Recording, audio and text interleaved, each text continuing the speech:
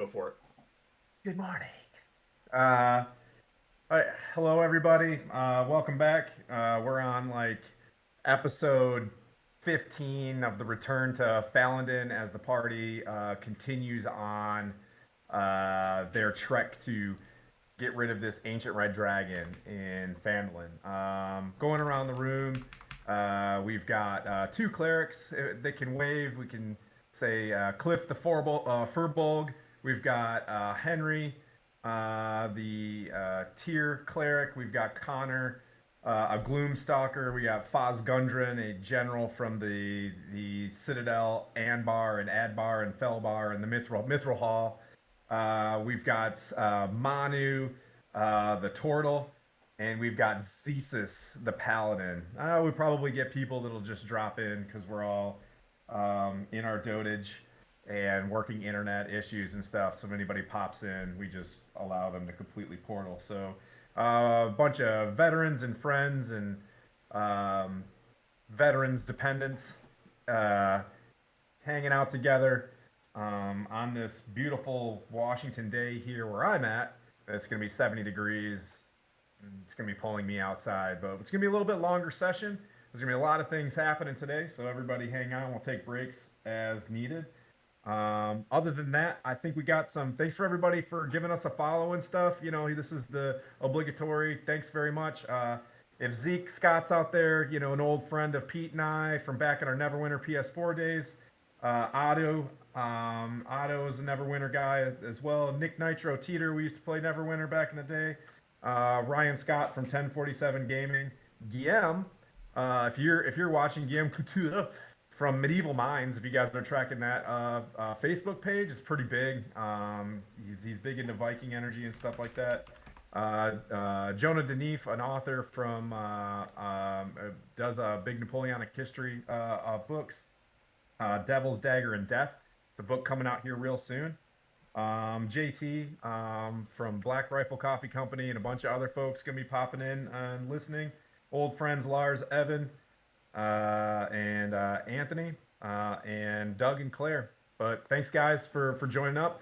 I was out on the streets gathering up followers to like this whole Twitch thing. It's fun because it's like a game. The more things you do, you unlock things, and I just an addictive personality. I'm like, we need 50 followers to be an affiliate. So I was just going through and just crushing friends on old Facebook Messenger the other day. I need But I need I need anyways, to give I need to give a few shout outs as well. So everybody, just yeah, great shout out from time my and end, David, Corey, Justin, Ben, Cam, Bob, Christy, Sam. Thank you so much. You helped us get over the hump. So uh, big love to all you guys. yep. Okay, so yep. Um, anybody other want to be like we're sponsored by gluten allergies and over caffeinated adrenal glands or anything like that? All right, and away we go.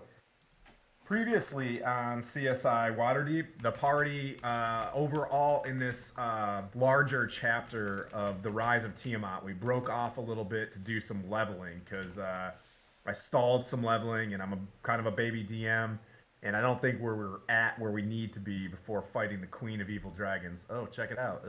Amazon. Look at this. There she is. Uh, so the party returns to this place where we all met 2 years ago in Lost Mines of the Phandelvers. The party built up Phandalin and this magical basin that's inside this cave. It makes magic weapons, and they took advantage of it. They didn't know who the Zentarum was. They're like, "You guys seem good at business. You guys run this." The Zentarum has been running it. They're on their sort of good team, and they were clearing back through Castle Neritar because they portal jumped a long time ago and missed a lot of the baddies in Castle Neritar. So, final council of Waterdeep, if you're tracking how the Rise of Tiamat goes along, they realized that there was a big, strong army in Castle Neritar just north of Waterdeep. And before the armies could move south to the Well of Dragons, they needed to clear Castle Neritar. They went and did that.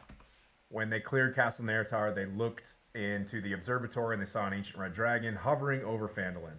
The party, being honorable as they are, went and wanted to clear Phandalin before they pressed to the Well of Dragons. In the Well of Dragons, they fought. I'm sorry.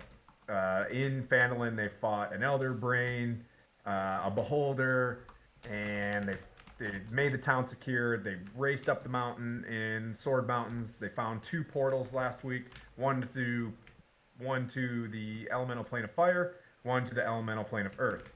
They had previously gotten a ruckus with the ancient red dragon that went and slithered its way into the portal, the elemental portal of earth, that thing, the one with the fissure towards earth, and they in uh,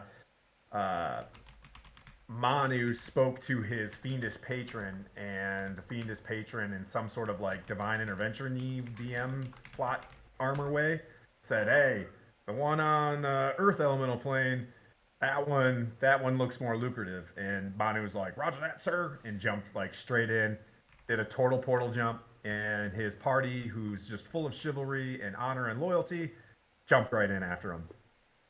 Pretty sure Foz grabbed his tail again. That's Yeah. pretty much the way it goes. So, um, so this is how I'll intro this thing as you guys jump in, and we can do a little, that Quentin Tarantino retroactive. How did we get the owl bear into space kind of situation? Uh, once we get into the map where you guys are right now, but previous to that, like I wrote got so much stuff just in case I digress. I'm actually writing my thoughts down. Features and trait called lay on hands. Yeah, true. Okay, so for the party, Manu jumps into this portal after the ancient red dragon. Paxicor, his fiend, says something along the lines in the last session that this and the quaddle, right? I don't know how to pronounce it. The ancient red dragon that's in the elemental plane of Earth seems to be resting in its lair, and it's in the back of a funnel. So if there's a dragon that you can fight, this is probably the one. So Mono jumps in, Foz jumps in after him after taking a big like sigh and rolls his eyes and twirls his the sun sword or lightsabers it, and then jumps in, and everybody kind of takes a quick breath and jumps in after him. Zesus, you get up to the top of the tip of the sword mountain. You walk up there, you chink chink chink in your brand new full plate mail. You see this about 4 or 5 story wizard's tower. There's grape rows everywhere up there. It's pretty nice, except for this gigantic pool of lava and this weird looking fissure to the right that you just watched all your friends jump in. As a paladin, you're like, "Yep, guess I'm gonna send it." As I take the agency of your character, you're like, "Why am I running? I don't want to go in here." And you run and you dive into this thing and you whistle at this owl bear that decides to jump in with you. There you go, Manu. I solved that for you. And the owl bear jumps in. Yay! Uh, so so I'm just gonna kind of read this as best as I can and see if I can read my cursive penmanship that I wrote last night hastily at about 2300. Your bodies are pulled into darkness, and you feel a rush of speed, force whipping by in the darkness with tiny particles forming lines as you shift forward, like just rush through a space. In the distance, a circle appears. It remains constant as you're pushing forward. It's got a rainbow of colors, and wisps through it appear stationary. This is the divine gate. As you look at it and you take it in real quick, as you're going through darkness and you see the divine gate before you, it pulls you quickly through it. And you feel an immense gravity upon you, sucking the wind from your chest as you momentarily lose air in what appears to be darkness, with matter scattered everywhere. Quickly you land on your feet, air rushing back to you, but you don't need to gasp. As you look around, still darkness, except for those with dark vision.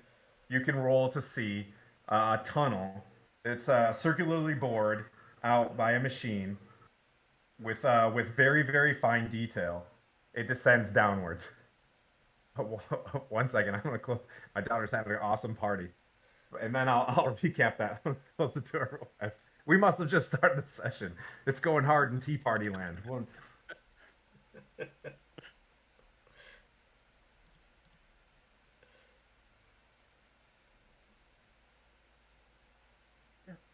Okay, I'm sorry. And we're back. Everybody catch that? Yes. So, Neat.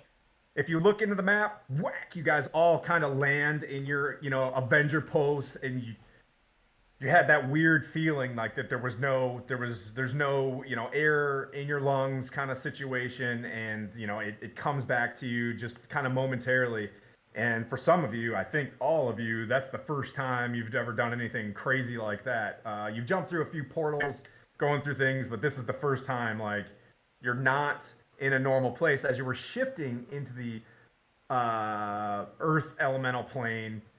You did get a sensation that there was a lot of mass, and then all of a sudden you're out of it in wherever you're at, and you can breathe or whatever. Who's good at history or religion check that wants to? Okay, yeah, go for a roll as you get there, and you're kind of getting the Yeah. sense Rolled of out where to a you're 14. at. What's that? 14.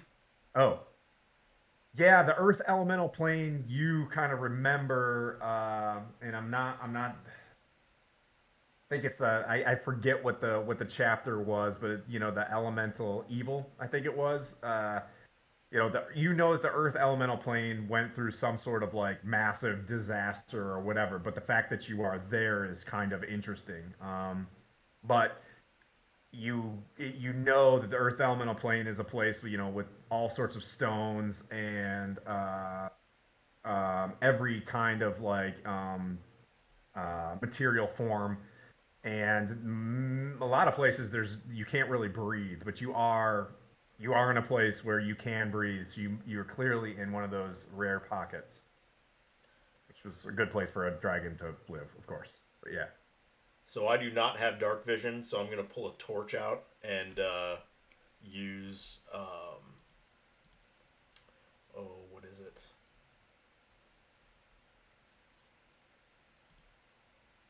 I'll cast light on the top of my helmet, I can Pull or out click. just sense. on someone. Give 60 feet. I got a light bringer as well. Yeah, everybody casting light and stuff. Honestly, as you look down this tunnel, it's probably like 30 feet in front of you. It's pretty, it's not like very well lit, but the light source is coming from the end of the tunnel. It looks duskish, like it doesn't look, very bright, but it's a different kind of dusk. Imagine, an orange filter vice a blue filter on dusk. Yeah. What do you want in your mind? Art. Eye of the beholder. Beholder. I'm gonna say my You're saying there was a large corridor or something you said going down? Yeah, so if you look at the map, oh, that's who we're missing. We're missing Dan, the map sharing guy. So I was going to say. Here we go. Uh, it's on. If you can see on Twitch, if you have that up in front of you, Theater of the Mind. It's not too incredibly important right now, but yeah, you're in probably a 30 by 30 foot cavern, stalagmites, around you and tightly holding above you. Um, But using my dark vision, can I actually and perception, can I scan around to see any other exits from this room? yes, go ahead. Well, your passive is like 900, isn't it?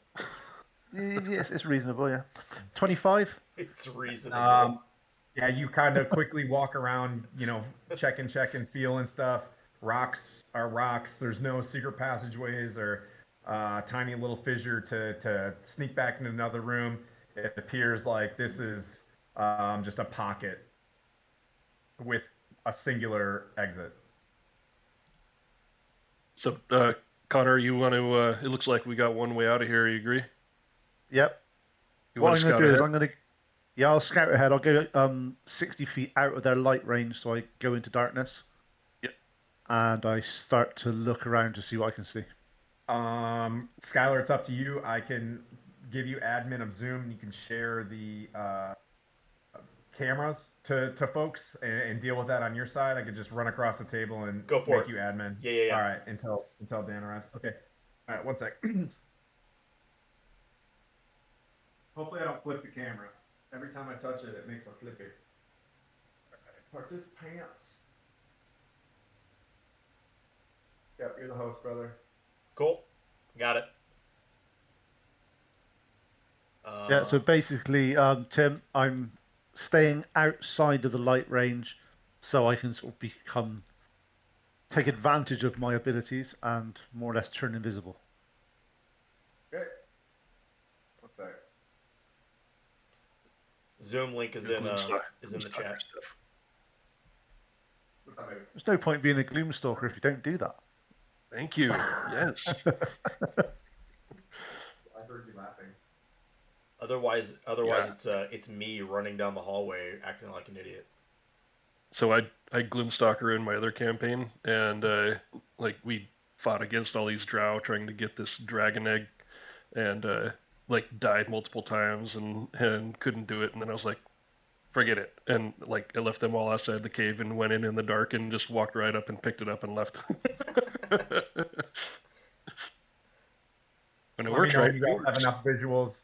Pete/Connor, you're sneaking. You're being sneaky sneaker type. Yeah.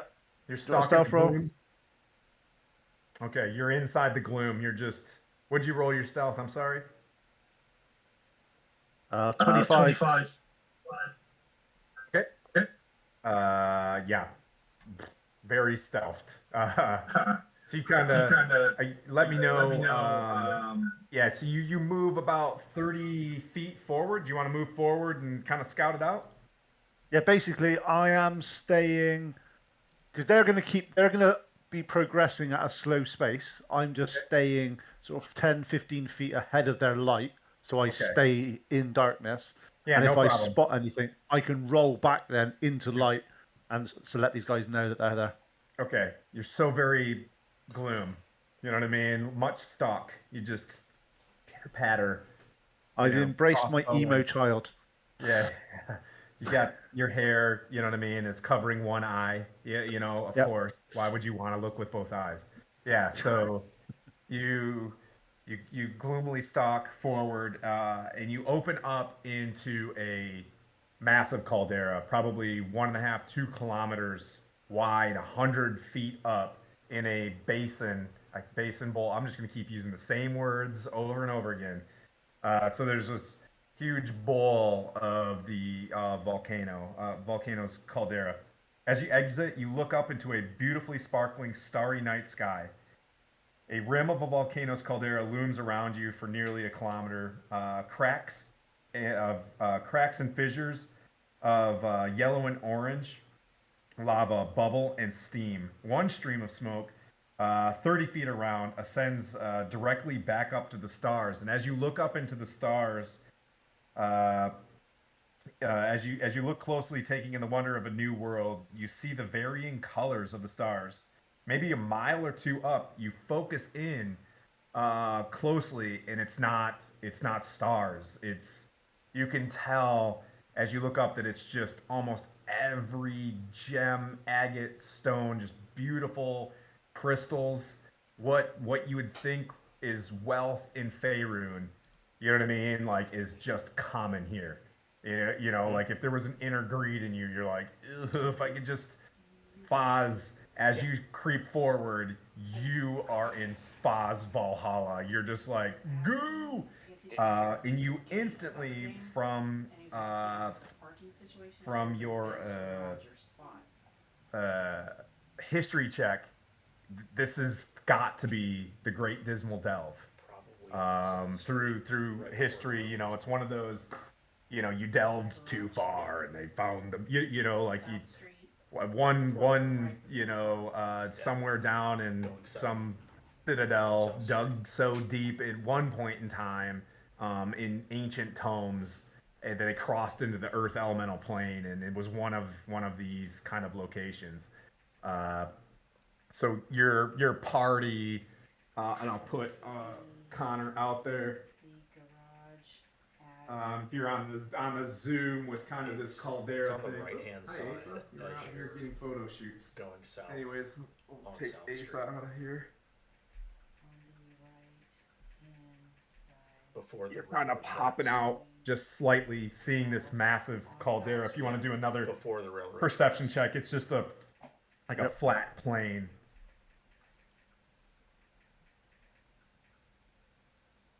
The garage. And, on the right-hand side, Tim, going south and south. I forgot to add my stone cunning to that history check, by the way, so it's actually. That's how you knew it was the Dismal Delve. Yeah, You were like, if there's anything else. Whoa! Right-hand side, yeah, this was south in and Delve south Too Far street, 101. railroad track. This is it, everybody. That would probably be the best. That's the best one. You do 28. know that this is it's a size of like a continent.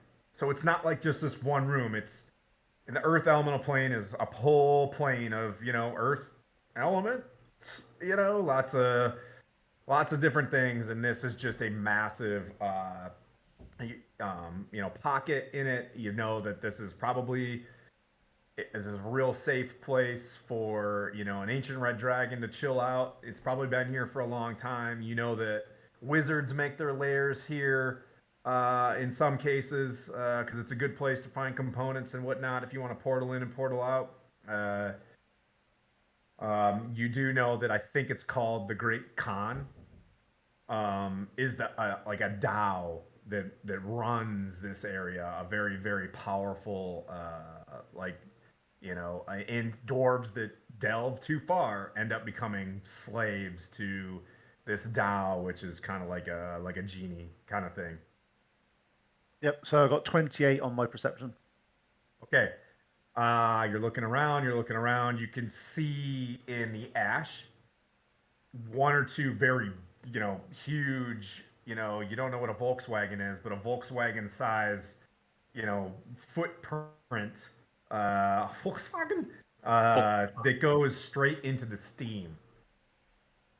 So that's probably, when the quaddle behind, with you guys, that's not attached to Cliff anymore, kind of hanging out over here. I'm really harnessing a Meeseeks and a Mushu from Mulan with this quaddle. Sorry. If you wanna, I'll run the quaddle for you. I forget, what did I tell you his name was? I think it was something really basic like Tony. Steve for now, yeah, like Lee Can or something like that. I wrote it. It's in the recap. It's somewhere lost in the millions of things that I've written over the past little bit. Hey, Dan! Lantoris, our Artificer Warforged.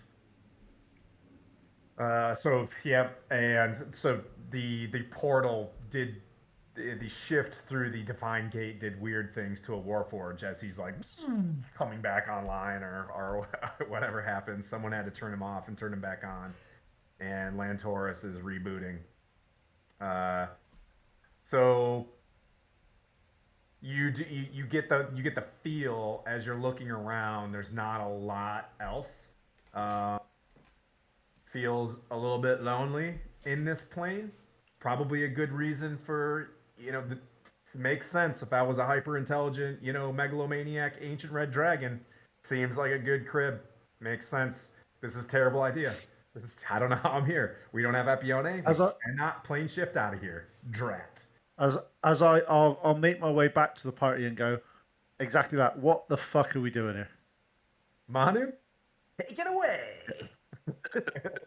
I'll appear actually, because Manu's not going to be able to see me, is he? What's your perception like, Manu? Mine? I'll be right back. My passive is 18. Yeah, right. So I'll appear behind you, just like behind you, and say, "But why are we here?" Well, the dragon came down here. Have you seen this place? Have you look around? Yeah, and at this point, I'll share with everyone, what I do know about this area,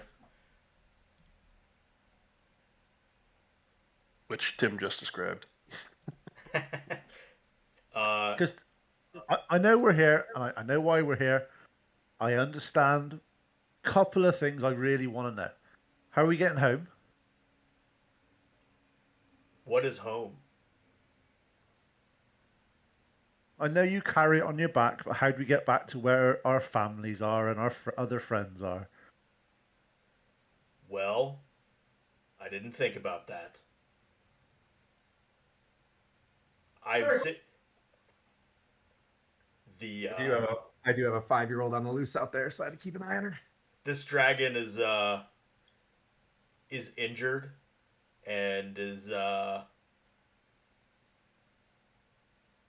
yeah, we couldn't give it the time to heal itself up and continue to batter Phandalin. So this is the biggest threat that we need to take care of right now. Well, if I can interject, I recently got the ability to plane shift myself from Helm's Divine Favor, but I would need something attuned to our own plane first. So, Manu's attuned to our own plane. He's fine. So Apione's there. I mean, there's. I wouldn't let this happen, but she's currently, just came off a 12-hour shift, so she's resting hard right now. She's really concentrating on her potential plane shift as well. She's there in spirit. I'm definitely attuned to our other plane. If it involves him being sacrificed, we're fine with that as well. So if we get I've home, already it'll be been fine. sacrificed once. That's that's how things go. So after I say that, I immediately start searching for signs of where the red dragon went. Okay. Just doing Same, Pete. like Pete, if you survival can tell. check. I mean, like, did you tell everybody, Pete, or you doing? Yeah, the I, secret- yeah, I told them all the stuff we did, and also I basically came back and said, "How are we getting home?" That's what Okay. basically. So that they know everything I know about the place, and I'm there. I'm a bit. Yeah, I know why we're here. I get it, but we need to get back at some point as well. That's kind of important. Whatever happens here, Tiamat's coming into our realm. Maybe the dragon is our way back. I'm hearing maybe. The maybes do not get us home. I live on maybe, But- sir. I live on maybe. Maybe I'll kill So- him. Maybe I won't. Maybe we'll get home. So Maybe just- we won't. As we move forward, you guys just please pay attention to where you're going. We need to stay together. From what I know of this area, these tunnels. It's a maze down here. People get lost in here, and we really need to keep track of where we're going. Maybe mark the walls, etc. Yeah, I think that's useful. The Don't other thing take we've got this to bear in place slightly. The only thing we've got to bear in mind as well is not stay too close together. Look at what happened when we were in Phandalin and there was 4 or 5 of us together. There may have been a little bit of fire. So we need to be reasonably spread out but in close proximity so people don't get blasted by that fire breath. Because that, looking how some of you guys got hurt, I don't want that to happen again. We've lost him. Oh, Oh, that. Jim, your feed just dropped off, but you're Mine did. back without video. Yeah. Weird. Like my whole. your video is gone. Is it? How about now? Are the maps still there? Yep. There you Yep. are. You're good. It's weird because Addie's out there gonna have lunch and I heard a thump, and I was like, I don't know how that affected the Wi-Fi, but yeah. Oh well. Discord does Discord things. It's interesting that I'm surprised that was fixed so fast. All right. Okay. Everything's fine. Everybody. Everything's fine. Any other You guys are at the caldera. I didn't miss anything. No, just Not discussing really. how we are Been going talking. or not going back home. Okay. Um, yeah, I was just gonna do a survival check to see if we. You said there was Volkswagen-sized tracks. Yeah, like one or two. Pete saw with his awesome perception check. He noticed. Pete does like a hey. That entrance that the Quaddle was talking about is like right over here. Oh, okay. I was gonna do a survival check to see if there was a way to track the dragon itself further than that. Say we just send Connor in after it, yeah? Follow the tracks. I didn't But see any tracks when we were there, did we? Do you want to, if I go in there and actually, because obviously I'm pretty good at survival as well, I'll have a look around to see if I can find any, because I'm expecting the dragon to come in here flying, you see, not actually setting foot on the ground. So it's quite hard to sort of track a flying creature. So Unless do your I'm that survival good. check, Monty. say again. Do your survival check. 24. Yeah, so as you Nice. kind of creep up to, you got your tricorn, you kind of like looking around your Periton horns, and you notice that there are on the way to wherever that tunnel is, the entrance to wherever the lair is at. There are, and you can see in the map, there are streams of lava between there and there that are jumpable. Like it's not you could walk straight to it. You need to, you know what I mean, either have a really wide gate to get across it, but in some cases, it's 10 to 15 feet wide. In some cases, it's not so much. So you have to kind of pay attention and kind of pick the right path.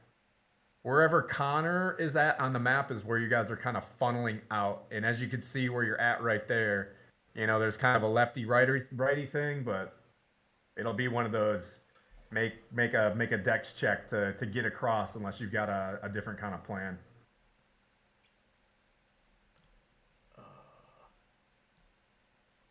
There's no other way across that we can see, is there? how far across is it? That's probably it's about 5 feet at the widest, four to 3 feet in another spot. So folks with armor or anything like that would need to get a pretty not like significant dex check, but I mean it's far, not like crazy far. It's a solid jump that if you roll poorly, no good. Could Steve help me across So with his flying? Yeah. jumping, just general jumping rules. If you have a strength score of 10 with a running start, you can long jump 5 feet.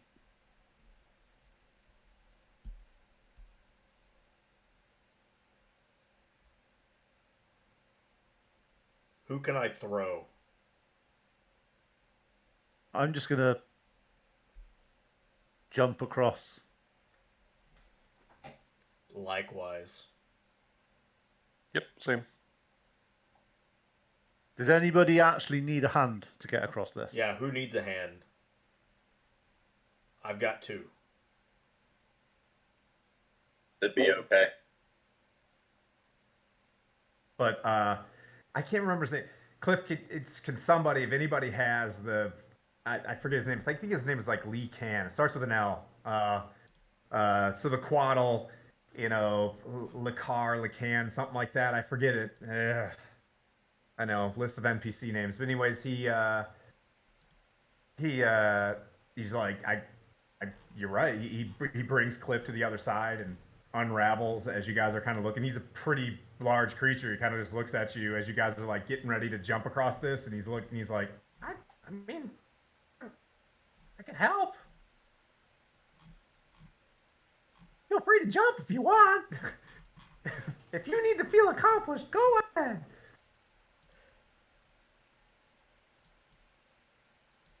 I don't have a problem jumping. Okay. Roll. That would What? Straight strength or athletics? Athletics. 19. Okay. Boop, you're across. Cliff, you're across, and 25. you can. Yep, you're across. Yeah, no. If I get a roll for it, I'm gonna take the dragon across. There's no Okay. reason to mess around with lava. Lava sucks. Yeah. Yep. So you just he grabs you, and yep, he sets you down, and he kind of like nods, knowing that dwarves don't like to be, manhandled, and he's just like, very wise. Well, thank you. Very shiny. I got to bring up a quaddle on my monsters real quick. But who else needs to jump across? I rolled a dirty 20 for athletics. Don't you have thrusters on your body somewhere just to launch you? Well, I have a bonus to athletics. I actually have the advantage on it. So I got a 17-10, and I have 2 dog sparkler. Yep, you're good. 19. All right. No ones, no fives, nothing fancy. All right. Whew, okay, so my that's my like get everybody's baseball bat out and give a few dice swings and see if there's any functioning problems before away we go. So you guys are all across, and 100 and some odd feet in front of you is this portal looking thing here. I'll adjust the camera a little bit. You can kind of see it there. Connor, you're creeping on up into it.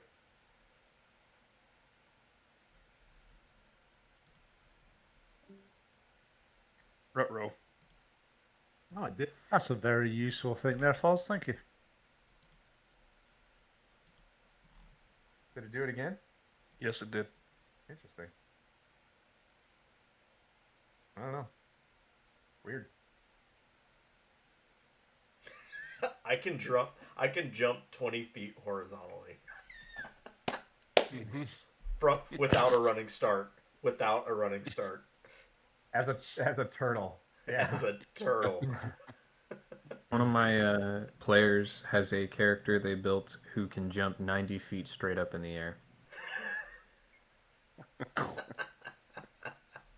Pain in the ass. But technically, can he Is he only move up moving to his Dungeons and movement speed? Dragons though? Is that the important Right. part? Does he come in with like a bandana? You know what I mean? He's Well, his whole strategy is he's a grappler barbarian, so he'll grab somebody and then jump like 60 feet in the air and then drop them.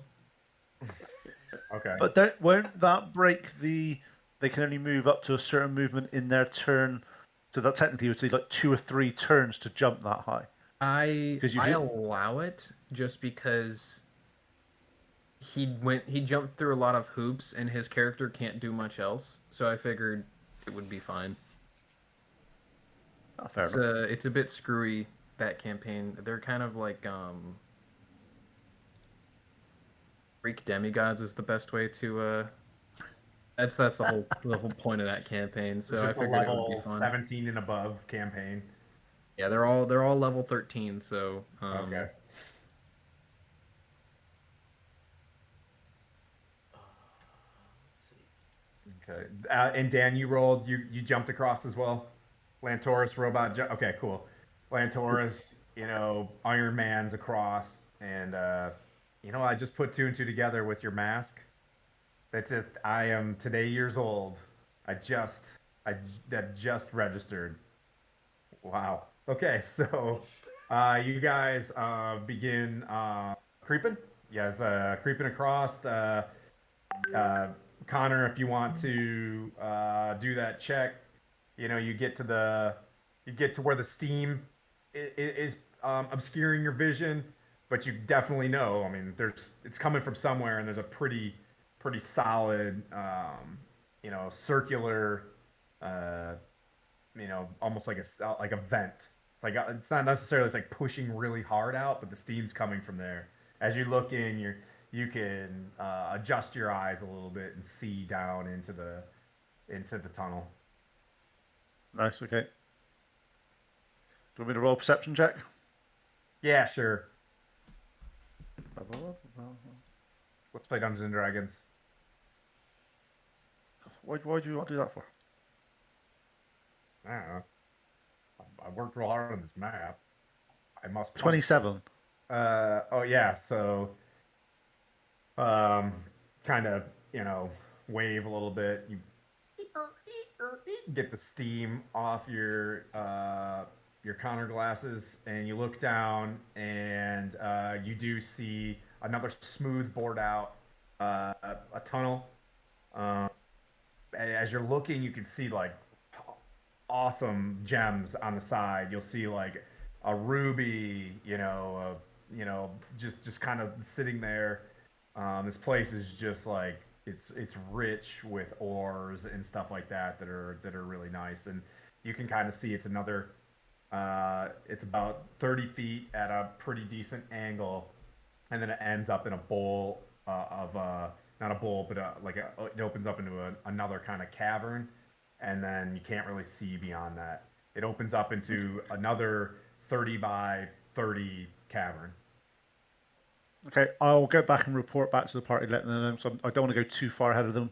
Okay. Going really on what Foz told me, that this is an ever-shifting environment and looks like it may change. I'm not daft enough to get so completely. as you did take a perception check, you do notice like rumbling of a tremor ever so often.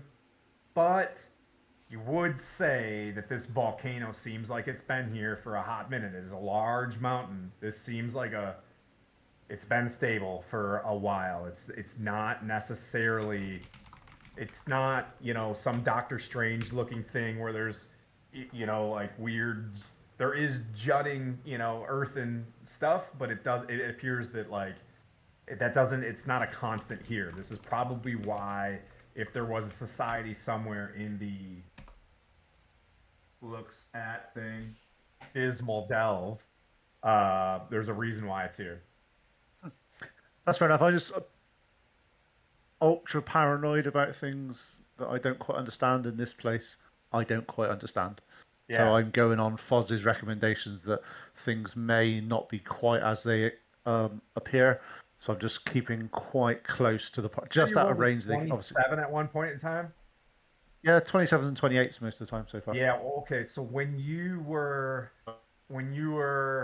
in the caldera, you did see a creature probably like a kilometer off, just like chewing on the rocks. It's not paying attention to you, but it was just like chewing on. There was like this blue crystalline gem, and it was probably the size of a Manu, and it was just, it had this big gaping, face and arms all around it, and it was just like chewing on a rock, and you get the impression that there's probably a bunch of these inside, and you saw it just kind of like without disturbing rock.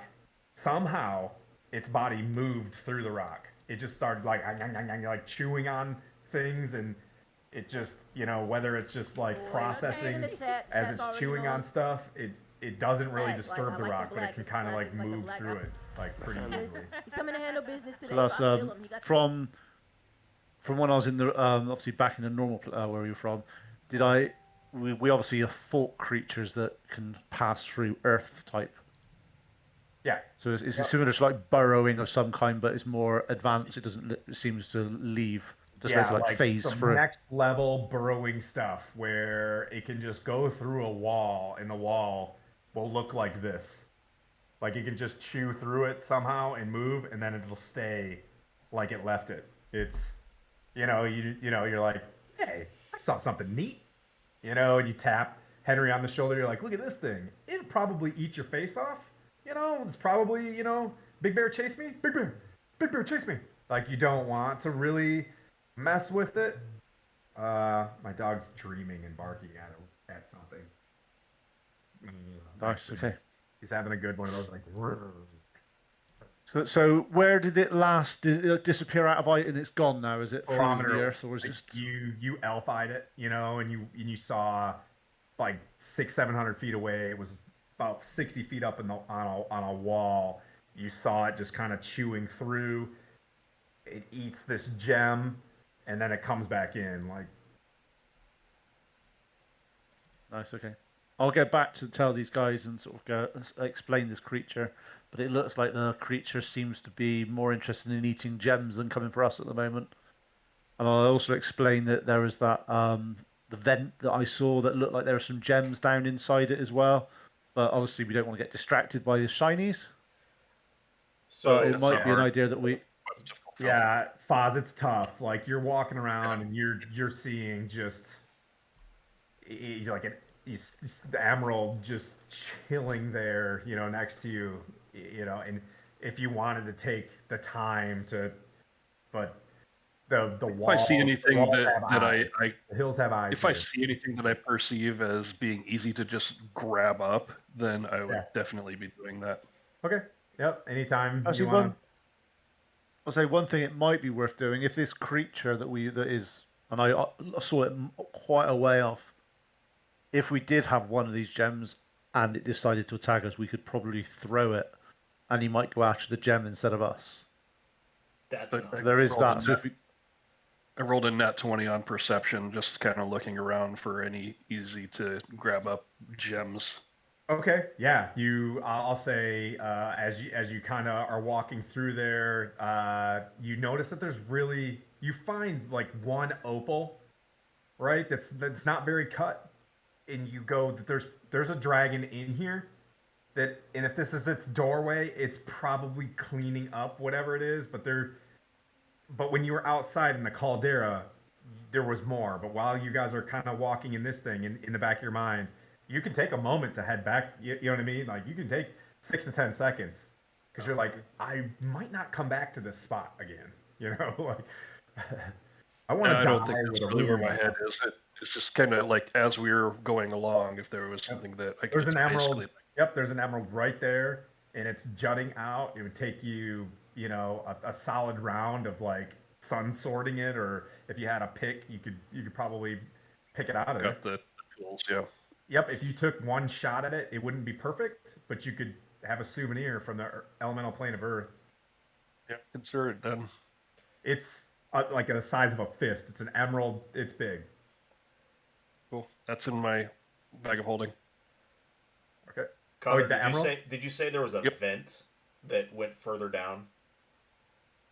Give me a tool shot. Give me you pick it. Give me a strength or a dex, strength and dex kind of thing, and just want to see how much of this fist size emerald you get out of there, because it's gonna Do you need a strength check? sure. can anybody assist him? Yep. 22. I'll Oh. help. Okay. Help with 22. Or you could roll again, and if you get advantage, then Yeah. you might get more. No, it's a 22. The second Okay. one was a 19. Okay. So yeah, you take a moment, and you kind of you and Connor both lock eyes, and you're just like, you both say the same. Yeah, we're getting a T-shirt while we're here in Rome. Like, we're getting and you start picking away at it, and in your hand is this. It's not clean or anything, but you can definitely, and you got a good size, we'll say, 1,000 gold piece, uh, emerald. Okay. If it's cleaned up, but still, the coming from where it's from, very, It's got very, provenance. very fancy. What's that, buddy? It's got provenance. Yeah, indeed. I'll just kind of like hold it up and turn back to the crew and just be like, "You guys see this? They're everywhere." Connor, you still got leading big the eyes. Order of March? Yep. Okay. All right. Yep. So you get to that where, back to camera one situation, same kind of room, and you see this thing is a little bit more well lit.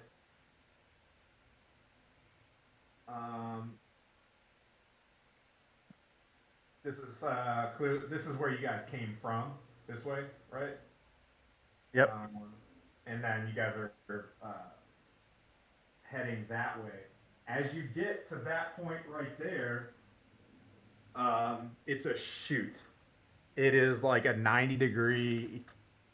You know what I mean? It's a chute. It's a slick, smooth chute down into wherever you're going. You can't see the end of the chute. It goes at least 30, 40 feet. You know what I mean? Like so. It doesn't look like if anybody slid down it, you're gonna hurt your butt or whatever, but it's definitely a chute.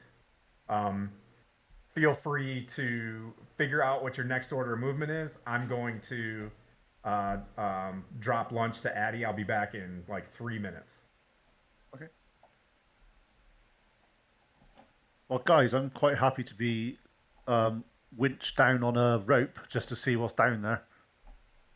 Because I don't think it's a good idea just to jump down and go, yeah, yeehaw, and land at the bottom and there's a dragon with his mouth open. Yeah, I'm watching Manu right now. buddy, What? buddy, let's So- take this a little slow.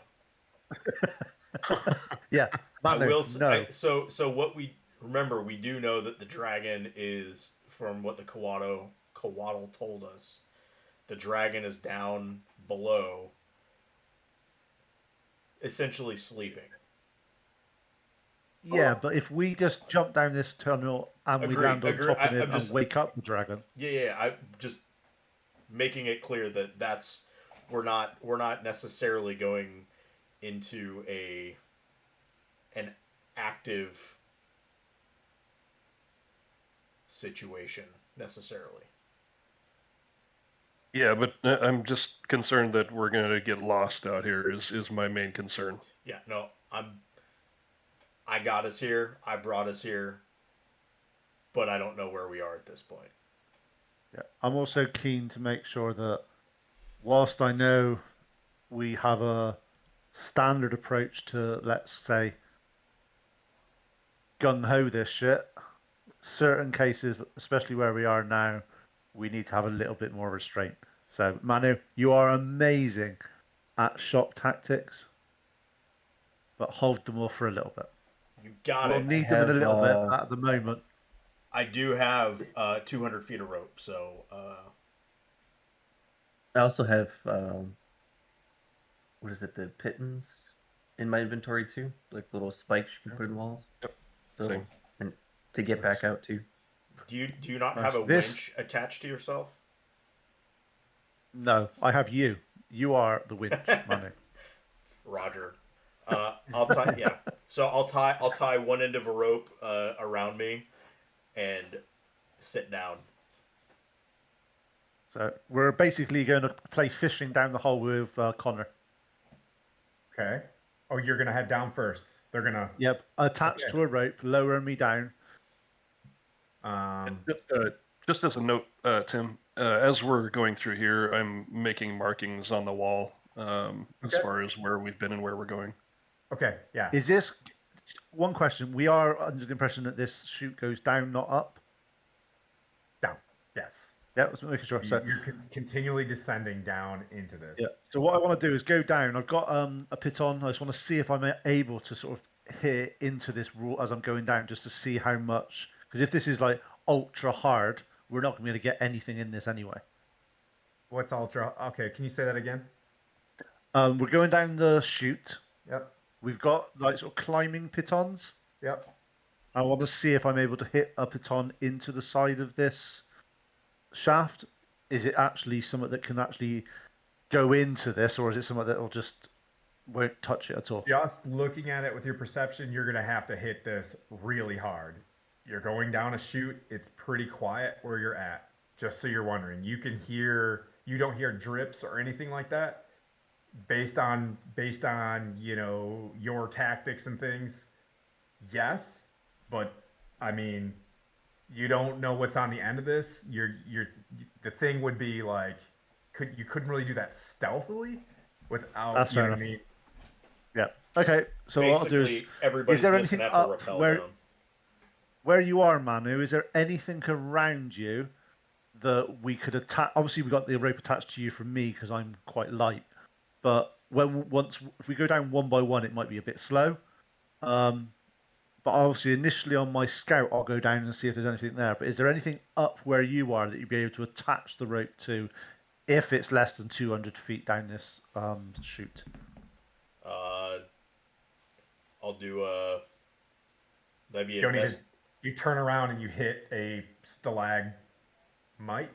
Like right there's several. There's a stalagmite that I can see from here, roughly 40 feet back from the chute, where Manu and Connor are sitting on the map. That's the beginning of the. We'll just say that that's the beginning of the chute, where it looks horizontal. Just we're gonna make believe. Yeah, there's a Okay, so- there's a rock back there. I can tie this around, secure this too. Okay, so I'm going to be let down then, Tim, in complete darkness, and I'm going down. And do you need me to do a stealth check of some kind to do this, or Mission Impossible style going down? Yeah, just do one. We'll call it. What's your dex? We'll say it's we'll say a dex check because your stealth is always pretty solid. Just do a basic dex check heading down to mix the both, just for kind of flavor of it. Okay, dex check 14. Okay. I could let you down. So I could just it's let pretty you down. steep. You get to the point where it's almost emasculating as an elf, where you kind of slip and hit your butt, and you're like, even for you, you're like, oof, this is, you either slide down, so he's got to like let you down, and you're Okay. you're doing everything that you can to like not make a lot of noise as you move about 50 more feet, and then make another dex check.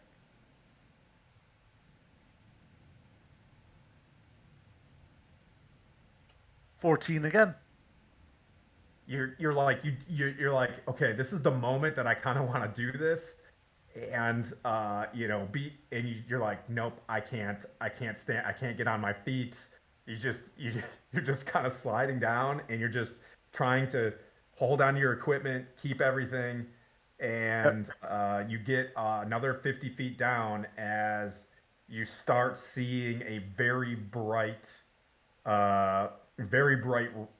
cavern / room from lava pouring and things like that opening up. Yep. And it's big. So your initial thing is you can make a dex check to try to brace yourself or something to stop before you hit the actual entrance 9. itself. 9? 9.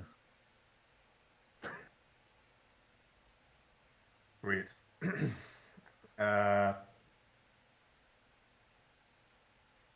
So you get to the bottom, your eyes adjust after the darkness of the tunnel, right? Not really you have dark vision or whatever, but you can kind of see where you go from black and gray to, color starts to flow in, dark reds, very, reddish and orangish filtered light. Your eyes adjust at the darkness of the tunnel. You try to keep your dexterity as the tunnel becomes, the chute kind of ends. Your vision adjusts to a well-lit cavern, maybe 100 feet wide and 60 feet tall, stalactites sparkling and reaching for the ground. And in some cases, a stalagmite to stalactite go all the way up. So there are some like full like columns almost. You focus immediately shifts to a massive twinkling on the other side of the cavern under a gargantuan red dragon. Okay. As At his that point, nostrils then- flare, as it breathes in, its eyes Is it asleep? beam at Please you. let it be asleep. It's Please. beaming at you and staring at you, alone and quiet. There's no sound as the lava in the back right corner streams, and in a couple other corners stream as well. Your mind just calls out to you where you're at as you see these eyes like dilating and focusing at the tunnel. Make a stealth check.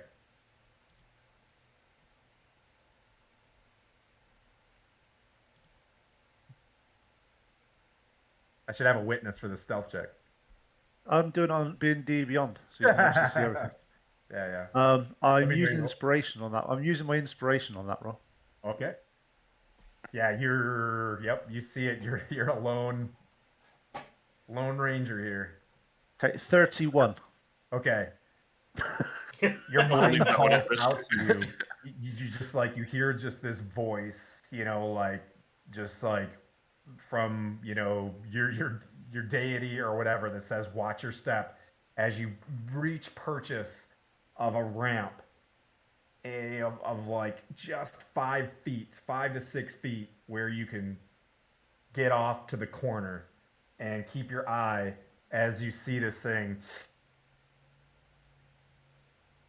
just breathing in and out on this massive pile of treasure from beyond you. I'm gonna set the camera up for the room as you look into it, and the side down this 100-foot chute. If you're gonna go back up to brief the boys, brief the crew,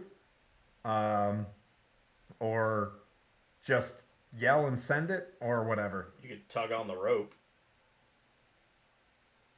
Yep. What does one tug mean? One tug for what is 3 tugs?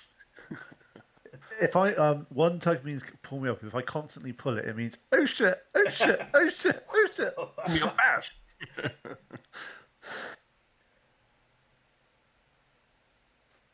If you give it a lot of slack, then we'll come down. Basically, like flip it up. Yeah, I get that. It's just that I'm just trying to figure out is going on that the dragon's awake down here. If how you guys can get down here in a way that isn't going to hurt yourself. Is that camera, Skylar? It needs to go landscape. There we go.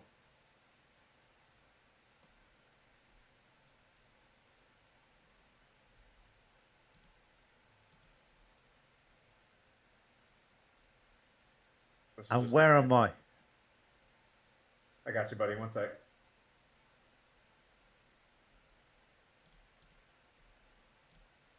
Make sure it's charging. I feel like you're coming in from a hill. Oh. We lost the feed. Sorry. Oh, you got it back. Are we landscape again, or? Oh, yeah, we have to go back landscape. I think you're coming in from right here, Connor. I don't know if you'll Yeah, come that's to my streamed area, but Yeah, that's what I'm expect. That's where I think I am as well. I can see your mouse moving. oh yeah, that's why I was trying to like circle it. Like it was on my screen. Yeah.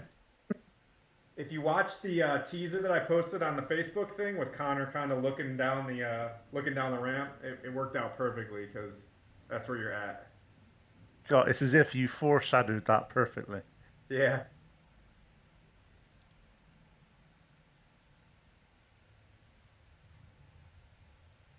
Thanks, you still Aaron. need to heal yourself with your paladin abilities.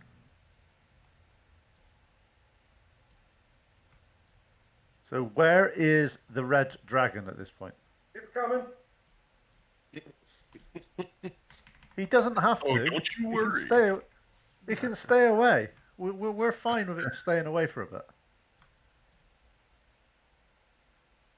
I have to do all the pretties just off camera. One sec.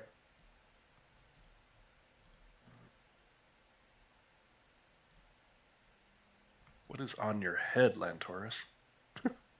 Is that a Pikachu? It's a corgi heart. It looks like you're a Pikachu. Yeah. It's actually Ein from Cowboy Bebop.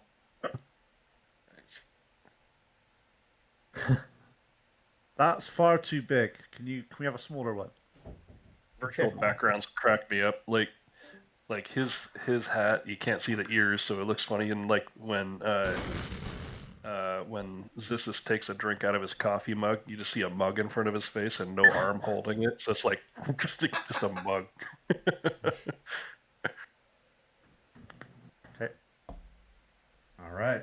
Tim, I'm going to use the predetermined one tug to pull me back up slowly.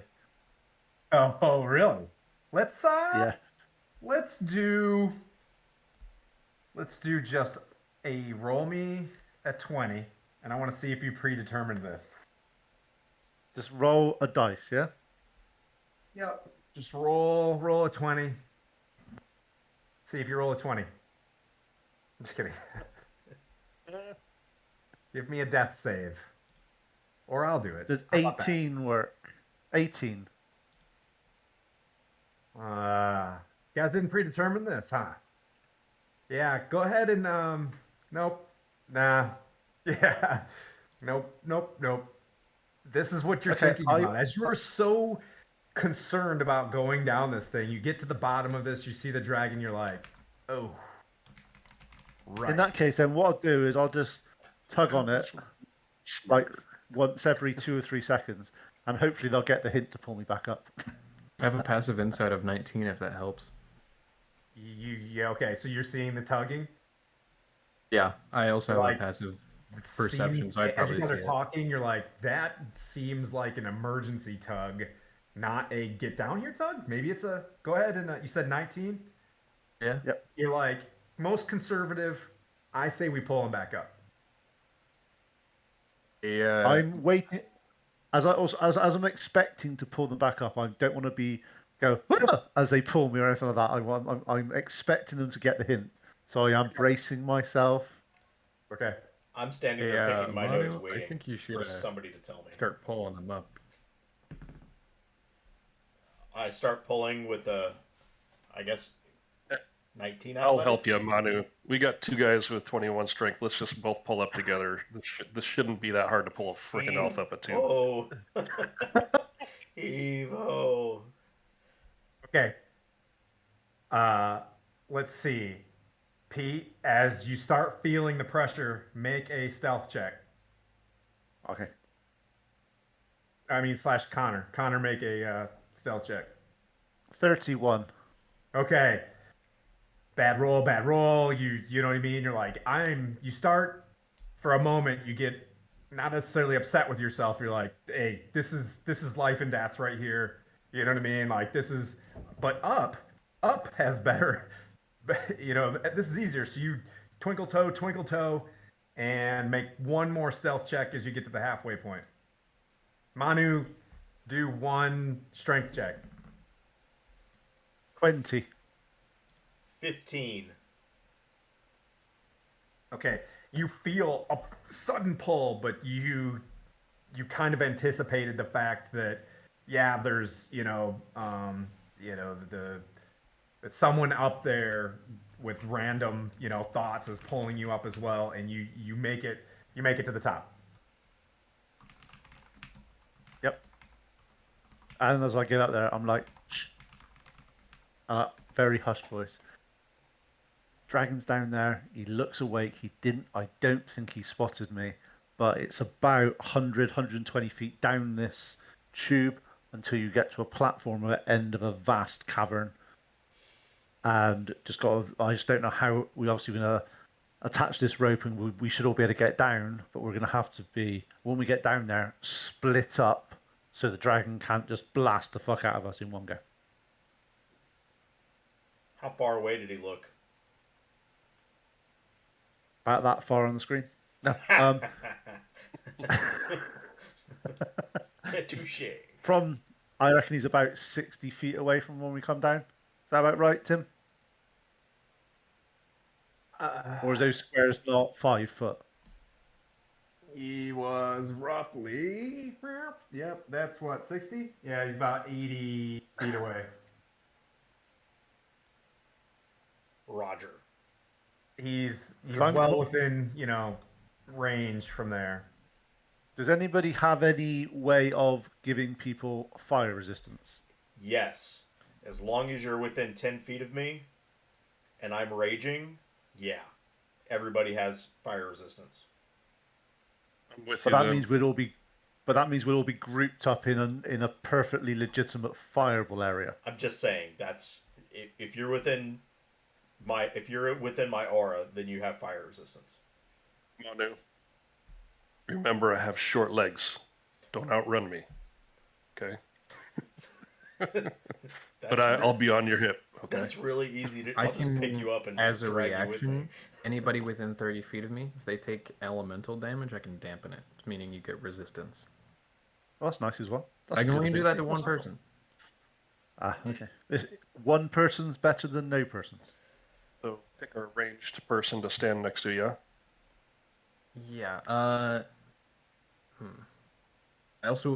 have a get out of jail free card for myself. I can go into the ethereal plane for 8 hours and just fly off. You'd be. So if I get in a tight spot, I'll be okay. Just letting you guys know ahead of time so nobody puts themselves in danger if I get caught out. Yeah, sorry. So it's 10 feet. So it's within 10 feet of me in any direction. So a 20-foot diameter.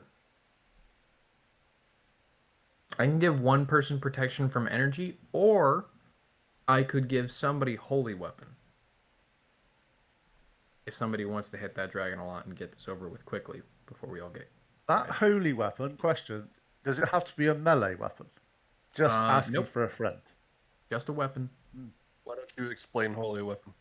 You imbue a weapon you touch with holy power. Until the spell ends, the weapon you will essentially have a light spell on your weapon, and it's only one weapon.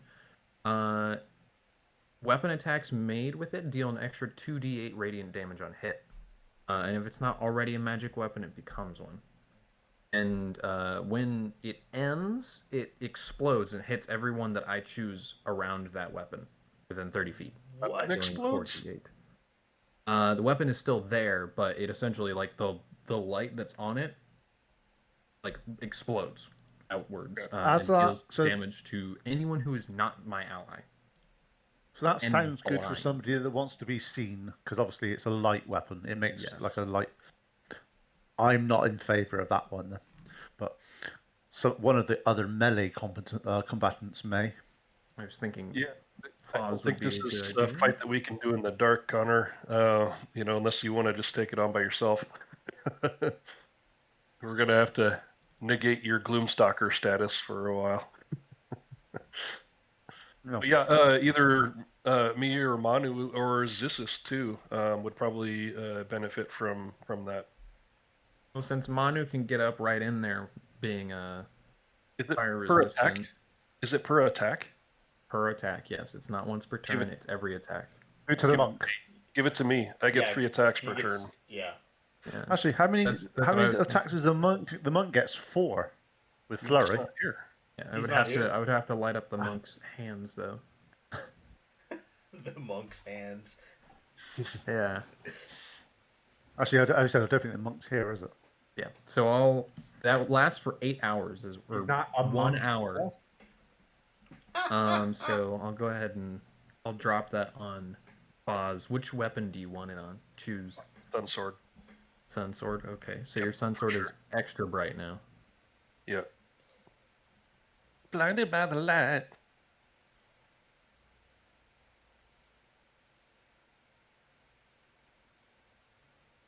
And just so it doesn't sound like I made it up later, Death Ward is still active on me from the last time I conked myself. I have one more Death Ward I can put on someone.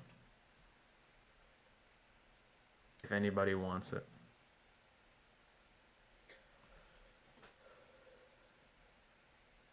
Alright. Do I? Nobody wants a get out of jail free card. I'll put that on myself then. So his name is Lee Karen. Lee Karen's like, I mean, I'll take it. I mean, that would give, if you put it on me, that just means that, what is that? It takes me to 1? Yeah, if you would go down, it puts you back to 1. It's like Relentless Endurance on orcs. Or Relentless Rage for me right now, so that just gives me 1 extra before I go into my Relentless Rage count. Does that make sense? Yeah. Yeah, so do you want it? Right now, if I die, I make a con check, and if I pass it, I go to 1 hit point. So if that would be a waste. You already have that forward. Well, if I get death warded, then that doesn't start the count. I pop back up to 1, and that gives me an extra without. 2 death wards? Yeah. Well, it's multiple death wards. I do the con check goes up 5 every time I die. I'll allow it. Yeah, sure, why not? I mean, that's what it is. Yeah. So you want Manu wants the death ward then? Or we're all going to be fairly close to this dragon. Right. Thing is, if you look where we're down there, obviously it's quite a lightish area. There's going to be things to hide behind that could assist. But I think we should be going in, and it's quite a big area, but we should be basically splitting out left and right. Agreed. So we're all as spread out as possible, and we go Him from there. priming his own. Well, here's the thing. Holy weapon is concentration. I can drop a death ward on somebody that's not me, and then I can hop into the ethereal plane after dropping a spiritual weapon too, and I can just be can't be touched. Won't break concentration. Nothing. But I could blast like a couple cure wounds on anyone just to be like, because once I'm there, I can't affect you guys except for holding concentration on stuff like spiritual weapon and holy weapon. I would say give it to Connor. Connor, okay. Connor has death ward now. And then it does, before I hop into the ethereal plane, does anybody want, I have 4 first levels that I have not used, and I have cure wounds. Anybody need healing? I'm only down 8. If you want to toss me one, I'll take a heal. If anybody else is not taking a cure wounds, I'm just going to toss all 4 of them on you. Okay. I mean, like I say, I don't know what you're down, Manu, but I'm down 8.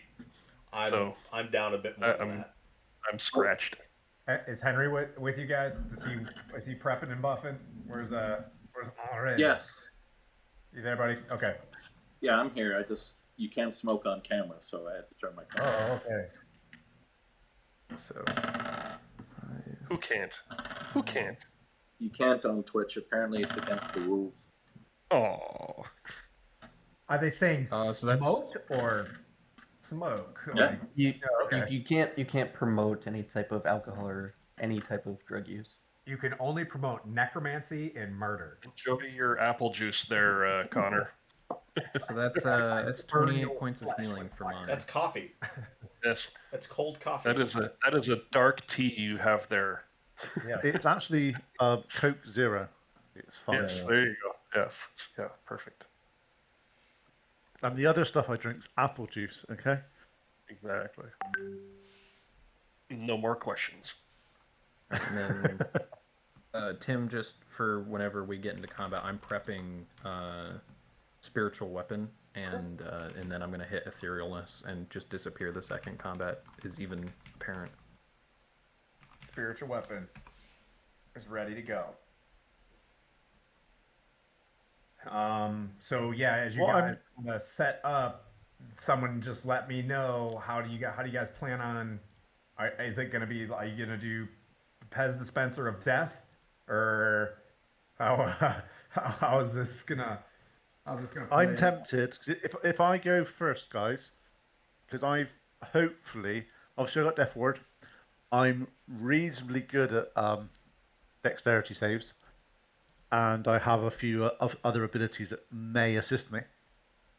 If I get down there and basically get the dragon's attention away from this funnel area, maybe you guys can come down like firing it down as fast as you can at that point, and he's not going to sit there with his mouth open going, 1 dead, 2 dead.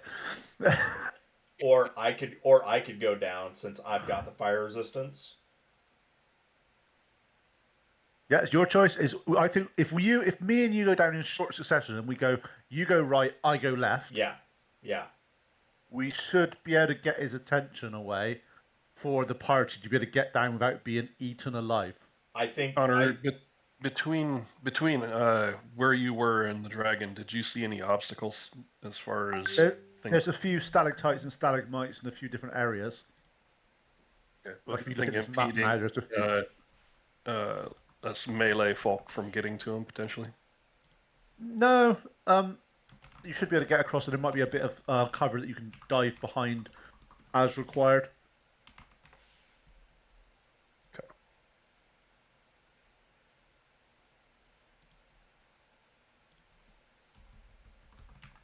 Yeah, where you go, Manu, I go at this point for that fire resistance. So I'm going to. I think that if you drop, I'll drop with you. And Connor, you can drop as well, and you can do a runoff. What about Zissus? Yeah, I'm sticking with Manu for the fire resistance. All right, we're gonna be the flying V. Well, you're gonna have to catch up to me. So I think Connor and I are gonna fast rope it down, and then you'll have to catch up to me. So yeah, it's that steep where you could descend and keep one heel to kind of slow you down against the ground. You know, and what I'll do is I'll make a stealth check and how many we got? 1, 2, 3, 4, 5, 6, 7, 8. You know, 4 fails. You know what I mean? 5 fails is a fail, and four passes or whatever to get down to the bottom. I'm disadvantaged in stealth, so not last, but somewhere in the middle at least. That's a Get dice. yourself Yeah, out yeah. there. So. Let well, Moradin are decide. we trying to be stealthy at this point, or are we gonna go and bomb blast Yeah, it? Tim. The plan was me and Manu to get down as fast and stealthy as we can. Okay. These guys to come down like a round later. Okay. We are going to break off and attack said dragon. The two of us, then he has the choice then of going after me or Manu or both or whatever he wants to do. At that point, it should give these guys, even if they do fail their stealth checks a little bit, a chance to get down there before the dragon just fires up flame right up the chute. All right. I'm gonna roll a perception check, right? Because Or what I'm you guys expecting him to do. Who's going right and who's going left? Here's what I would say: roll for initiative, make it happen. I am got gonna a say I'm gonna go 23. down towards the end of the chute, just because stealth and robots. You just felt as you guys were doing this, a shift, but it wasn't necessarily an earthquake. Connor, your perception was just like, we gotta go. Like you felt like, if it was starting to, you know what I mean, like crack its back or whatever, like. So I'll tell Manu then, I'm going left, you go right when we hit the bottom. Roger. I'll go first. You can land on me if you have to, so I don't Done. crush you. Ready for initiatives? Okay. Yes, sir. All right. So 25 to 20. Manu's 23. 23. Yes. Both are 23. Manu and Skylar. Connor. Yeah. Connor. Planned it that way. Connor. All right. I Both rolled you guys a make 25. who's going. Well, you guys can share it. You guys can decide who goes first at a time. So. Manu's going first this time, just so I can land on him. Okay, Manu, and then I'll say.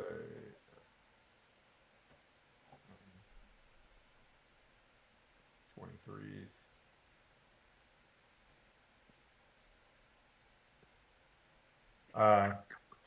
That was 25 to 20, 20 to 15. 19 for Henry. Oh, good job, Henry. Finally. Nice one. Okay. Ooh, that's it. 20 to 15s. Okay.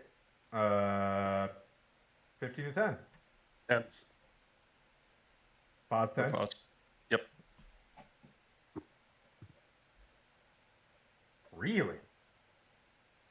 Jesus, I'm just out of curiosity. What'd you roll? I got a 5. All I right. got a 6. I'm just barely above him. Okay. Cliff. I mildly want to go do this. Yeah, let's go see what this dragon has to offer. Who am I missing? 1, 2, 3, 4, 5. Dan, what'd you get, buddy? Oh, sorry. I thought you heard me. I was at the top one, the 2025. Was it 25 to 30? What'd you get? I rolled a 25. We're throwing the Alright. robot down Roll first. 25. Literally, it was Lantaurus that was just like, "Nyeh, we need to get going. I feel its presence." Like, that's your robot voice. Sorry. All right, who did I miss? I think I got everybody. All right, so Lantaurus, you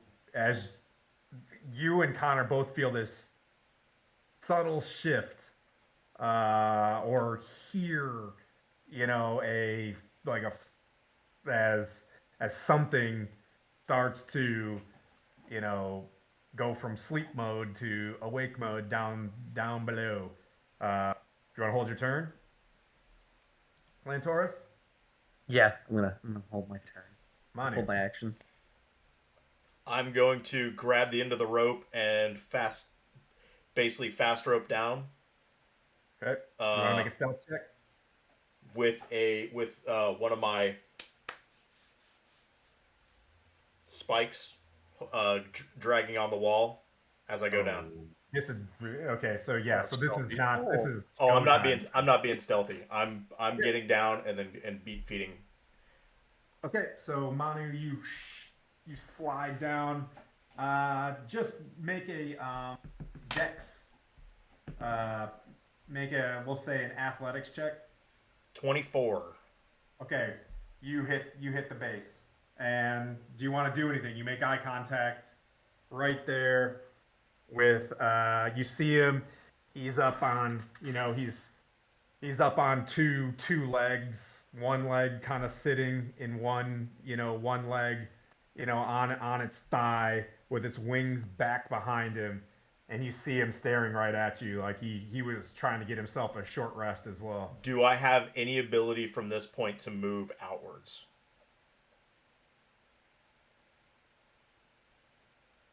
So I'm just gonna say sliding down 100 feet in terms of movement. I'll give you half. I'll give you half your movement. So 20 feet.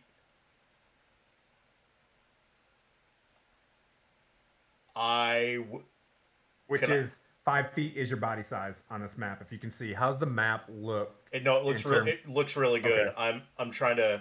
Could I make it? Just use your characters left and right, and I'll gonkulate it. Right. You don't have to do whatever. Just say I want to move left. I'm moving to the right to get in front of that stalactite.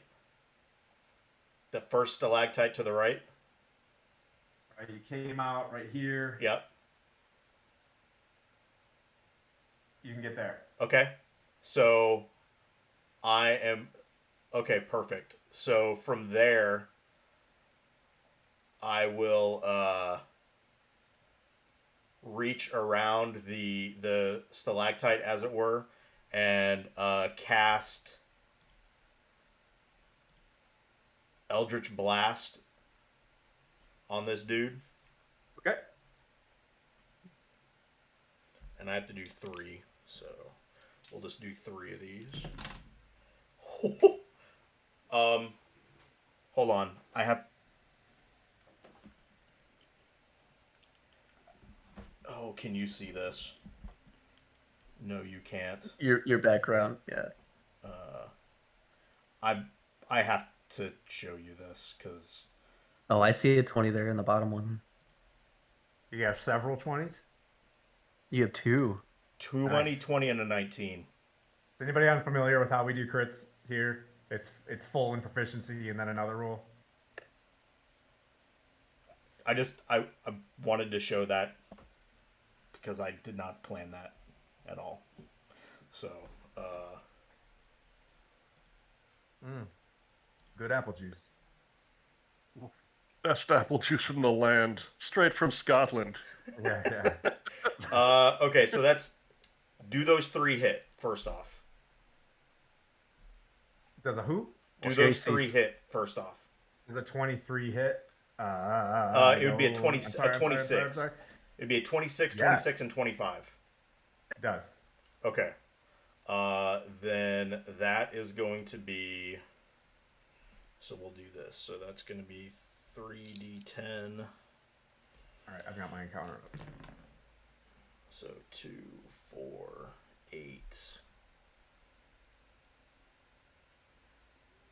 38. Sweet. So your first one was a 38, or was that total for No, all that is three total Eldritch for all Blasts? 3. Oh, sorry. Okay. Sorry, it's 26 and. Sorry, 28. So 28 total. 28 total damage? Yeah. All right, so you slide down the,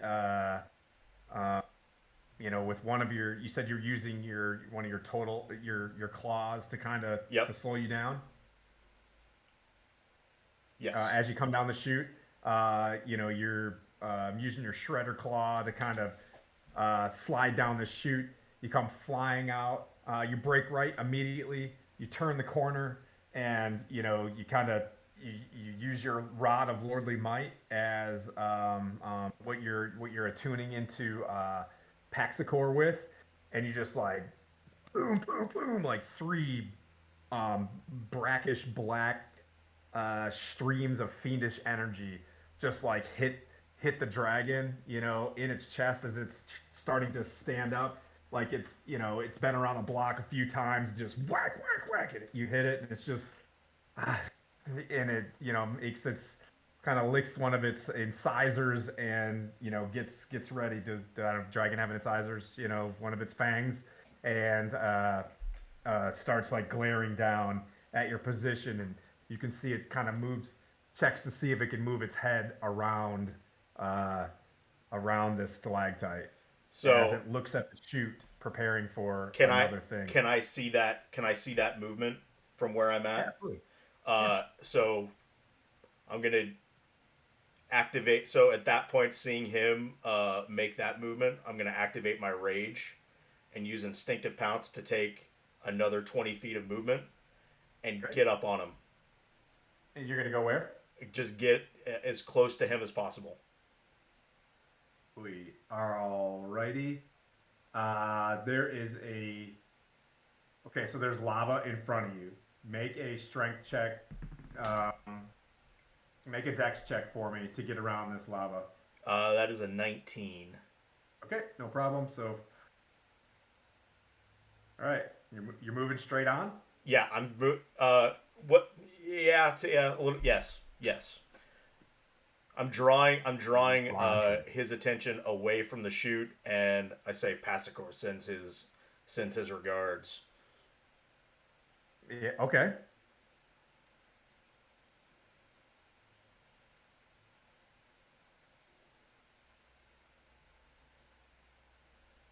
And then that will be my turn. Adjust script. Okay. Let's see here. Connor. Hey. He's off. I'm gonna within a 6. He gets far enough down, and then you descend right after him. You turn the corner and Zachapa, and you head down the. You're like, I should have wore thicker gloves. Owie, owie. No, I've put like a scabbard of my sort of dagger, and then using it as like a. Okay. Got it. So I get to the bottom. Do you want me to roll anything to make sure I don't kill myself? Yep. Just do athletics, acrobatics, your choice, as you head down. 12. This tunnel's very not liking healthy. you. Yeah, you get down to the bottom, and you've only got, we'll say, what's your total movement? 35.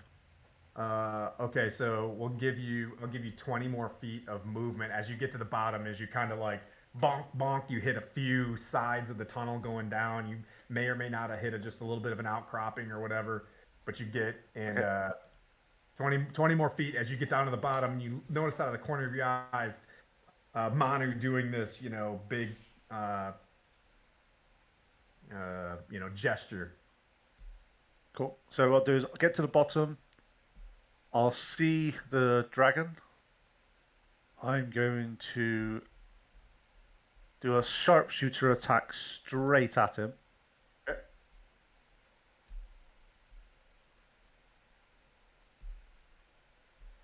There's 24 hits. It does. Cool. 20.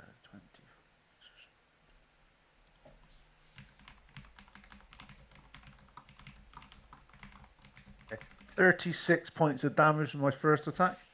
Okay. I'll then use my second attack on him.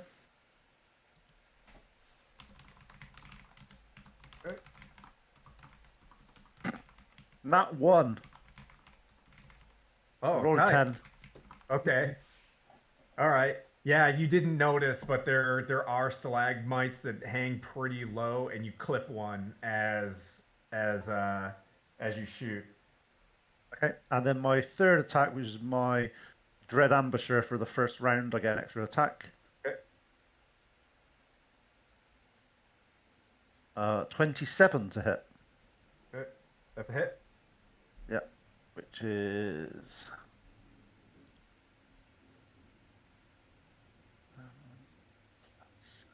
D8.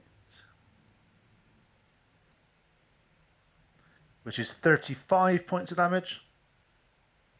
Okay. And at that point, I'll move 20 feet to the left. We lost the stream, by the way, Lantaurus. That's back. I see it. Can I get to buy that stalactite? Or stalagmite, whichever it is. You're cover. like right here. Okay. See you? In that case, then I'll bonus action dash behind the stalagmite. With another 35, though, right? But you want to stay here? Yeah. So you just wanna- Yeah. So you can see. Can you see this? You can see right through here. Same with. Nice. There is like a OK Corral, or you know what I mean. Like there is a spot where you can shoot, and I'll give you we'll give you half cover from there. Okay. Okay. So basically, I've, as far as I was concerned, I've upset the dragon, and I've gone and hid behind this stuff that may hopefully help me against his dragon breath. That's right. So it's are you done? Is that it? Yes. Okay, so this brings up the dragon. Wait, Lantaurus. Did you? So you held your action, right? So you lost your movement by holding your action. So you'll make the top of the round. But yeah, so you're gonna be up there unless you want to if you have a holy hand grenade or something you want to throw down the chute or whatever. Okay. So at this point, the dragon kind of like it's just staring at Manu as you're trying to run up, and you can see it reach up and grab. You know, it's gonna take a wing and move up to the ceiling. But before it does that, it looks at you, Manu, and kind of just like eyes over at Connor as you break off to its right. It's you come to slay me in my domain. And it looks at Manu. Are you the one who vandalized my lair?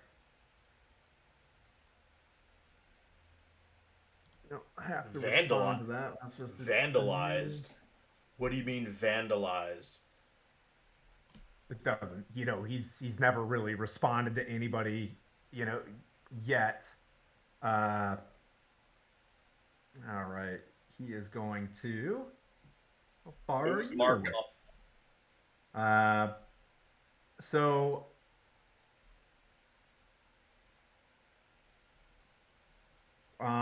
Connor and Manu make that DC wisdom check to be frightened. If you can't be frightened, don't worry about it. Do a wisdom check. What roll? Yep, just doing that now.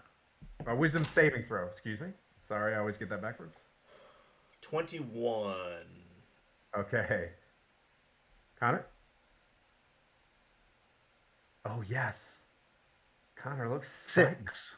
6? 6. Okay. So as you hear, like, you come to slit, and it bellows, and the shaking from its voice, the dust and the in lava and things like falling from the ceiling and just rattling everything as its voice, with this, cacophonous roar.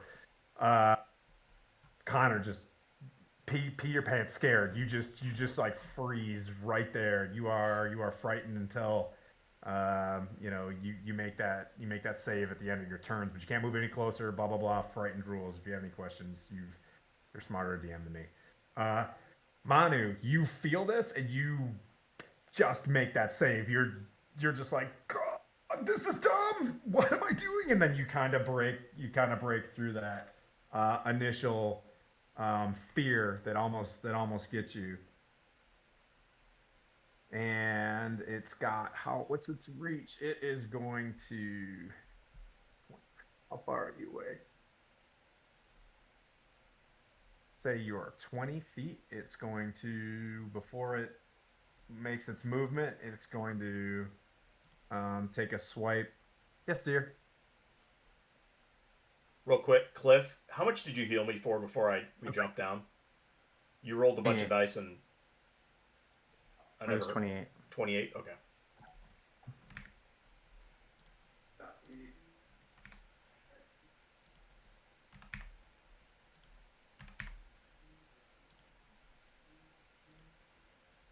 Dossist huge. Okay, so it's gonna make a tail swipe at you.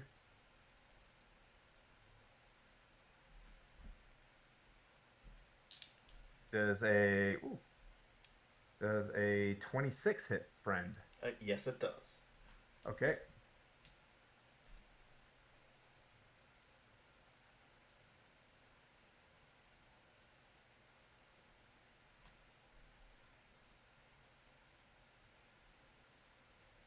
A 20. So as it swings around, it's gonna do 23 bludgeoning damage.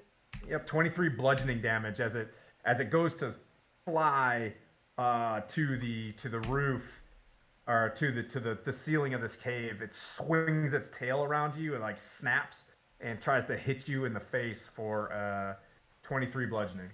As the tail comes around, I smack it with one of my spikes, and he takes 2. Well, he may not take anything, but 2 piercing. Piercing? Yeah. All right. Yeah, you glide your spikes across the tail at the same time, but the sheer shock of the damage, you can't tell whether or not you're actually struck, or you actually hit him. Let's see. It's roughly. Let's hope this doesn't. But it is roughly about this height. I don't know if you guys can see him, but he's off camera a little bit. He's up on he's crawling around. You know what I mean? He wings, does a big a bat with his wings, and then flips upside down and gets up onto the roof, and I keep saying the roof, the top of the cavern, the ceiling, and then moves to the back a little bit. And then let's see, Henry, you had a 19, correct? That is correct. Okay, so make a dexterity check, Manu.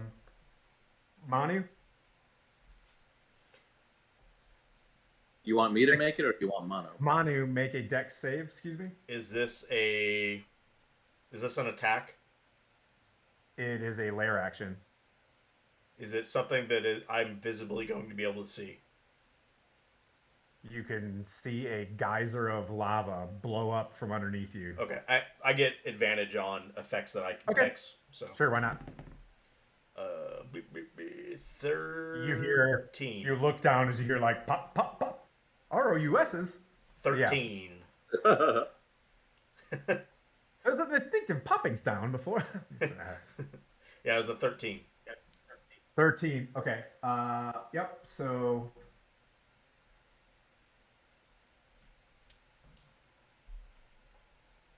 Goonie dice. Remember the Goonie dice? Oh yeah. Mhm. Uh,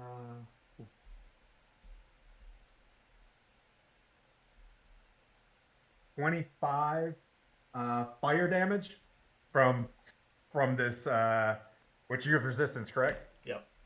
Okay. All right.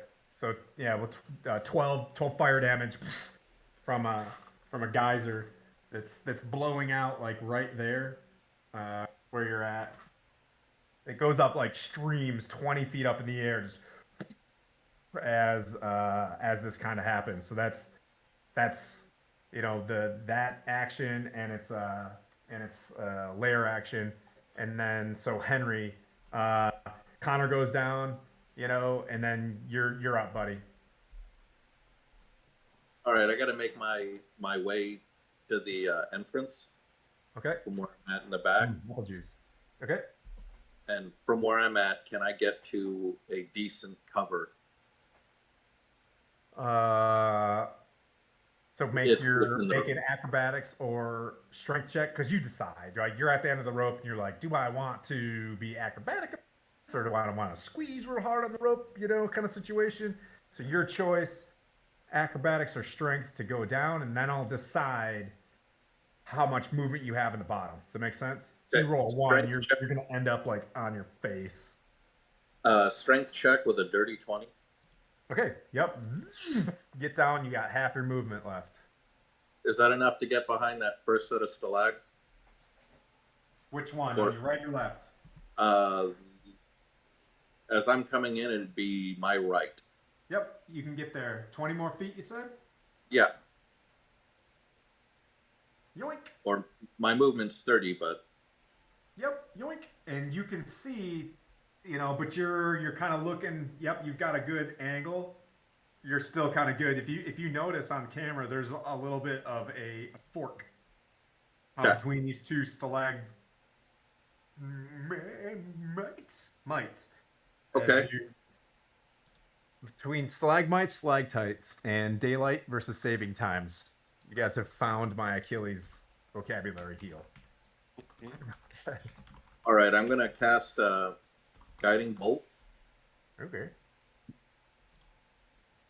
And I'm going to try and get this guy, at least knock him down. Okay.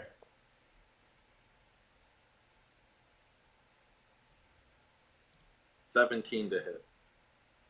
Finally, as you guys are doing some, you guys are whacking away at him with the Eldritch Blast, hits him, and Connor's sneakily attacking him and stuff like that.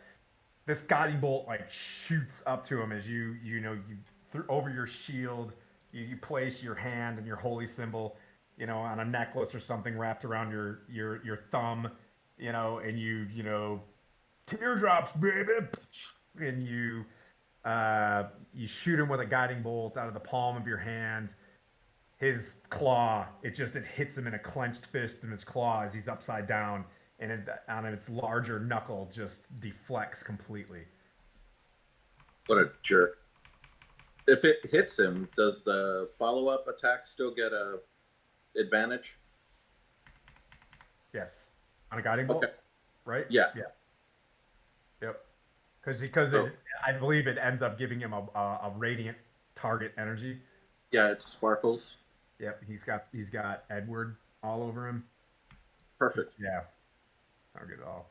Okay, right. And then for my bonus action, I'm going to cast Spiritual Weapon. Would you like a hammer or a mace, sir? A mace. Where would you like it? Says I can cast it 60 feet, and then I can move it. All right. So 60 feet towards El Dragon.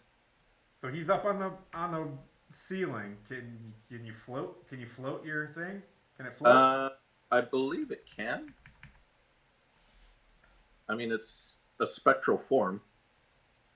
Oh no, sorry, Spirit Guardians. Hold on, let me read it. Yeah. Creates a floating spectral weapon within range, 60 feet, and I can move it with, and I can move it 20 feet every additional turn. Okay. That's what it reads. That's what it reads. So wherever that puts it, is it close enough? No, not to hit it. Okay. For the sake of modeling another platform, I'll if you can see the dragon on the map, I'm just gonna I'm gonna set you hammer, and we'll say it's 20 feet away from him, moving in. Dig it. Which is glowing too. It's kind of rad. You know, you see this mace kind of flying up to its face, lighting up the place. All right, that's all I got. All right. And that, I guess, ends my turn. Okay. It is now. Okay, that was your turn. It is going to take a legendary action. If it can. 20 feet away and 15 feet away. Everybody is safe from their actions. All right. And now it is Foz. Okay. I'll drop in the hole. Okay. As you will. As one does. As one does, exactly. Okay. Give that shooter's choice on Dex or acrobatics or athletics, sir. 23. Ooh, 23. I think that's the highest yet. I'm a really dexterous dwarf, man. Yeah, you're so pumped that you want to survive this so that you can tell people when, you know, that you have been to the... One second. Excited that I don't have to be Dismal stealthy. Bell. Thank you, Yeah, fandom.com. All right. There you go. So you get down, and what I'll do, because you got a 23, half your movement plus 5 when you get to the bottom. Okay, well, I'll always take a bonus to movement, you know. Kind of There need you it. are. You arrived in your white dragon plate mail, dwarven plate mail. Foz enters the scene. As you get down to the bottom, you do know that there are significant amount of hazards with regards to lava. And when I'm just looking at the map, what would I consider being an actual hazard? Is everything that's lava colored something I would want to skirt around, or The Yes, floor sir. is lava. How does camera 2 look, guys? Do I need to flip if I move it like this, and I'm sorry I haven't done this sooner. I think we're missing a camera on Twitch, by the way. I changed it to a single camera. There, I moved camera 2, Cool. Skylar, to be macro. And we're back. And let me know if I need to landscape it again, brother. Nope, you're good. Sweet. Looky there. All right. Okay. Best one Well, about the best one is one of the pictures you can't see the dragon, so he can't attack us. Oh, I can. that's a rule. It's a rule. If you can't see it. How about meow? No, he's not there. Stop. Don't make that rule though, Connor, because you know if you're invisible and you want to do some attacking, then. So, from where I'm at, if I was to move that full, you said half plus 5, so excuse me, that's gonna be basically that's hard mathing 17 feet. If I was to move that much straight forward, would I be within, say, 60 feet of the dragon? How far are you going? 15? No, I'm asking. Yeah, if I, yeah, whatever 15 is fine. You're slow. Yeah, right here within. Yeah, I only have 25 movement, so. Uh-oh. 60 feet is No, sir. Okay. Still got Where about. He's about 100 from you. Okay, where is Manu then? Manu is about 40 feet Point to two. your right. Okay. Are you pressing forward? Yeah, I'm going to go ahead and I'm going to keep. That's as far as I can go, and still have an action. So I'm going to use the dodge action at the end of my turn. Okay, perfect. Guys are nice and spread out. As he's like, you can see his like Terminator. He's up there just trying to decide who's. There's a little targeting predator triangle is like moving all over the place. Everybody but Tim Chat is going wild right now. Let's see. Foz went Cliff. Ooh, yep, Cliff. You see everybody go down, and the quaddle will move on your turn. All right. As far as you're concerned, he's your companion. Okay, so I will just try to get down there quickly alongside everyone else. Perhaps even have the quaddle pick me up and bring me within the entrance. And he wraps his tail around you. He's like, I love this. Let's go fight a dragon. All right, and he's pretty fast, I believe, but he is also carrying me, so I'll just have him get me to the point where I can see the dragon and everyone else.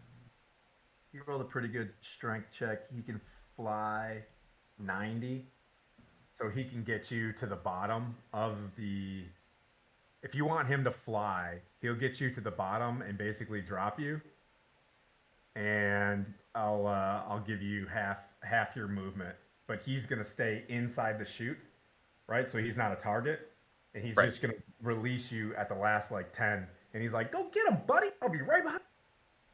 All right. I'll go ahead and move forward to. How far is it until I can like see people? You can see people right now. I got you. I'm gonna be out there. Okay. You're I here. should probably look at the. And Lee Karen is behind you. We're at Chandra. He dropped you like 10 feet, and you're right there. Okay. Yep. So I will use my bonus action to cast Spiritual Weapon as close to that dragon as I can, and it's 60 feet is the range currently. Okay, so you and Henry both have a floating spiritual weapon, like in the middle of the dungeon, kind of moving towards it. Okay. And then I will use my action to cast Etherealness on myself. All right. Just so I'm not a target. Did you just bamf? Are you walking through the Lord of the Rings world right now? Yeah. Like I just put on the ring, and nobody can see me, but I can see everyone else. Okay. And cannot be harmed where you're at as well, right? So you're in the ethereal plane. Okay. All right. Just wanted to be certain. But I can see everything else and keep concentration on my stuff and my spiritual weapon.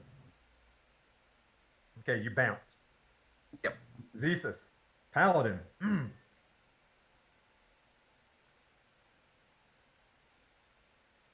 Okay, so I'll go ahead and fall/rope myself down into the cavern there. Okay, pick one. Strength or pick one. Athletics or acrobatics? Athletics. Good choice. All right.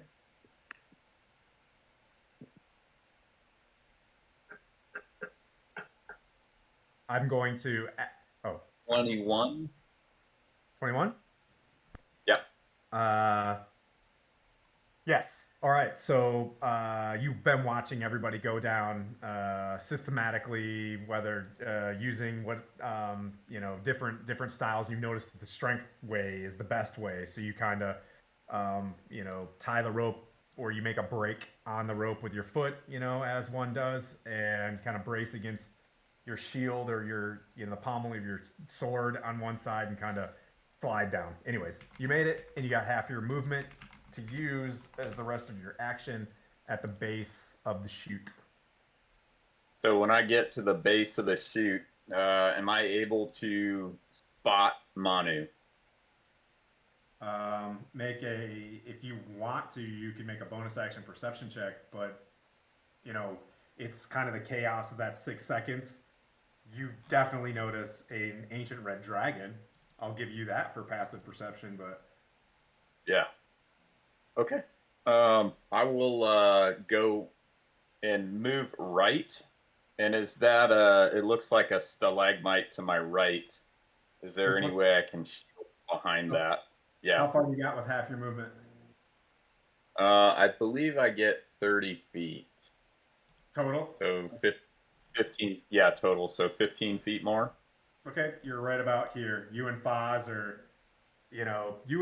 appear to be in the sad world of Dungeons and Dragons, the only two that are next to each other. As you guys drew straws on the end of this round, I am going to for about 3 to 4 minutes, and we don't have to go to a full break. I'm going to put Addie down for a nap, and then I'll be right back. I'm just going to go hand her off some stuff to lay down for a little bit, and then we'll start the next round. Does that work for everybody? If anybody wants to refill their apple juice or whatever real quick, I'll be right back.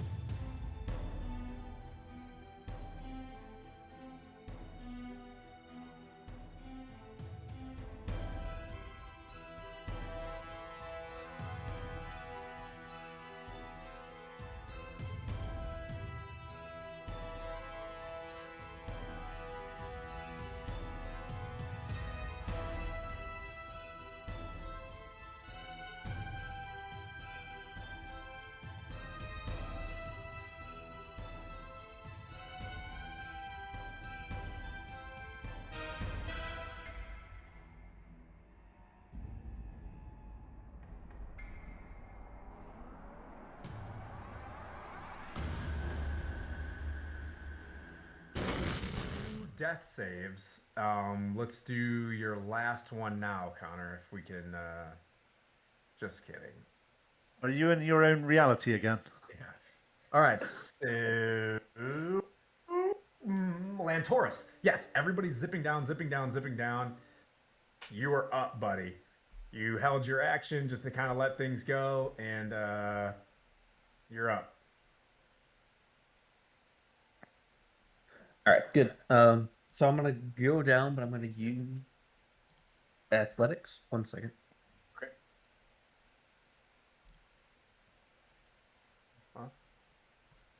Robot coming down.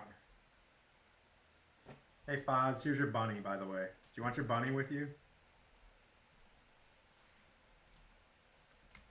All right, Yes, trying to get please. rid of echoes.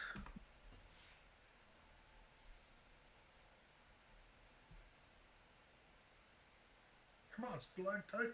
Stop it.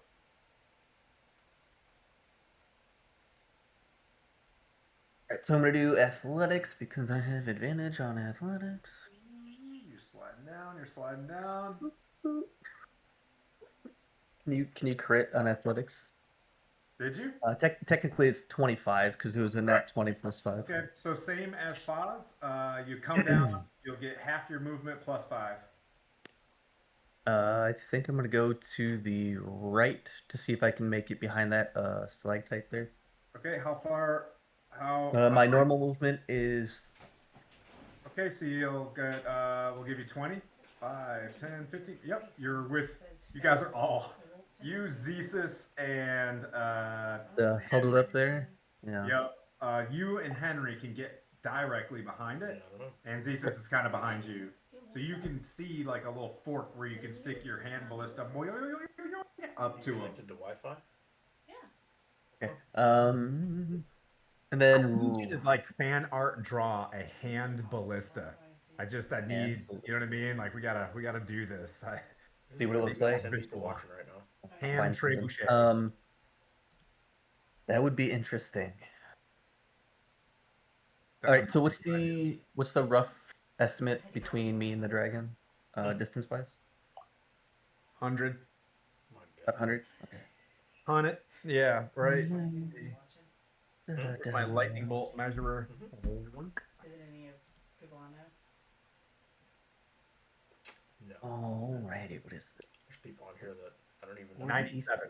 All right, so I'm gonna reach into my pocket and pull out one of my marbles because like doing that. Batman stuff. So, are you harnessing Iron Man with? Is that? Am I today years old realizing that that's what was going on? I like it. Give or take. Okay. All right, so 28 to hit. That's a hit. All right, so 4d6. Do I have 4? Yeah, I do. Good apple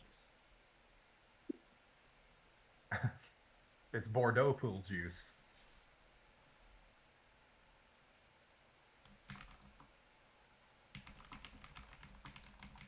Okay, so it's gonna be 18 radiant damage. So you see me take this marble out and cast Guiding Bolt to the dragon.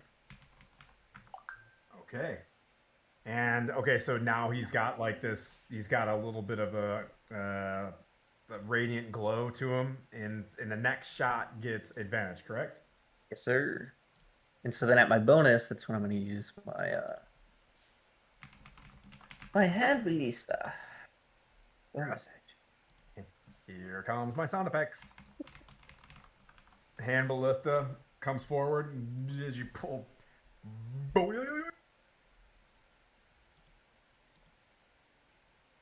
So 23 hit for the hit. Good hit. Good rolls. D&D Beyond cheater. Just kidding. So you fire, and it flies off this this round you put into it.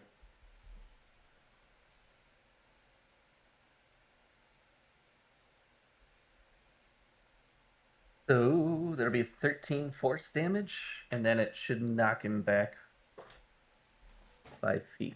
5 feet. What was the East. you said 13? For the force? 13? Okay. Okay. And that shall end my turn. Okay. So that you see that fly up, and he shifts on the roof a little bit from that, but it doesn't seem to be.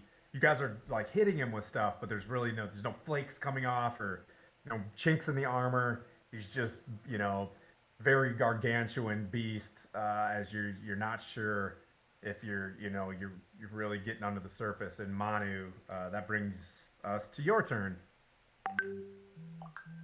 I am going to run up to the up to that. 20, 25? Yeah, that's fine. 30? I can go 40. So I'm just gonna stand on top of that and ready an Eldritch Blast. Okay. And I'm going to yell up at him, like you said we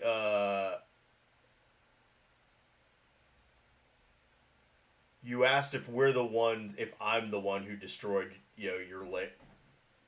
this place, vandalized this place. What are you talking about? As it looks down at you, and it's just like you're unholy, demonic, vandalizing. I feel it in you, fiend. I've never been here. You will be entombed here. I'm not quick with wit. I didn't write that one down. I have better things written down on the other side, but that's all I got. He says something witty back at you. Yeah. All right. Connor. Or did you want to shoot the blast? Yeah, I'm gonna shoot the blast. Shoot your blast. Shoot your shot. Let's see. 2 of them aren't even gonna be close, and then what is that? 18. 18. That also, so, and the other one, just, you see it just like, he shoulders into it, and it doesn't have an effect. And then as a bonus action, I will turtle snapper my face. Okay. Actually, I'll just bite my arm. To rage. Yeah. Okay. So that is... Connor, you're on deck. Actually, yeah, I will success. So I'll take 2. Okay. Okay, I'm casting Hunter's Mark on the dragon. Okay. That's basically, it's just a spell that I get an extra d6 damage if I hit, and I can also track him for a mile or 2 away. That's my bonus action.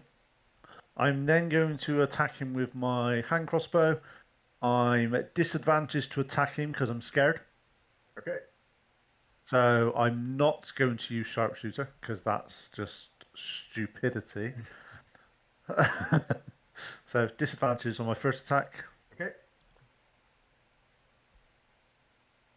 16. That also hits off in his shoulder as he looks at you, and he's just eyeing the room for his target. Okay. Second attack with disadvantage again. 15. Right there. What was the hit? That misses as well. Okay, 15, yep. and that 1, but it misses. Okay. And at the end of my turn, I will try to be unscared. You'll steel yourself. 18. You're super scared still. Yeah, it's fine. I'm still hiding behind the thing. Go. Yep, fine. As you try to steel yourself to rid yourself of of being frightened, it glares at Foz and Zesus, who were in that that spot. As Zesus is trying to get behind the pillar, you hear him. You will find mountain of fire will be your doom as it breathes in. I was gonna roll all 26 die 6, but I just for the sake of for the sake of time, I too will go ahead and make your I believe this is a dex save. It's a dexterity save. Oh, Henry is out of it. Lantaurus is cover as well. So just Zeus and Foz will make this dex save.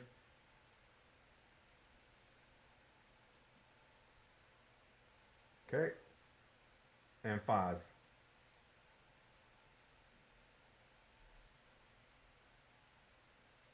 Are you muted? 19. You get 19. or Okay, so Zeus, you passed. You're going to take half. Oh no. Foz, you did not. But you Sorry, have resistance, so you take half, right? Just a quick sec. Sorry.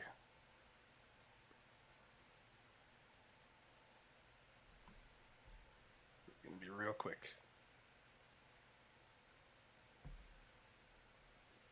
Ah, 23. 23. Sure. Fail. are we at all near Manu? How far is near? No, What do we have to be? Yeah, he's about 60, 70, 60 feet away from you. Oof. So 73 points of fire Before you- damage. What's up? Sorry. I am using Indomitable, and Okay. that didn't work. So Okay. I'll take you said 70 something? 73 fire damage. Okay. But you passed Zeus, so you get 36 fire damage.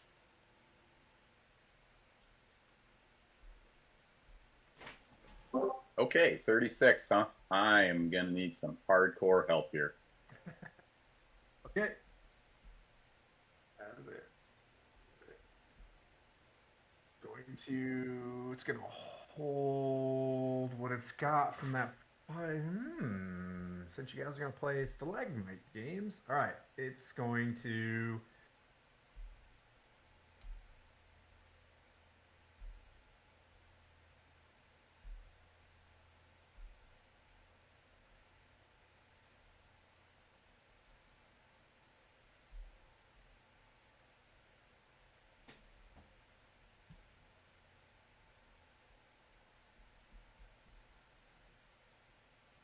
Gonna drop down next to you, Foz.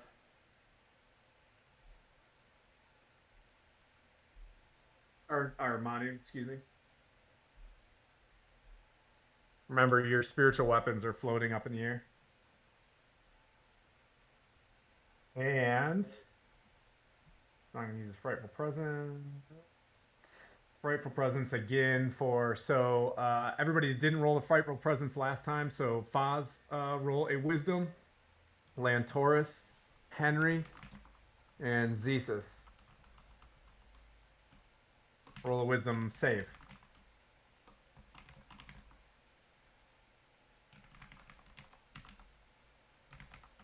Fail Foz. 17. Yep, fail Foz. Pass Zeus. Fail Henry. You said fail pass. What does that mean? Huh? What'd you say? It's getting Fail. very fast. Fail Okay. Foz and fail Henry. So you guys are frightened. That flame hits you, and you become terrified. Then he bellows out again like betrayed, and the room just begins to quake. I need within 60 feet. Manu, make a dex check. Make a dex save. Stop saying check. You're muted, brother. 22. Okay, you do the Star Trek thing where you're like whoa, whoa, and you save as you grab the helm of the ship. All right, so all right, and That brings us to lair action complete. Henry. He's walking back. Hold on. Okay. Oh, nice. So as frightened, I can't attack, right? You can't move towards him. You can attack. You can't willingly move towards him, and your attacks have disadvantage. Can I say I feel lucky and re-roll that or no? Yes. Go ahead. Okay. Coming back at you. No, that didn't work. Okay. Make sure you check No. off a luck, please. Yes, I will. So I'm gonna.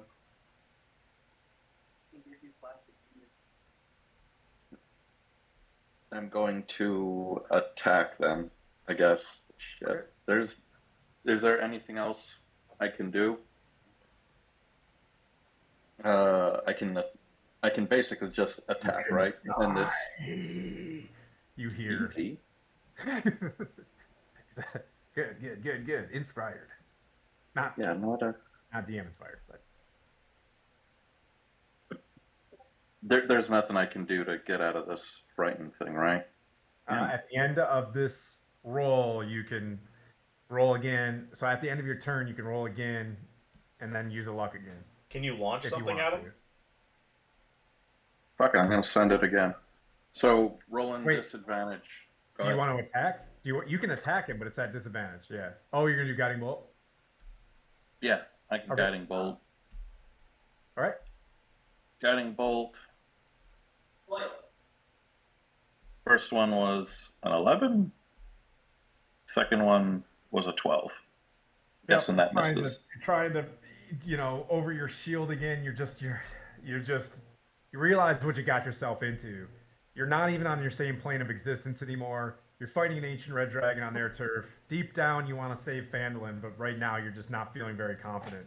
You had a bad go of it with making a deal with Paxicor, Vice you being a tier guy. You're really in your head. And too much in your head, you shoot the guiding bolt like over his head. Go ahead and make your save for being frightened. Okay.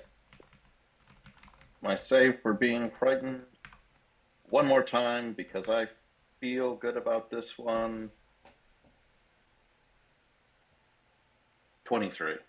And as you see the guiding bolt like head towards it, the guiding bolt does form a bit of a symbol of tier with the with tier scales. Yeah, scales. Like the scales turn into a bow and kind of head backwards, and you get inspired by that image of Tyr as it shoots towards it but misses, and you steel yourself for the greater purpose of healing your friends or what have you. So you're back, but that's the end of your action. As you And then, steel yourself, you can't be frightened for the rest of the day by this guy, by the way. okay, and then can I move spiritual weapon? Yes, sir. Is he within 20 of the dragon now? Yeah, I will say it as you drop the mace back down. It's within striking distance. We're gonna take a hit. Weapon does 14 hit. Negative. Then I do. You need to jail that die. Jail. I'm using the app. Yes. Keep using the app. All right.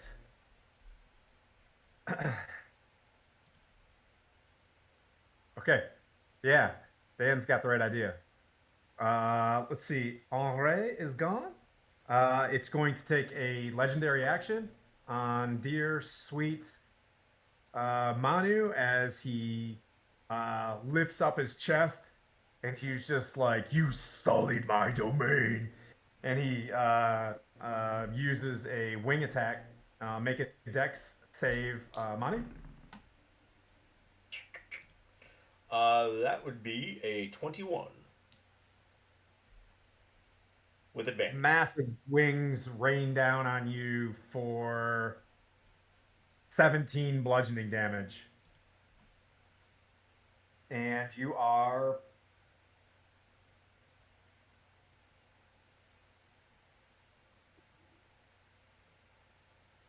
Or knocks prone.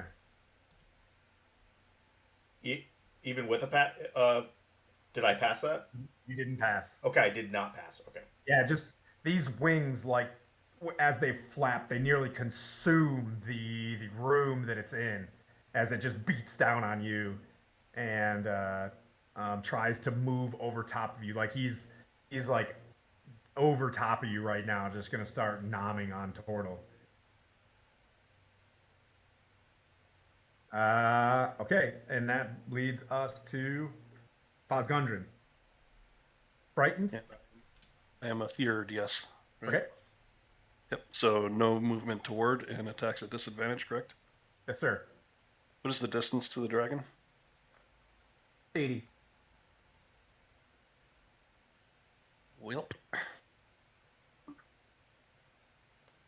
Wilp.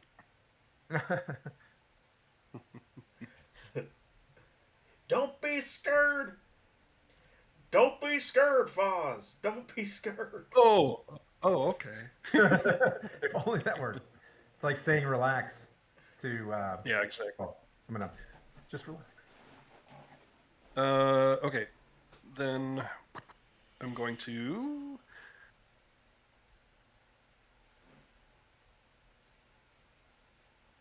I'll go ahead and for one, I'll use my bonus action to use the Supreme Healing Pot. Okay. I'll regain some HP. I'll roll it here later. For my action, I will, I guess, try to become unafraid. Okay. No, what we can do. So you want a, what was it? Wisdom save. Wisdom save. Save. 17. Sorry, buddy. It's not. What's the goal on that? What's the goal? Yeah. Do you have an ability to know the goal? Yeah, No, yeah. no. Not No, sure, just but you're just not. meditating. You're not quite there yet. Oh, yeah. I can't change the roll. Yeah. Yeah, you're sitting there and you're just like, I can't believe, you know what I mean? Like, you're just feeling So- there's a lot of doubt. So is that a non-action to try to become unafraid? Yeah, so it's at the end of your turn. Yeah. Okay. Then for my action, I You will can move. You can move away Yeah, from. but laterally, yeah, it just doesn't help me. I don't see anybody there that I. Unless he gets I, his I want. dragon. But yeah. I want to. I guess I'll move like 15 feet to the left, so I'm further away from people. I don't see anybody over there. Okay. Or is that somebody behind that? This is Zeus was actually. Oh, he fell. He's there. Okay.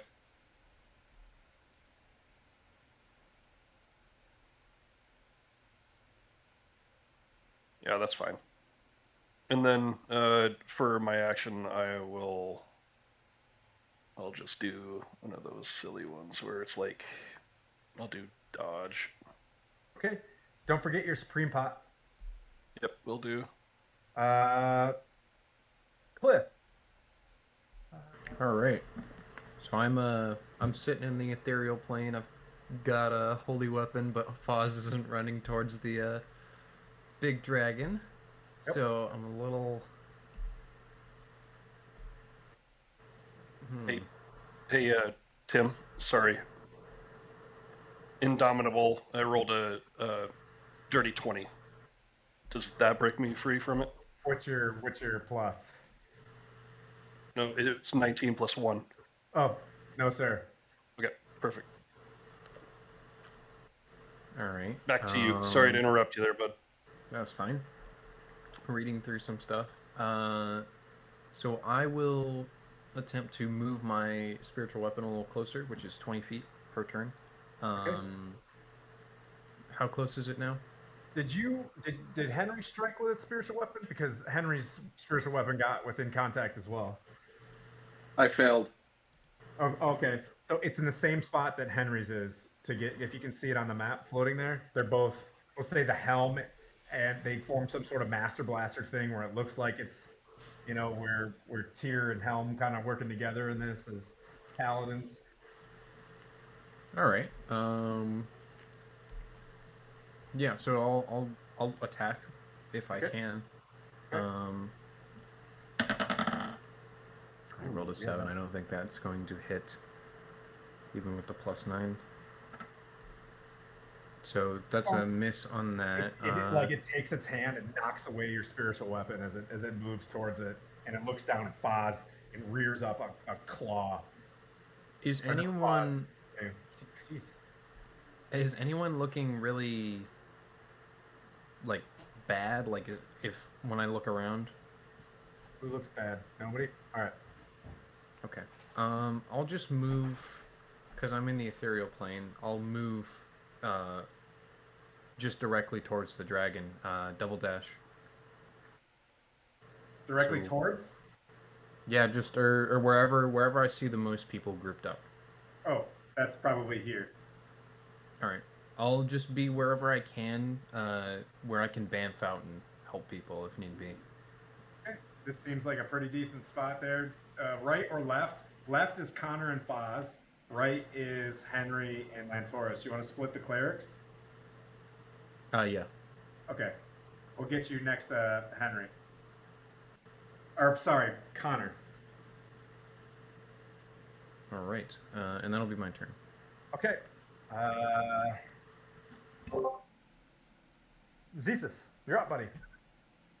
Okay. So I'll You're cast you're fighting too as well, right? energy. Zesus, Sorry? are you frightened? No. Okay. A, I'm a paladin. B, I passed that one anyway. Okay, cool. But I will cast protection from energy on Foz from fire. Okay. Oh, cool.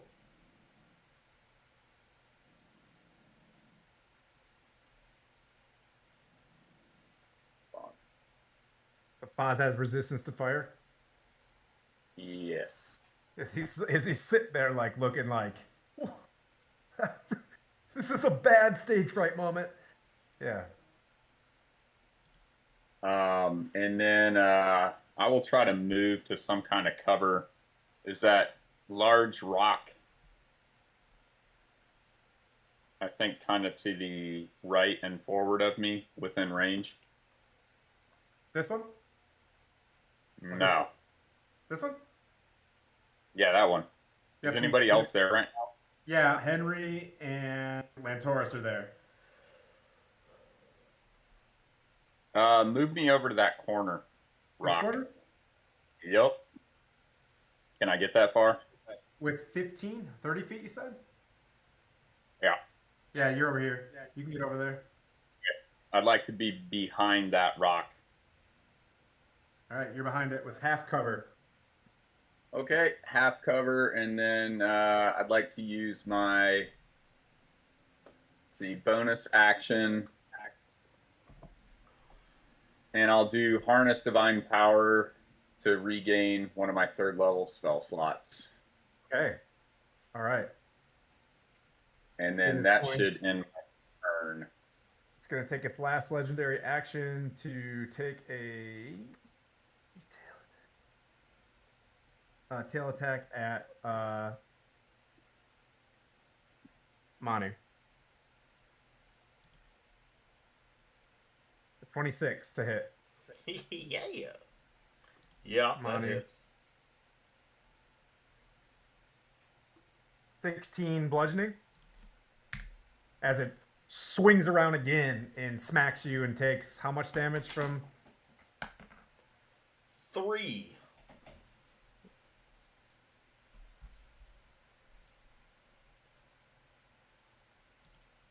Okay. And we are back up to Lantoris.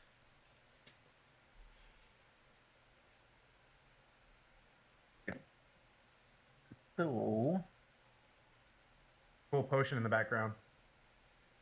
thank you. It changes colors too. Somehow. Ooh.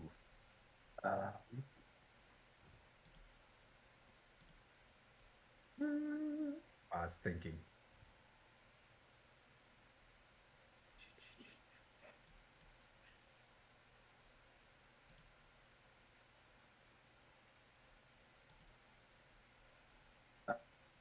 Man.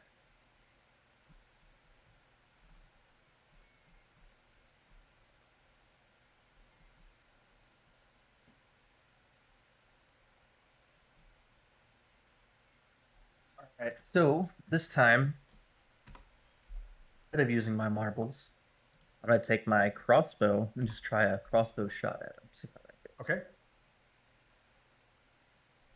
goes. Ooh, 9 to hit. That's a miss. That is definitely a miss. Then bonus action. Force Ballista. Maybe I can just roll that. Moki and Hank are just going at it behind you. Yeah, they are going crazy. I could see them back there just like having corgi wars back there. You should see him fight on the stairs. It's hilarious. 24 to hit, isn't that? 3d8. 24 to hit's a hit. Yeah. Ooh.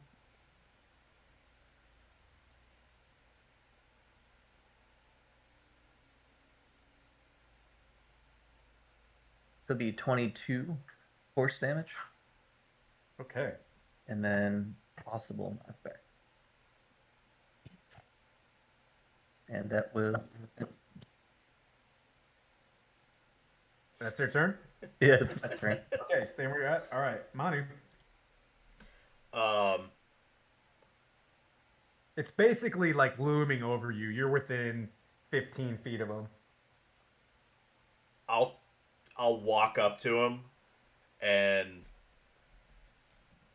I will say, like, you defiled our town. We've never been to your home. We've never been to this place. And as a bonus action, I will chug a potion of frost giant strength. Okay. All right. All right. Fun. Yes. Finally, DM is forcing someone to use specials. Yes. So that takes me to 23. Sweet. Let me see how I do this. 23. Yeah. And I will slam him with the Rod of Lordly Might with advantage. Ooh, that's not good. Are you moving? You're moving in within melee. You're getting a little closer. Yeah. All right. So that'll be a dirty 20 to hit. Negative. So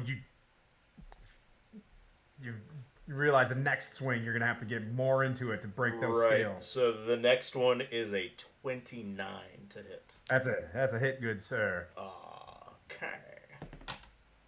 So that is going to be 7 plus 9 is 16 plus 3, 16, 19 19 slashing. Okay. And I will attempt to paralyze. Okay. He needs to make a DC 17 strength. He'll probably pass, but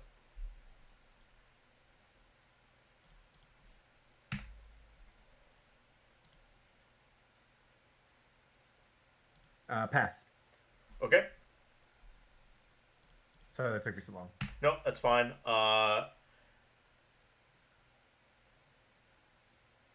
And I will end the turn with, who do you think I'm associated with? I have never heard of this Paxicor you speak of. And but not in a way that he's negotiating. He's being very Yeah. dismissive Yep. towards whoever that is. But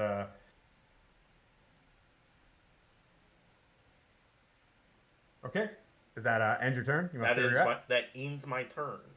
Connor, no longer afeared. No longer feared. Ooh. In that Wait, case, then wait, I I thought you did pass. no, it. no. I'm still feared. I am still okay. feared. Thank you. No, I'm not. I'm not. So, I'm going to shoot him twice with disadvantage. Okay.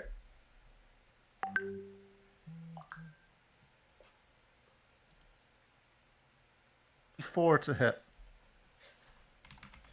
4 to hit. Does that hit? What'd you say? 24? 24 to hit. That's a hit.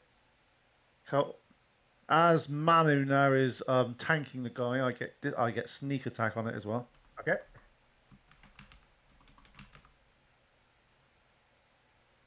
That's a lot of dice. 52 points of damage on my first attack. How much? 32. Okay. 32. And my second attack, which I'm guaranteed to not hit now. Let's see.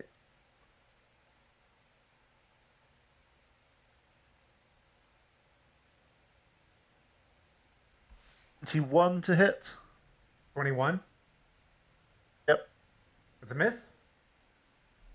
So second attack misses, and then I bonus action to attack as well.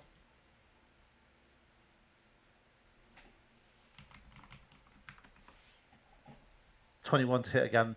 So no dice on that one. At the end of my turn, I sort of off a little bit and go, "Get your act together, man." You guys have an Epione. And 5. Does that pass? Am I no longer scared? Connor, get your act together. Or you just play over there. Here, do you need this for power? I think we're almost. As Tim didn't hear that, we can say I got 25 and see if he works it out if I got wrong. What'd you say? I got 25. 25 what? Wisdom saving throw. Oh, you're out of it. Okay. No, I didn't. It's a joke. I got 5. Oh. Okay. The dangerous games we play. All right. I just had to check that DC. Okay, so Connor is still afeared. It is going to keep pummeling Manu. It's gonna take. It tries to like glare at you with its frightful presence. It's gonna make his gonna make a bite attack at you. Try to swallow you whole. At 19. That just hits. Bummer, buddy. Okay.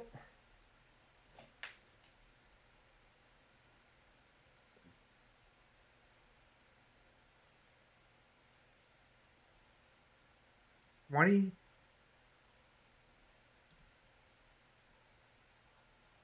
Oh, cool. Okay, so that's 27 piercing damage and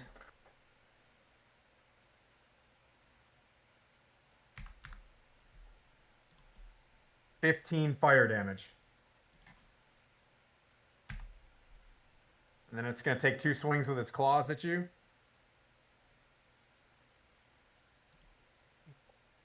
A hit. That's a hit.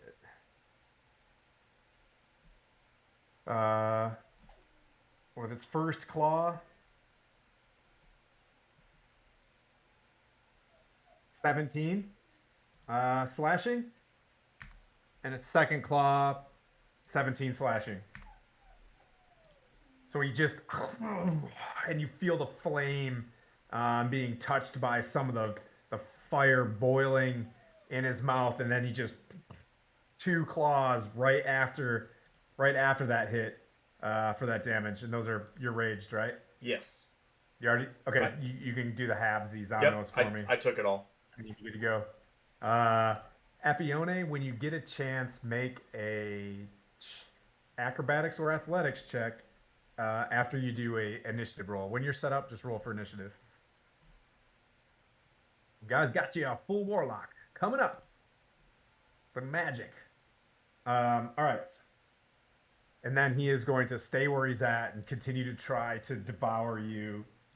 And make a dex save, Connor, with disadvantage, please. Why disadvantage? As you hear the ground go pop, pop, pop, pop, pop, pop, pop, pop, pop. Why disadvantage? That's not very nice. Because you're appeared. No, but that's not saving throws. That's checks. I'm not. Saving throws are not checks. Wait. No fudge. How dare you? Yep. Just saying. Otherwise, You got me. die. All right. Oh, and I lost my ancient dragon. Okay, go ahead. 23 on the dexterity saving throw. Pass. But halvesies. No, it's evasion. I didn't get anything. Oh, okay. All right. Full pass. All right. As a geyser flies up 20 feet as you dip, duck, dodge out of the way. Henry, you're up. What's your initiative roll? When you get a chance. I'm 19 on my initiative. No, not you. I'm sorry. I'm talking to Epione.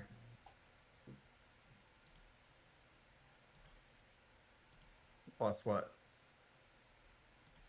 Oh, I'm sorry. All right. Actually, are you ready? You can make your turn still if you want. Just make a...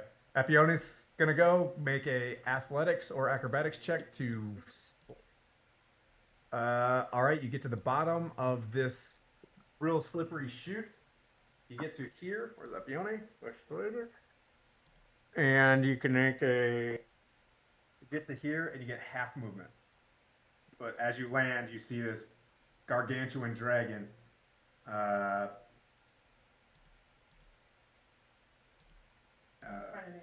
Yep, in front of you, and you can go, left, right, straight, wherever you want. Cliff, don't let me forget to use the quaddle on your turn. Okay.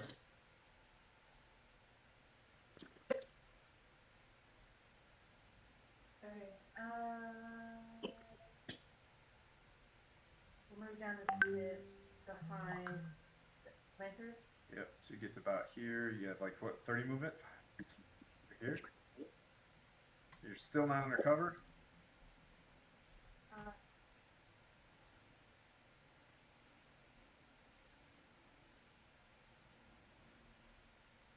I'm ready to play with fire. All right. Fire? Sweet. Ha, damn it. Yes, hit him with fire. Here, taste this. Does this taste any different? Later's on my shoulder as a spider at this moment. Okay. Yep. Pick your Slater when you decide. Okay.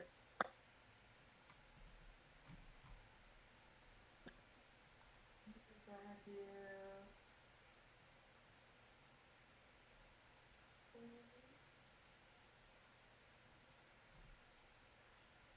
Take your time. It's all good.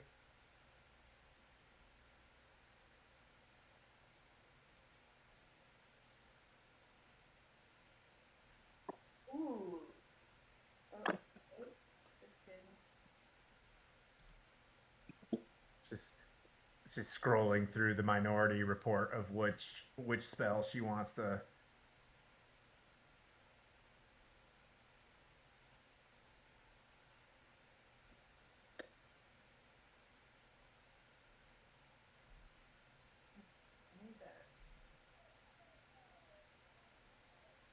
He's 80 feet from you. Yep. You and Foz are both. You look over to your left and you see. Yes. Just going hard in the paint on Manu. Nirvana, and with all of her might, tries to cast Hold Monster on Dread. Okay.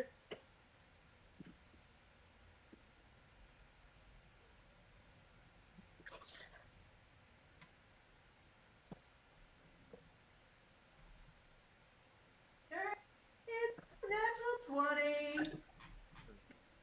So, is that a natural 20 on a hold monster? That's not an attack.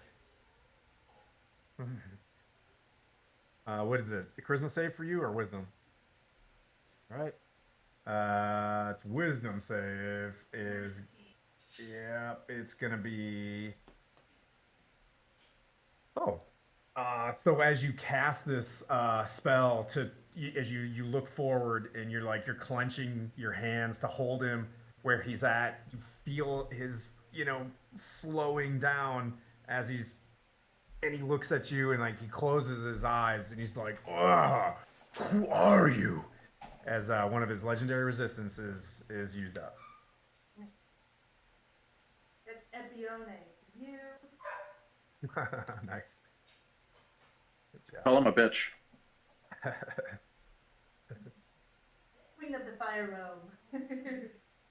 Awesome. When you moved, got a bonus action? Okay, Henry. Now that my sister from another mister just showed up, I'm feeling emboldened. We're gonna hit this guy with a guiding bolt one more time. Okay. You're not frightened still, right? You're good? I'm good. But I feel lucky. I rolled a natural 1, so that was a 10. You got to be out of luck after this one, right? Is it you at 3 or 5 right now? I got I 3. honestly don't know. Okay. So I got 1 more after this. Okay. Because the roast will be ready in 40 minutes. Fucking 15. Jesus, I can't shoot a spell to save my life. Jail, dice, jail, dice, jail, dice. Jail.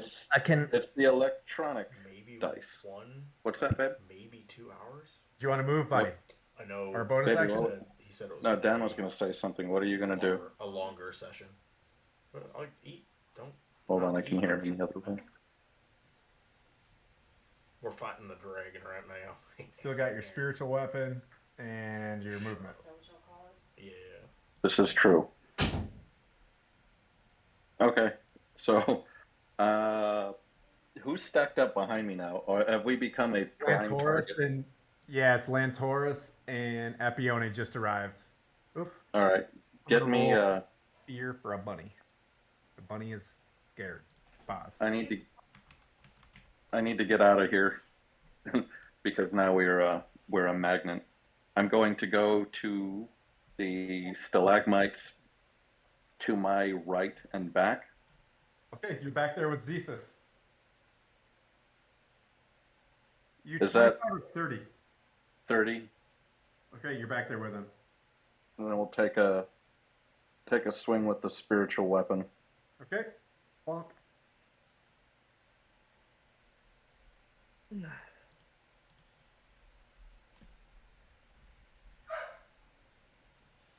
So that's a dirty 20 to hit. Does that hit? I'm sorry. As you keep hammering down with this mace, it just bats it away as it gets ready to. Is that your turn? Yeah. Okay. I'm just gonna sit back here and miss some more. So if you don't mind. Here is telling you that attacking is not your, it's not your role for this fight. Yeah, there's not a whole lot of hurt people yet. It's going to make a wing attack on Manu. Manu, make a dex save. Ooh, Manu is still. Did you get up from your prone? Yeah, you stood up, didn't you? Yes. All right. What was that? Dex saving throw. Dex saving throw. Yeah, 13. Okay.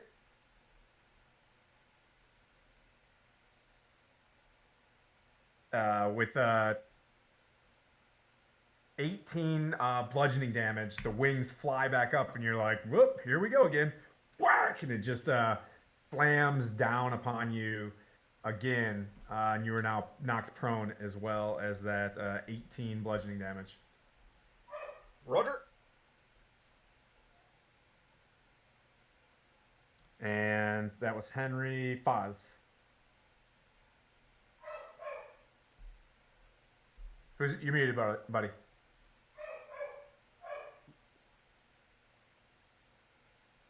There we go. I'm going to use fainting attack maneuver. So I'll use one superiority die, which is a 5 or a D10. Roll. That's an 8. So you can use one superiority die and use a bonus action on your turn to add the total to the damage roll. And to gain advantage on your next attack roll against chosen creature within... Never mind, we won't use that. It has to be within 5 feet. So I'm just going to use my bonus action to switch over to the bow and shoot 3 arrows at it. Okay. And that is at disadvantage. Oh, I'm sorry. I'll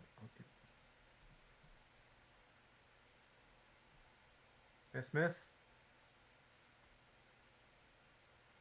16, 10, and 22.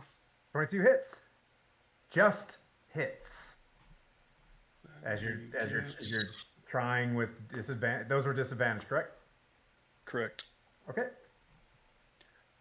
He gets 8 piercing. It's obviously it's magical. It's +1, so okay. 8. That, unless there's movement to do. Yeah, I'll keep moving over towards this. Zetus. Okay, so you're going laterally. You mean Yep. you going this way or this way? Whichever direction I was going before. Okay. All right, you can move and you get up to the I just want to keep my 80 feet. So and I'm it's moving going laterally with the to dragon. Yep. going to use one more legendary action to hit 25 feet of movement.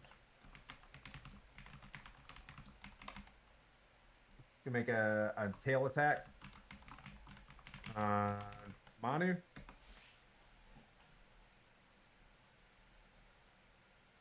More attacks. Yay. A 34 hit? A 34? Just barely. Tim. Hey Tim. Yes. Check the game log. Yes. That's 23 bludgeoning. Sorry. I had to do my wisdom saving throw at the end of my turn. What'd you get? Nat 20. You're out.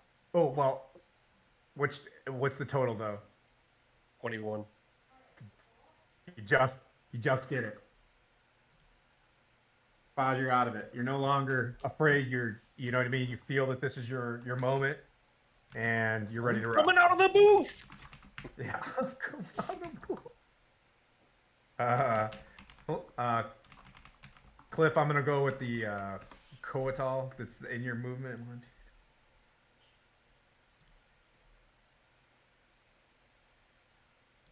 2. He's going to cast no.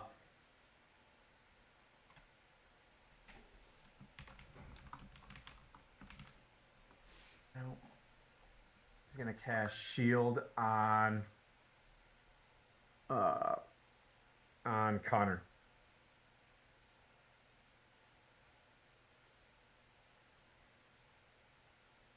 Let's see. Wait, can you cast shield on other people?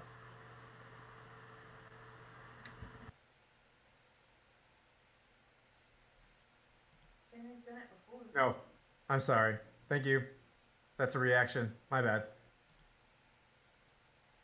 You really can't do a lot. You got Shield of Faith you can cast on other people, but it's not. No, not Quaddle shield. can't. Yeah, okay. Yep, yeah, he can't. I'm sorry. I'm thinking about my paladin, my other open my other thing.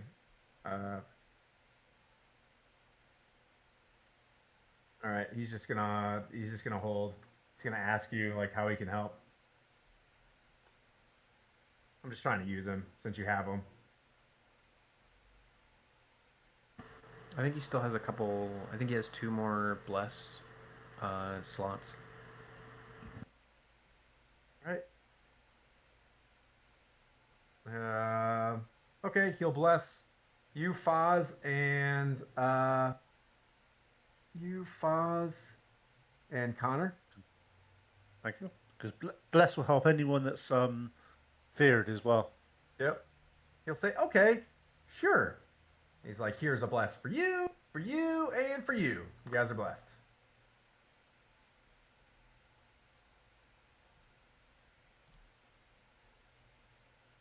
And Eclipse, your turn. All right. So currently, let me just get this. Where am I? I'm like right back there. Yeah, you're right back there. Here, I'll point at you. You're right over here. All right. I'll go ahead and try to hit the dragon with the spiritual weapon again, just because why not? Okay. Bonus action. That's a 19, so I'm guessing that doesn't hit. Yep, he's deflecting this helm and this mace that are trying to hit him with spiritual enemy Tyr and energy Tyr and helm working together. All right. So since that didn't work, I don't know. I don't think there's much I can do currently. He's used one of his legendary resistances already, right? Remember you did one in the town as well. She tried holding. Didn't you try holding him? Is that your second hold? Though, didn't you try holding him in Phandalin? Yes. Someone check your tapes. We'll move on, but yes, he's lost 2 legendary actions. Okay. Did you have that hold, monster? You did one in Phandalin, remember? Okay, so you had two spells. Oh, that's right. I forgot you're warlock. All right, my bad. Yeah, I'll leave it at I'll leave it at that for now. But I will actually start moving towards the dragon. Okay. As far as I can with my action. All right. How far can you move? 30. You want to go straight 30 and towards then him? 60 with a dash. Yeah. Because he can't technically see me right now. All right, you're right up there. You can actually you're within melee. Right. But I am still in the ethereal plane, but that works Yes, for sir. me. And that'll be my turn. Okay. Waddle is going to. He's gonna skirt around. He's gonna stay with these guys to see if they need heals. Actually, he's gonna come up with you. Screw it. Wait, he doesn't know where you're at. You're in the ethereal plane. Can he see? Waddles are very sneaky. I'm sure he can see into there, but so he's gonna duck up over here. He's gonna stay close so he can respond to his buddy, his new buddy. All right, Zesus.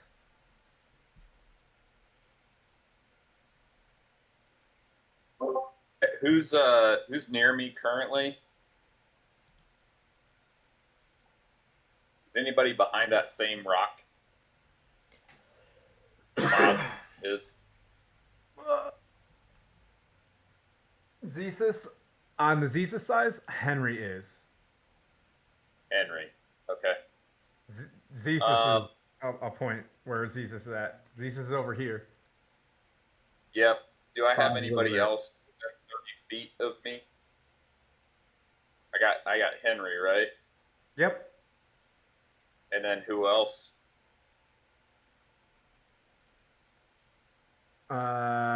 It's just Henry, and then Lantoris is over here, and Epione's over there. Okay. I will cast aid at the 3rd level. Okay. On Henry, Lantoris, and Epione. Okay.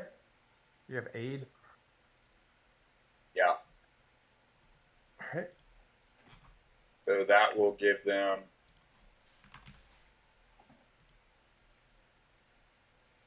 hit point increase by 5.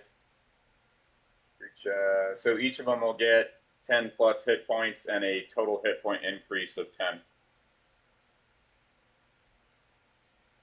Okay. All right.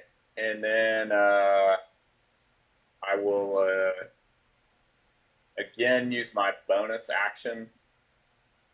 Or actually, I'll move to that front rock there. This one? Yeah, how big is that? Huge. Okay, I'm going to move behind that rock. Okay. Watch out, stalagmite. It's about to call it 5, 10, 15, 20, 25, 30. You're right about here? Yep. Sneaking behind it? Okay. And then I will use, again, bonus action. I'll use my last Harness Divine Power Bring a spell back. to at 3rd level spell slot. All right. And then I will end my turn. Okay. It starts a new round. Lantoris, you're up.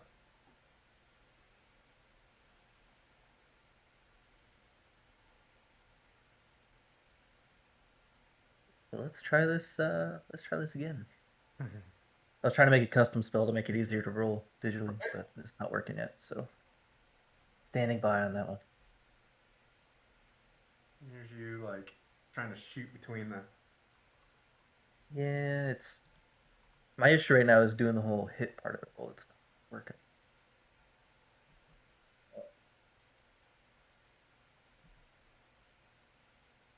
Usually I got. So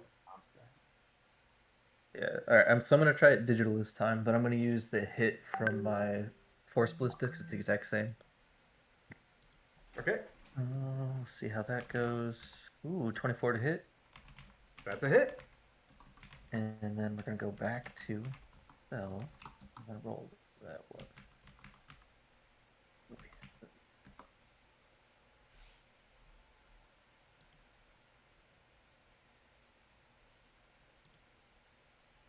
See what happens. Okay, so it'll be 10 radiant damage hitting by a guided bolt. Okay. Hitted. Alright, and then next one. Bonus action. Gonna try for Force Ballista. Okay. 23 to hit. That's a hit. There And you go. 27 force damage knockback. Okay. Yeah, I got one of my 2 spells. Anu, you get a opportunity attack. No, I don't. Yay! Manu. That's a miss. Okay. That's just straight up. You were prone anyways, so you're like, yeah. Okay. Lantoris, you want to move, buddy? No, I think I'm gonna stay behind this little flag thing. Okay, Manu, you're up, buddy. Using half my movement to stand up. Yep. And just yell at him really loud as I just like stop knocking me over. No.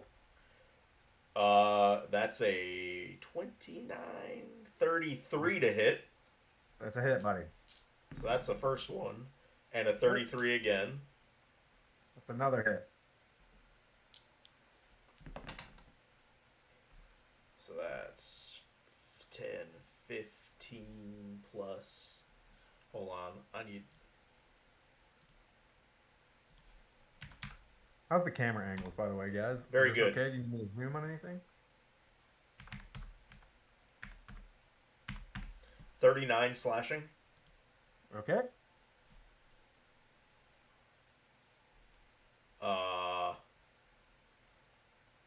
And then I'll just use my bonus action to activate L Storm Aura. So he takes 4 fire damage if he so chooses. Okay. Yeah, he's like I like fire too. He's like, I'm okay. I'm all right. I'm good. Thanks. He just lights his cigarette, you know what I mean, with it and carries on. Would you like to move? Or you good? No, I'll stay right where I'm at. Is that? Well, no, he's in the ethereal plane. Never mind. Yeah. He's a hobbit. He's Samwise. If he cliff. does decide to pop into the real world, Frodo. he's got fire resistance. Okay. Connor. Are you still afeared? I'm still scared. Yep. So I am going to attack the guy with disadvantage.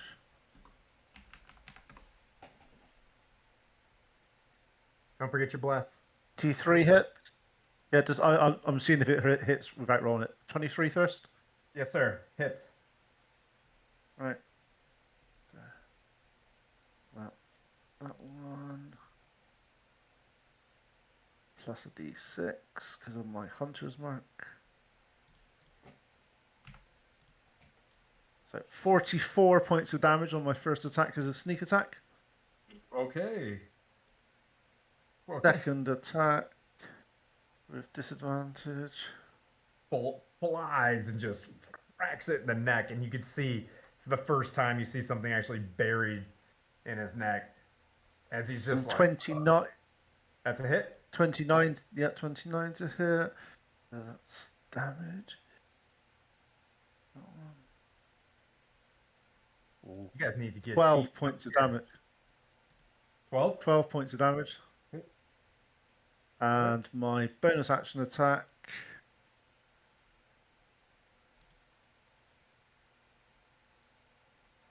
Uh, 26 to hit. That's a hit. Here we go. And 11 points of damage. So I'm not using sharpshooter at the moment because I'm scared. And I am now going to attempt to be unafraid. Okay. Potentially could do this if I roll really well on my bless.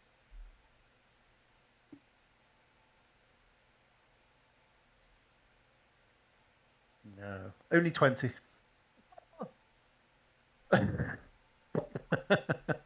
Connor's just not having it right now. He's shooting, and he's having that, he's behind the stalagmite reach the top. He's just like not feeling Red Dragon today.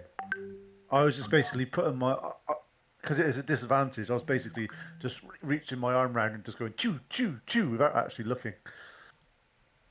All right, so he's gonna take a big breath in, looks down at Manu, and you see that the fire just doesn't grow in, and he's just getting furious because he didn't get his dragon breath back, and he's gonna beat 2 times and with his wings again. I just stabbed myself with a pencil, and that's 24, 31 to hit. Yeah, that hits. On the wings. Yeah, that hits.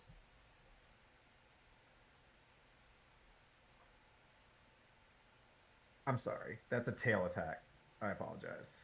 Because this is his turn. So that's full. It's 18 bludgeoning.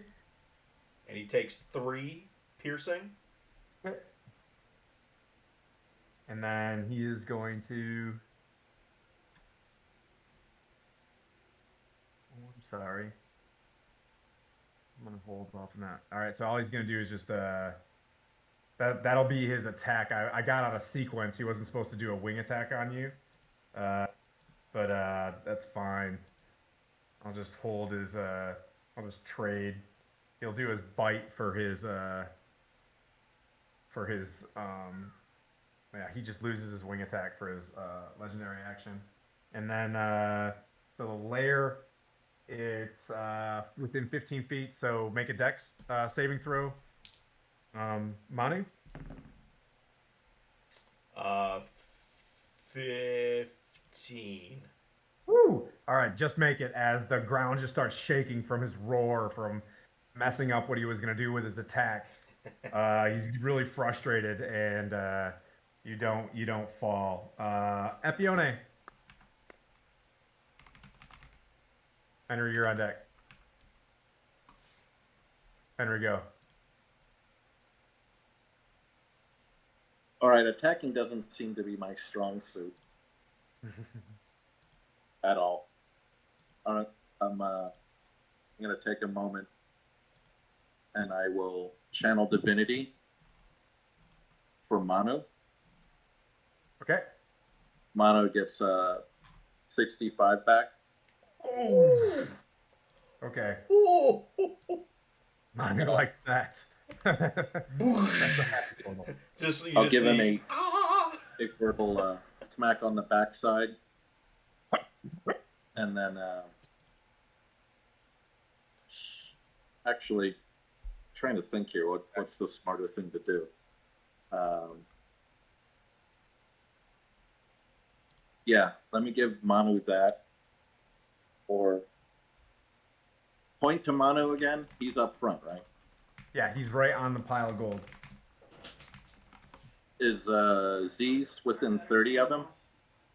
Z is not. It's probably close to 50 away. Okay, disregard.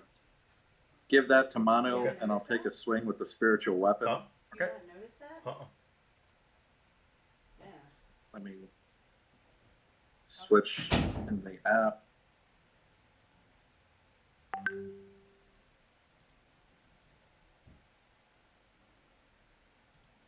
Ooh, dirty 28 to hit.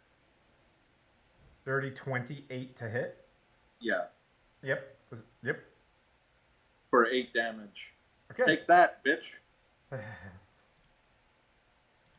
So nothing else other than the 62? Finally, the mace makes purchase on its cheek, as it's just like, oh. Do you want to move? Get me with Zeus. Okay. Yep. You. Big Crusader energy is moving around the corner. You're up with him. You've got full cover. You and Zeus both have full cover. Let's see. And that is unfortunately my it. It's going to take a bite at Manu. 20? 20 to hit Manu?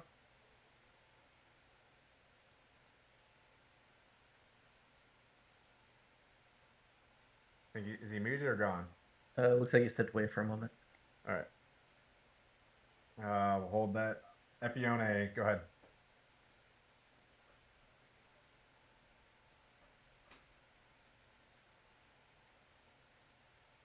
Eldritch Blast him. 3 times. Okay.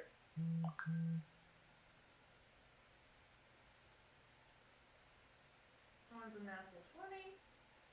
Nat 20. Okay. So that's full and the modifier, and then you roll again for damage. So it's a full damage and modifier, and then roll again.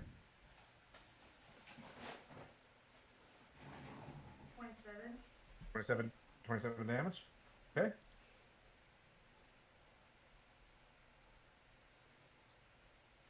Mm, 27. Hit.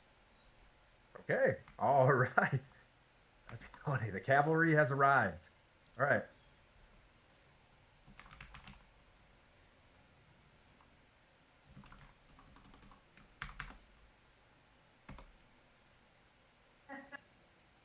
And another 17 to hit. 17 to hit. That's a miss. That's a hit.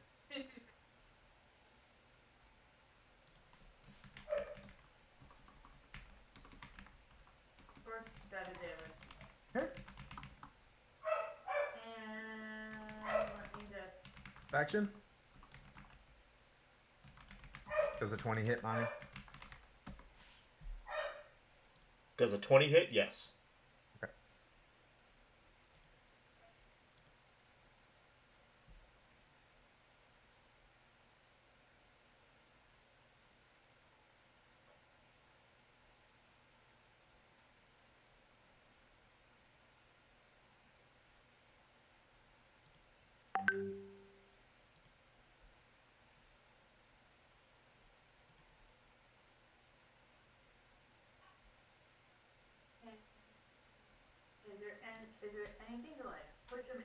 you behind him.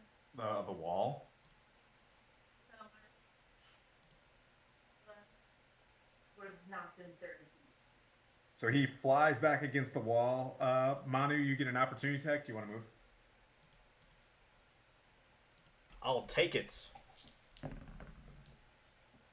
Does a 29 hit? Or even back here if I can. Okay, get over there.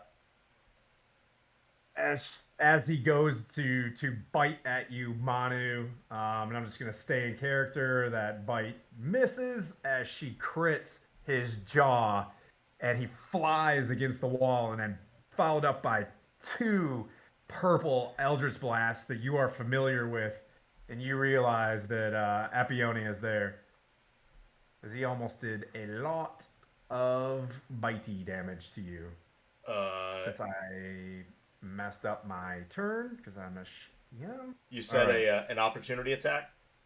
Manu gets one, yes, and Yeah. potentially Cliff if you're in the ethereal plane, but I don't know if you can bamf out of that and hit.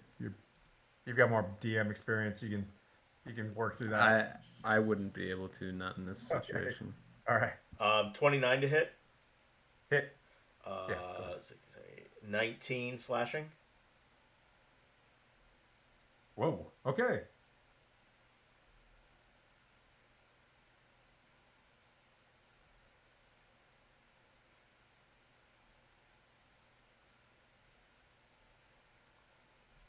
Okay. Woo. Pause. Wait. Henry went. Appione went. Yep. Pause. You're up. I'm gonna pick up my rabbit and run or dash toward the dragon, who should put me within 30 feet of him. Full dash. Yep. I need to channel my inner Foz. You're right here with the wabbit. So you're within 20 feet of him. 30. You want to stop? That was 80 feet initially. Sure. No, so I was 80 feet away from him. I was just moving laterally while I was feared, and so if I dash, that's 50. So 50 from 80 is 30. Okay. So Sure. wherever it makes sense, just 30 feet away. Not trying to hide or anything like that. Just running in. Yep.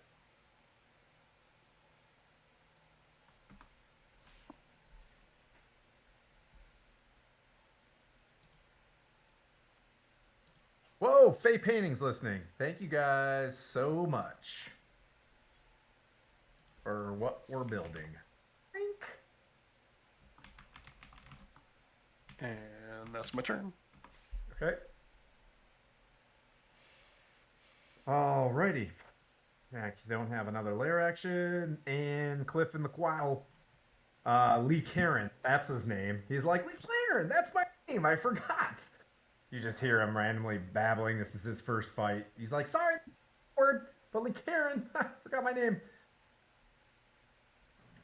All right. So I'm gonna just, as per usual, drop another spiritual weapon attack and myth in classic fashion.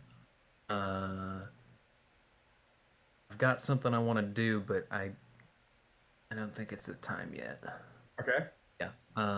I'll just. Are you holding something? Are you gonna do a hold action kind of situation? I'm not sure. Let me just check. Villains immediately return to the plane. Okay. So I can pop back in wherever I let go of the spell. Yeah, just let me know so I can make the sound. What? This is high fantasy. I don't like things dark, so I have to have cartoon sounds for everything. Is that normal? For dark, watch the Witcher campaign.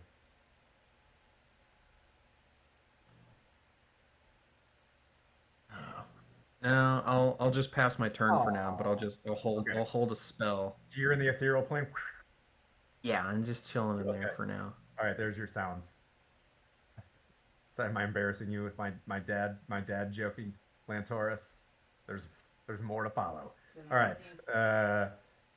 I'll check Cliff, in here in a second. Zesus. My turn's almost up. coming up, so I'll check it. Okay, so I'm back behind that rock with Henry, right?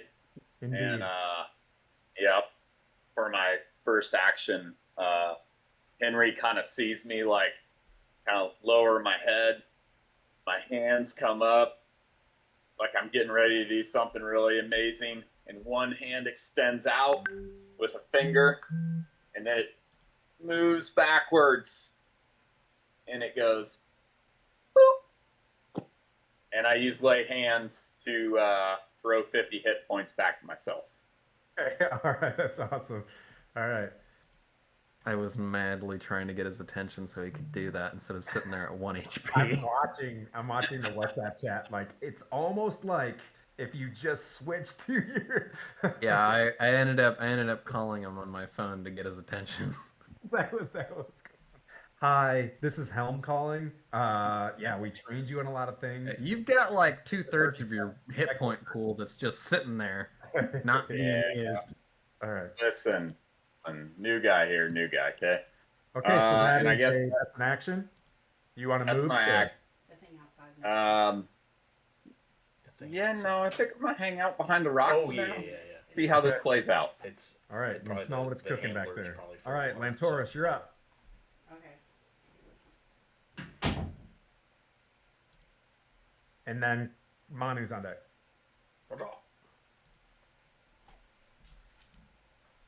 Sorry, Doggo's going crazy. 10 characters.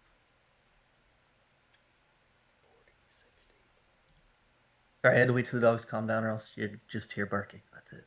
Yeah. Alrighty.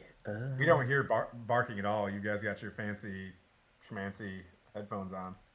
Well, I have a manual mute by my hand, so like anytime they start, I just. Wait a minute. Is that hand ballista by any means supposed to be Iron Man's thing? Not necessarily. That's more or less the marbles that I have that I'm waiting for you to ask me about.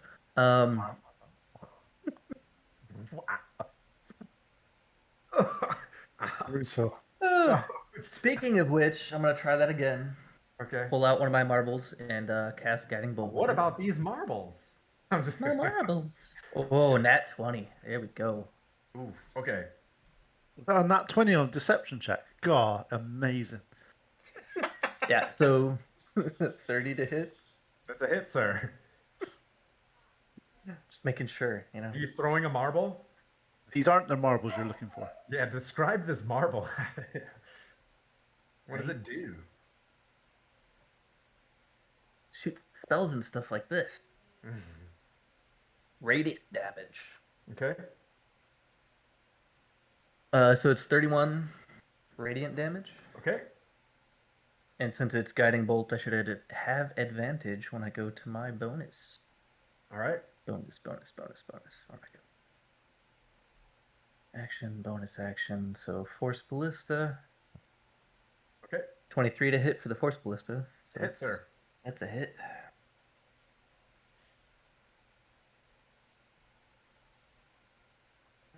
And then I roll again to see what's higher, correct? Because I rolled an 18 for force damage. Because if I have advantage. Say again? Or because I have advantage on this attack, right? See? So I already rolled once, and it was an 18, but I roll again to see what's higher. Yeah, so you can get a crit, maybe. You know what I mean? Yeah. Okay. But was it 18 damage? Sorry, the 18 was. Yeah, it was 18 damage. Okay. Yep. You're saying the advantage is for the hit As soon roll, as I'm correct? done, I'm gonna Yes, go sir. hook up the. Okay, so let me re-roll that quick to see if that was a crit then, because that I rolled the damage again. No, the first one's good. So yeah, just 18 force and then knock back 5.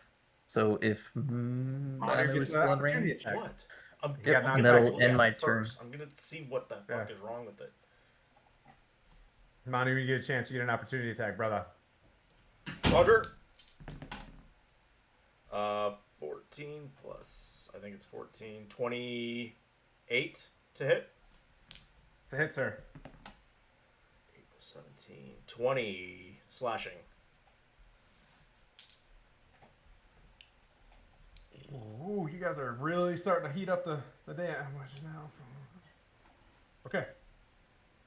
And that brings up you. Yeah.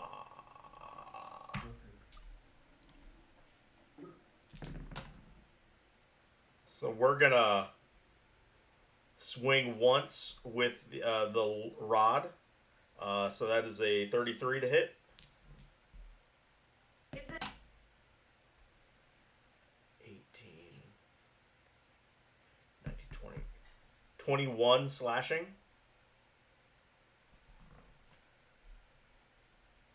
And then I'm going to so basically with one hand pull off the Manu's gore and smack him with my hat because I do those things and that misses. Okay. smack. A 19. A 19. Okay. That's a miss. Yeah. And that goes back on my head. And as a bonus action, I'm going to chug El Pato Supremo. Okay.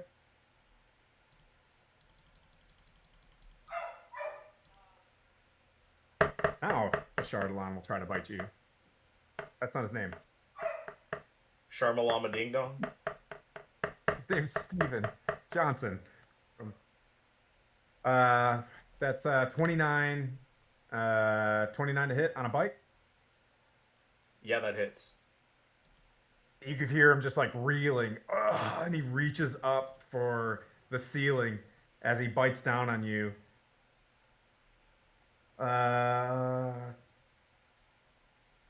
That's you drink the pot and you take 16 piercing and 11 fire. And he will take on his tongue another 2 piercing. Okay. And he's going to you can get an opportunity attack because he's gonna fly up to the ceiling again. That would be a 31 to hit. That's a hit. And that would be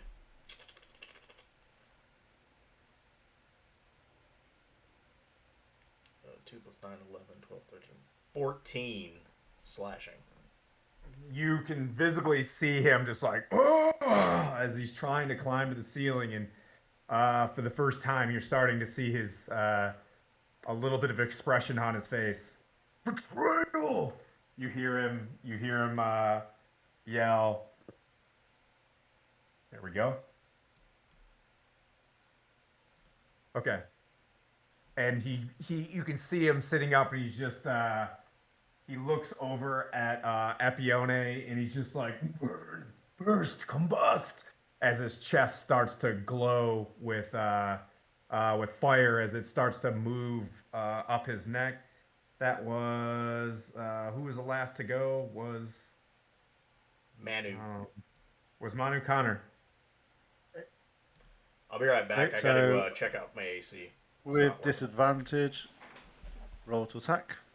Okay.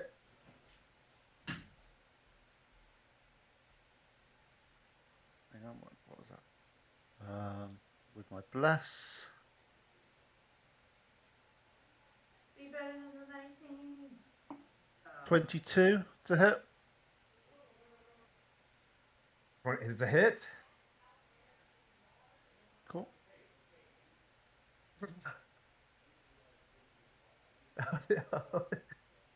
No, he's off the ground. There's no sneakily weeklies, is there?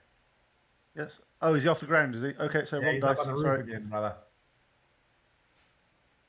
Okay, so it's 5 plus 17 damage then. Okay. Everybody dig in. We're at the part of this this layer where I said it's going to go a little bit longer. So anybody needs to take a restroom break or whatever, it's like 45 to an hour left. Go. 22 to hit again. It's a hit. Bugger. No. 8 plus. So 10 points of damage on that one.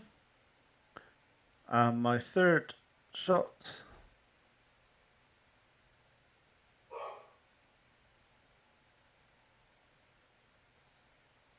$31 would have been a nat 20 if it wasn't for disadvantage. You could, as these are landing, he's just like, he's just grabbing and trying to hang on to the roof of this. Okay, of this thing. 17 points of damage. Okay. And then I'm going to do a wisdom saving throw. Well, Nope, can't do that. That's fine. I'm still scared. okay. Is that it? There's not much else I can do, mate. I'm hiding.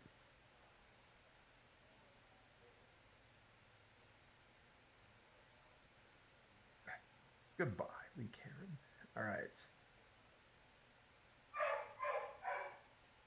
Manu.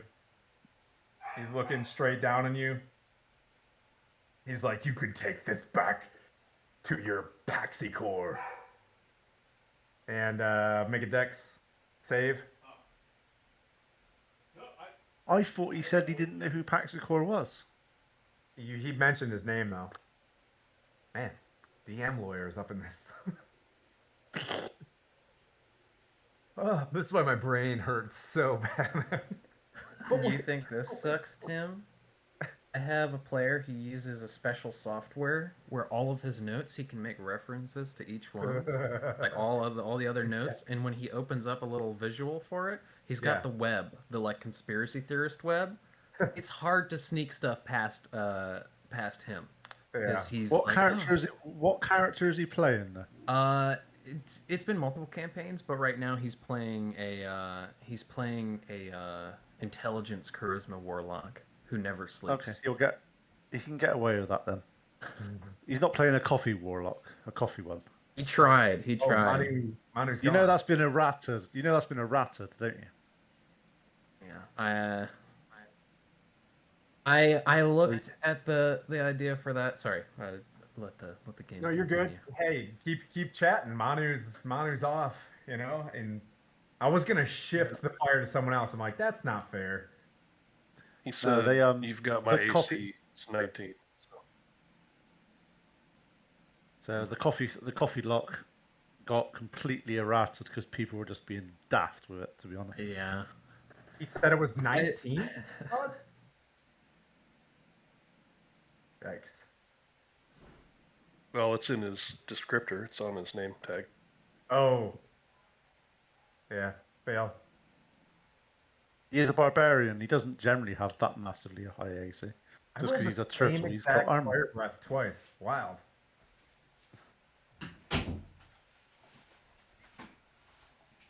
No, I had a player once that tried to do a lot of all this massive note stuff, and he was playing a character with intelligence 8. I told him he's not going to remember all of it. How much? 72 fire damage halved. And Epionio, you're up.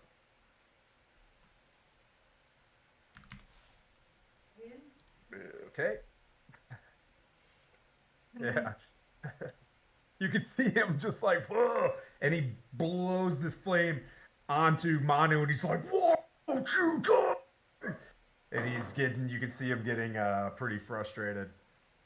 It's the best dragon voice I got. It.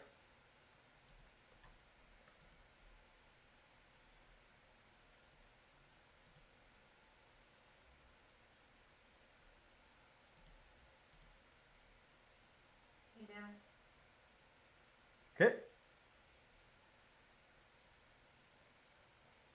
Okay.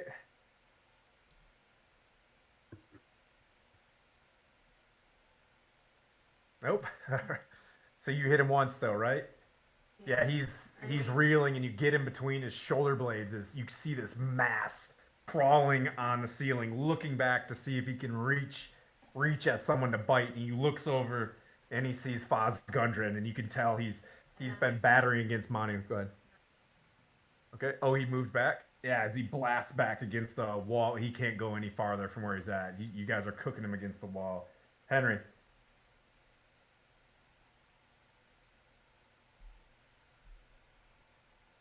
Okay, so he's reeling right now, and I'm not feeling attacks so much. So I am going to I'm gonna go slap my good friend Zeus on the ass. Although he just touched himself, I'm gonna touch him too. Okay. And I'm going to give him a good healing word. Okay. Cesis was struggling, huh? Yeah, and he's gonna get 23. Yay! And how? Lord. And with that, actually, are we within 30 of Manu? Negative, sir. Okay. Can be. Is there any way to split the difference where I can be within 30 of both? Yeah. Yes. In the Okay. middle of the battlefield. Okay, Yeah. disregard that. Okay. Put me in the middle of the battlefield. Ooh. Very nice. Okay. Also, you're standing on like your feet hit just like infinite platinum at your feet. Just like that's not gold in front of you. That's platinum. All right. So instead of that, we're going to I'm going to raise this staff of healing. Okay.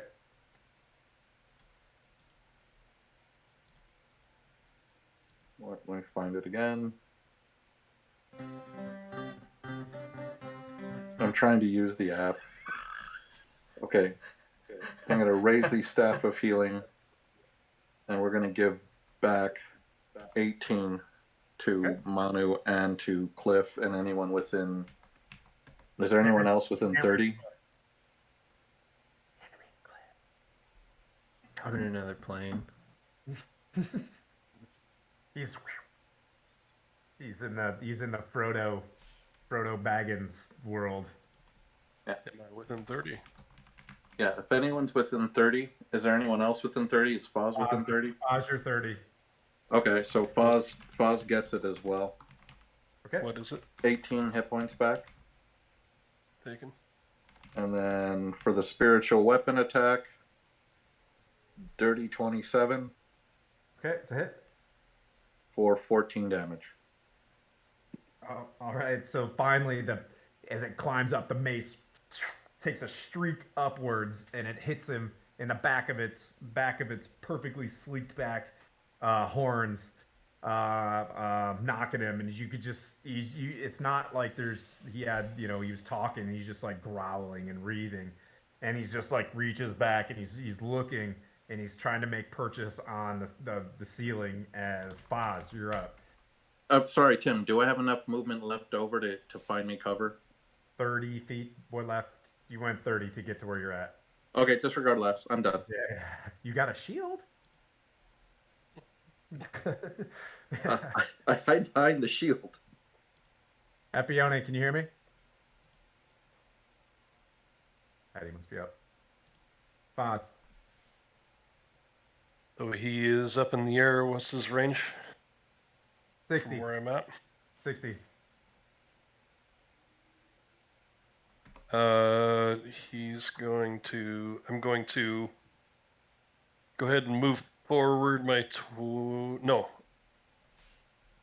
from where I'm at, I will take out the sun sword and I will use the special sun sword attack of Break of Day, which is essentially a sunbeam.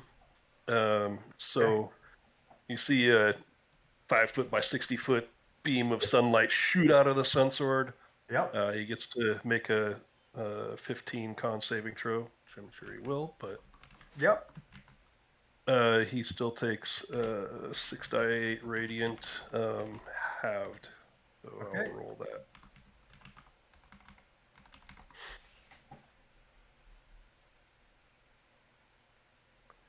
So 37 halved. All right. How do you want to do it? And you. How do you want to do it? Perfect timing.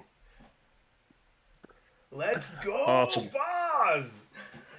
So yeah. So I'll just I'll look around and I got my little green rabbit, and I'll set him down and take a look up and reel back and zero in and huge ray of sun. Come down here.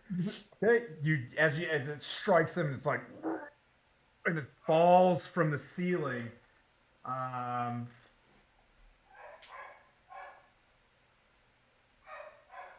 That's why I didn't move. Go Foz!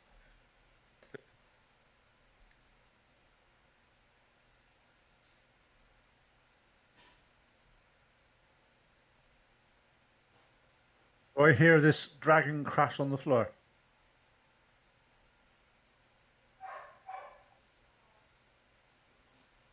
As you see him like gripping his last grip and falling to the ground and like hitting just with platinum and gold flying everywhere. Manu, underneath your feet, this bright red star with as it lays there and pools blood into this bright red below you. As you look down, you immediately realize what he meant by vandalism. As this, you have a fiendish energy that you work with, but this is completely different. As you hear around you, as if you can imagine, the red dragon, laying in this area here, a massive winged beast, a little bit larger than you remember Passacor. Like striation, completely ripped. A chain of skulls around its waist. It's this like glowing blue sword with electric energy, bat-like wings. This weird jackal kind of face with horns. It's got teeth coming from every direction in its mouth. Floats in. Next to it, these winged fiends kind of surround it. I mean, I can't do anything about it right now. Have you seen one before There's in literally Barovia? nothing I can do about it right now. I checked all the things that I needed to check. This has... But I feel like you're just blowing everything. I'm not. I'm seriously not. Oils. The first thing I checked was... It's got chained Is there water? to Is there its water? Nope, that's it's still, got this so that's still large working. chain, Walked and outside, around it, and it this was humming. you've seen one Like, there's before in electricity going Zonathal's to it. tower. Like the You've seen a motors freak are with a chain and a shackle working. around there's a shackle around its neck, and the chain it gripped wants in the fan to in spin, this but it's not spinning. clearly demonic looking creature. So I it's a little know- different I than don't the know what energy that's- that I don't know what that is. So the I pit came back in, fiends shut the puts power off. to the whole thing. Behind to the whole him, system. another Is the gargantuan running red dragon at all? clings itself as a planar shift occurs and clings itself to the ceiling. Shackled into its other right hand is a female, looks like a genie with black hair. He's got two chains. This I bipped myself. Hanging onto it where they're like floating with some sort of gaseous energy it's underneath them. The compressor. I don't know how to fix the compressor. You can tell that there was. As soon as I'm done here, I'm gonna call Del Air and have somebody come out. Come out today? Probably not today. Probably tomorrow. Yep. That'll do, donkey. We're gonna keep it under there in case my math is wrong.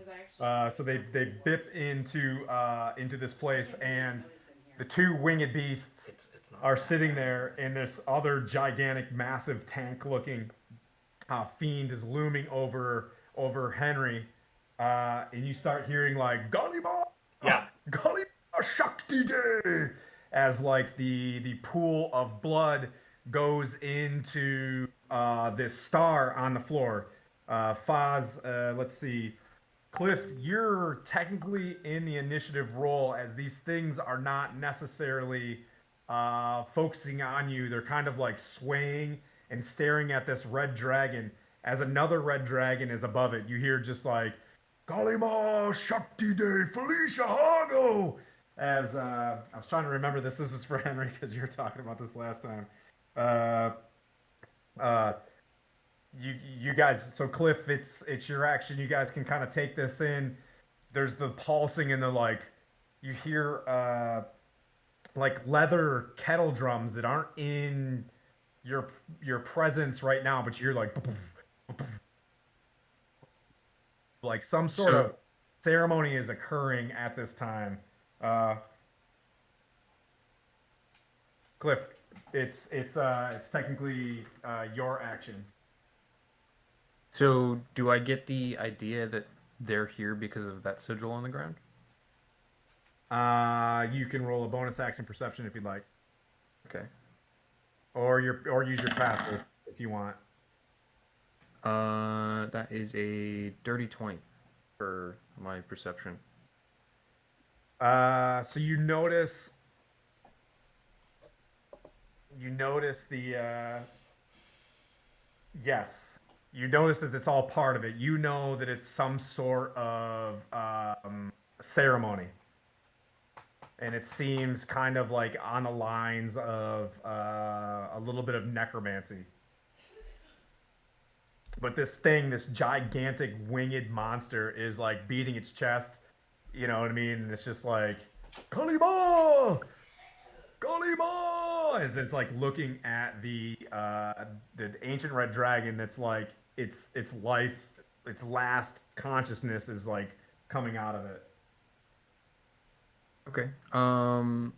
So I would like to move back behind that pillar behind me, to a point where I can blip out. You're heading back behind as the far pillar? back as I can. Yeah. This pillar? All Yes.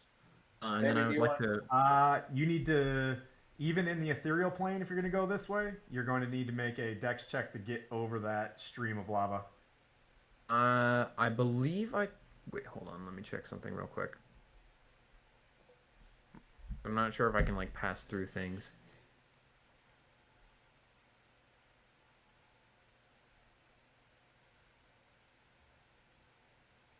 Oh, like ignore all objects and effects you're in that the aren't ethereal on plane? the. Yes, you're. Yep. Right.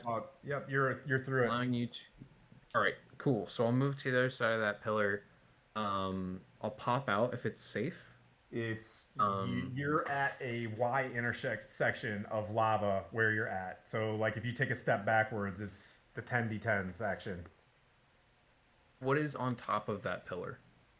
It's almost like a staircase to get up to a stalagmite that's like almost touching the roof. It's like a stalagmite and a stalactite about this far apart.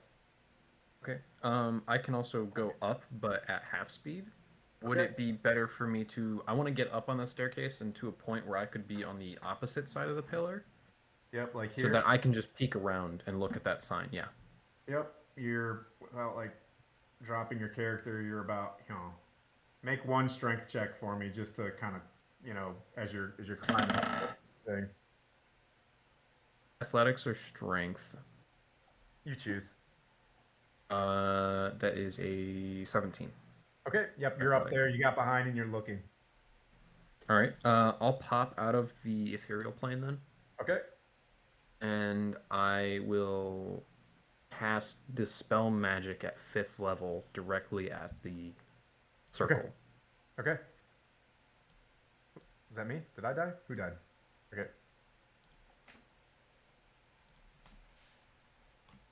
My Discord's making weird noises. Okay. We lost one of the cameras, looks like. One of our cameras? Yes, the top-down one. Oh, really? Oh.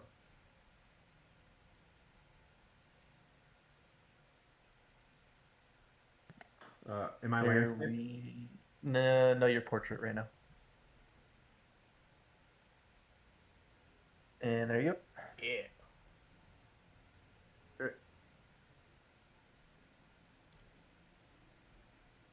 Okay.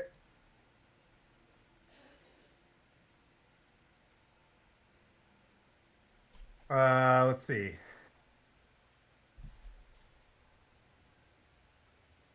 Cliff, what else did you want to do?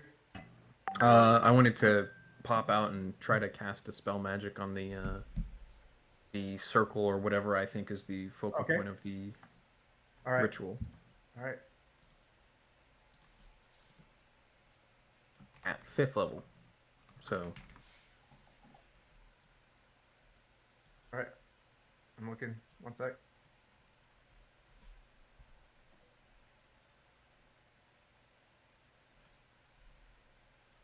All right. Make your check.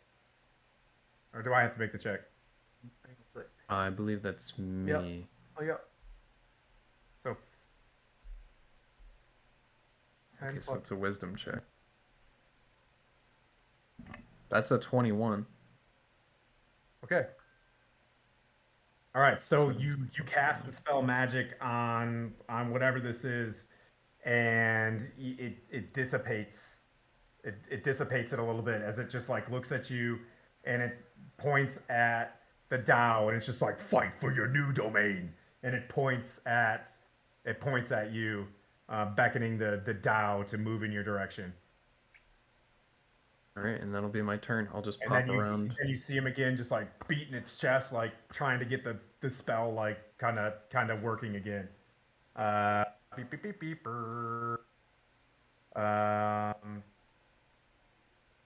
Zesis. So, can I see Cliff, or is he still in the ethereal plane? Nope, he's popped out.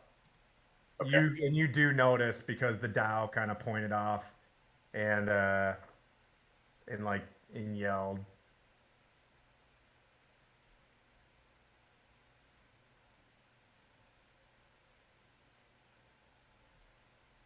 I'm gonna move over by Cliff if I can. And is he close enough?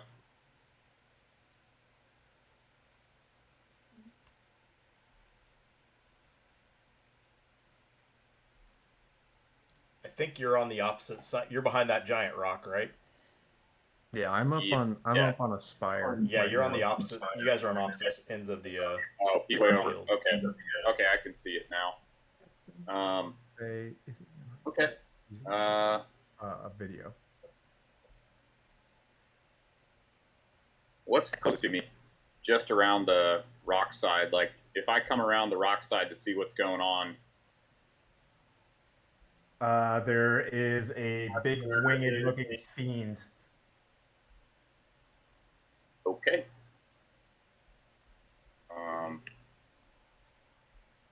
So, if I do a perception check,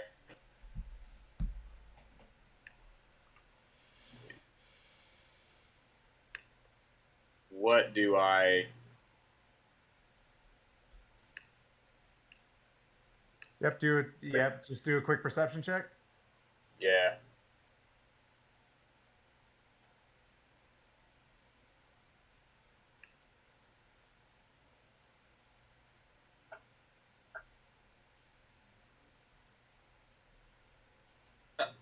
Three. Okay. Yeah. Looks pretty awful. Looks like there's a lot of hellish looking creatures around you. Okay. Have an attack move. Okay. Just go ahead. That fiend. Okay. What's that? Is he breaking up for anybody else or just me? Yep. Okay. Anybody else? Okay.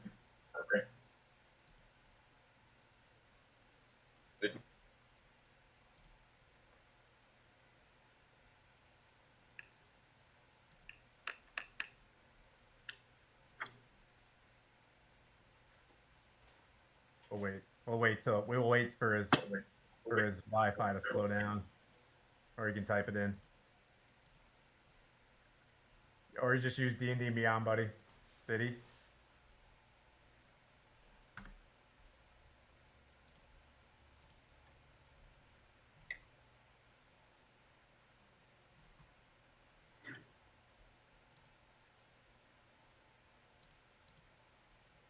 You guys got me now?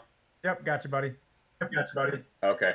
All right. So I'll go ahead and just step in and let's see. Yes. You ask him. Use my broadsword to attack that closest fiend, winged fiend. Okay.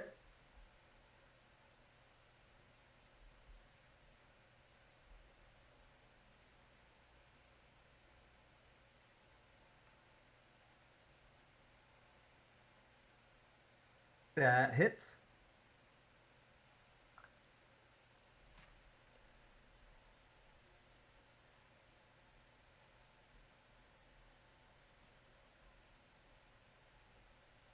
I can't tell if he's rolling damage.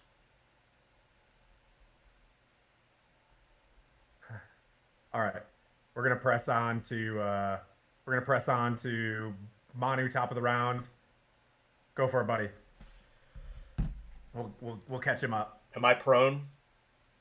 You are prone. Your last go. I thought Lantaurus was top of the round. Yeah, I'm sorry. Lantaurus is top of the round. Sorry. A lot of distractions. I got you back, Lantaurus. I appreciate that.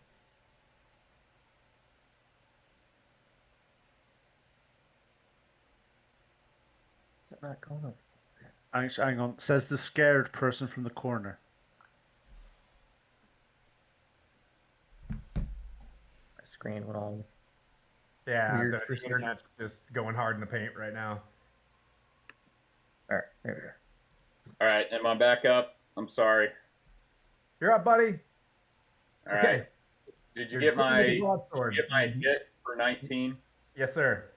Okay.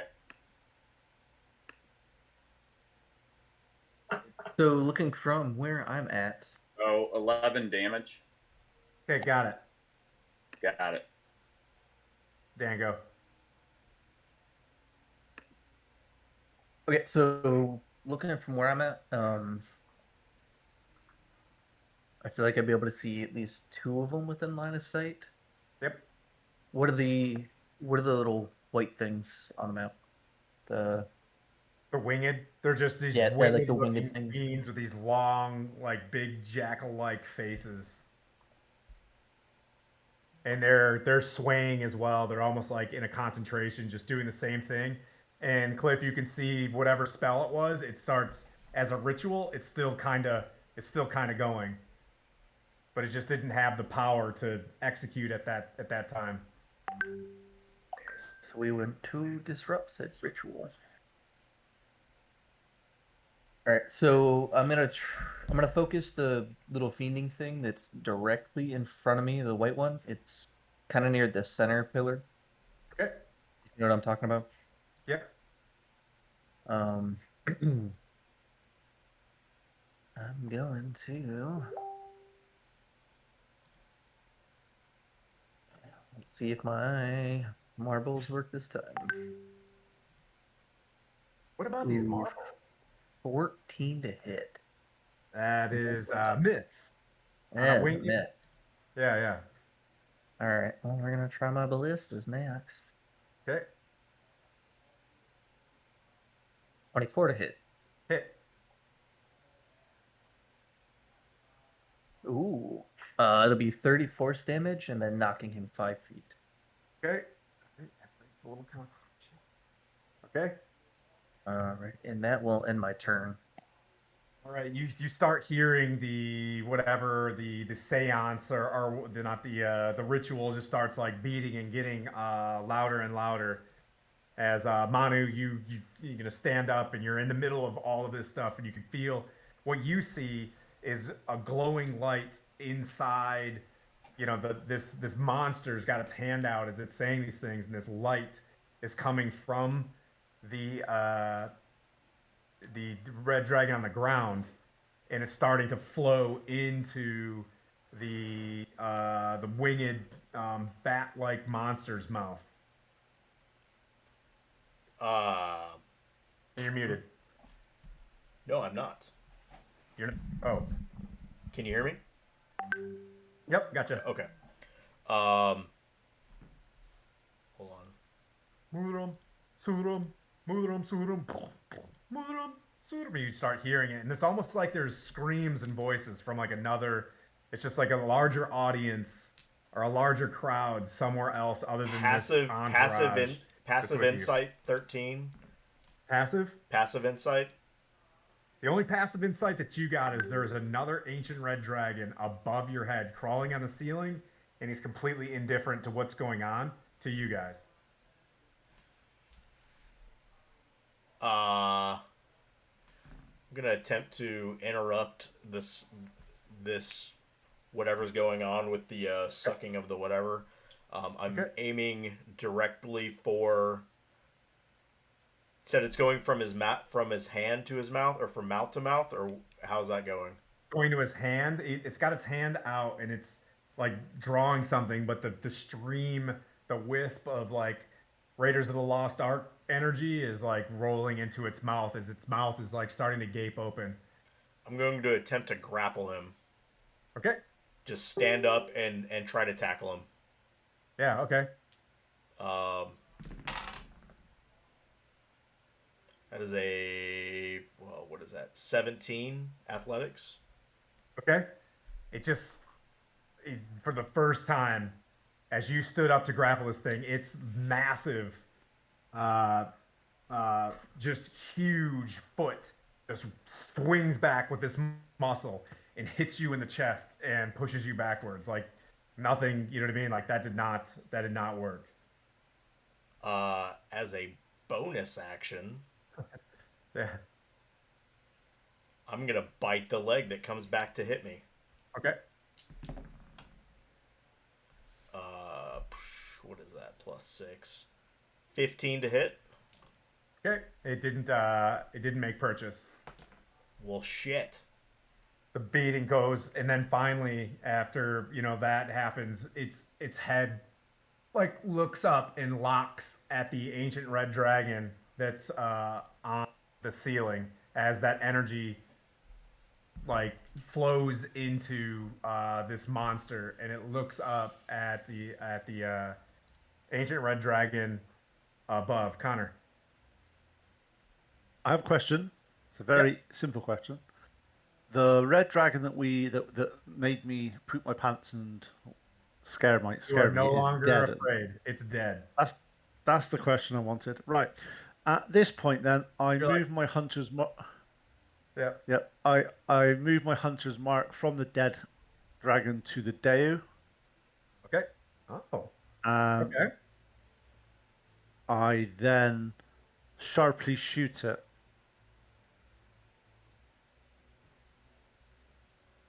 Okay. Or with bless. Still got that. Did he reply? 25. Oh. 25. The hit? Yep. He's currently fighting Manu, isn't he? And you're hitting this the Deo, the guy that was trying to suck the soul out of this person. Oh, the Dao wasn't. This is something else with the big wings.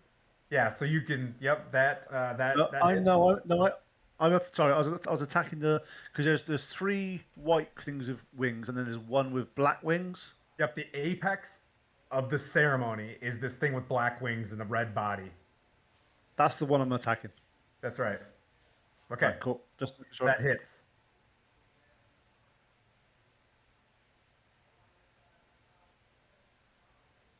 Yep, 33 plus 5. 38 points of damage on my first attack.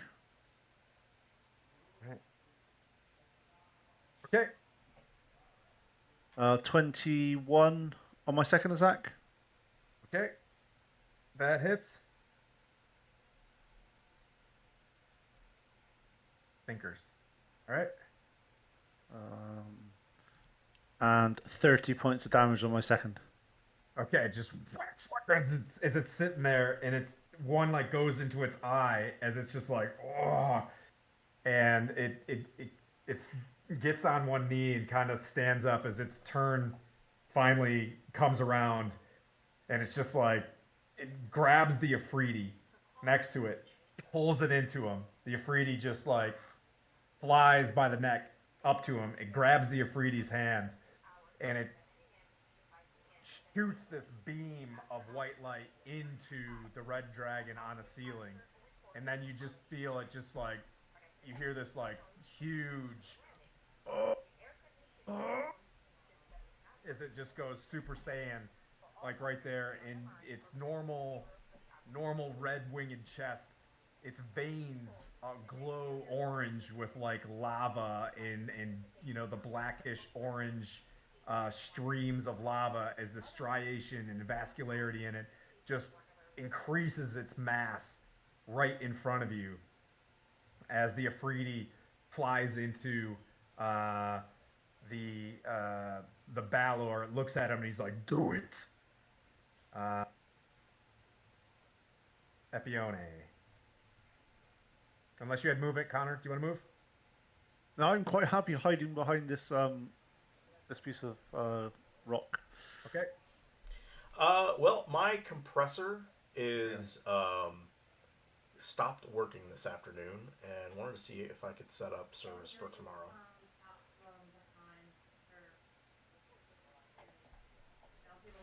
5133 Lido Street, Lido. Hippo looking thing in front of me. Bring a hippo. Look. Oh. Okay. He's fun. Okay. I want to be in direct line with the hippo and the Yes. guy in the middle. All right. So, to possibly break up my beams. Okay, perfect. My first beams headed to the hippo and kind of like as focusing as hard as I can as a straight line. Yes, sir. That is to the correct. guy in the middle. That is a 24 to Awesome. hit. Thank you so much. I appreciate it. So he's going to take. Yep. Bye.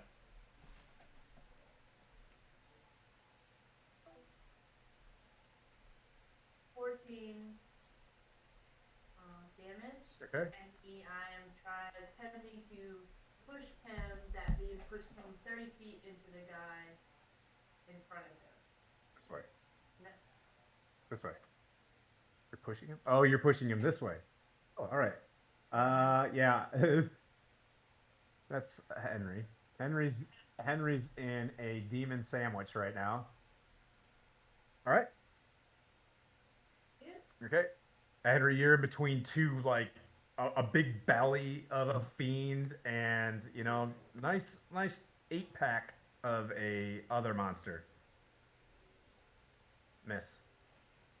Hit.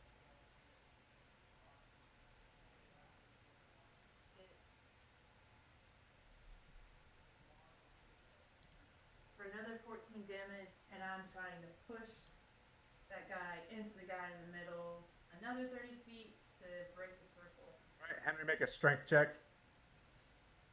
He's getting smushed in between them. Henry's gone. All right. Foz. I want him to do a strength check. Yeah, they're smushed into each other. So this thing that survived its strength check, so the Nafejni is pushed up against them. So they are smushed. Can't go through the wall. You know what I mean? There's another guy who has agency. But yes, the circle is broken. If that's what you're wondering, if you're trying to break a circle, that circle is broken.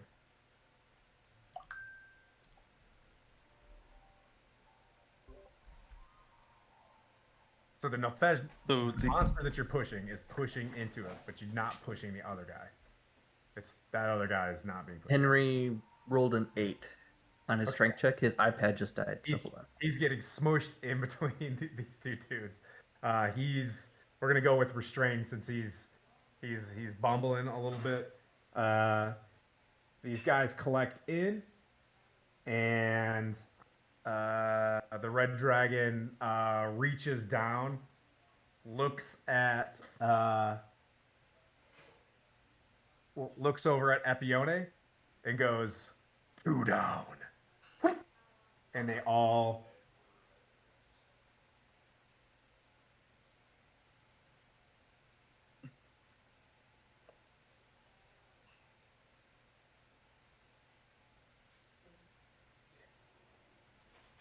and the Dow remains moving towards you guys, and it's now Foz's turn.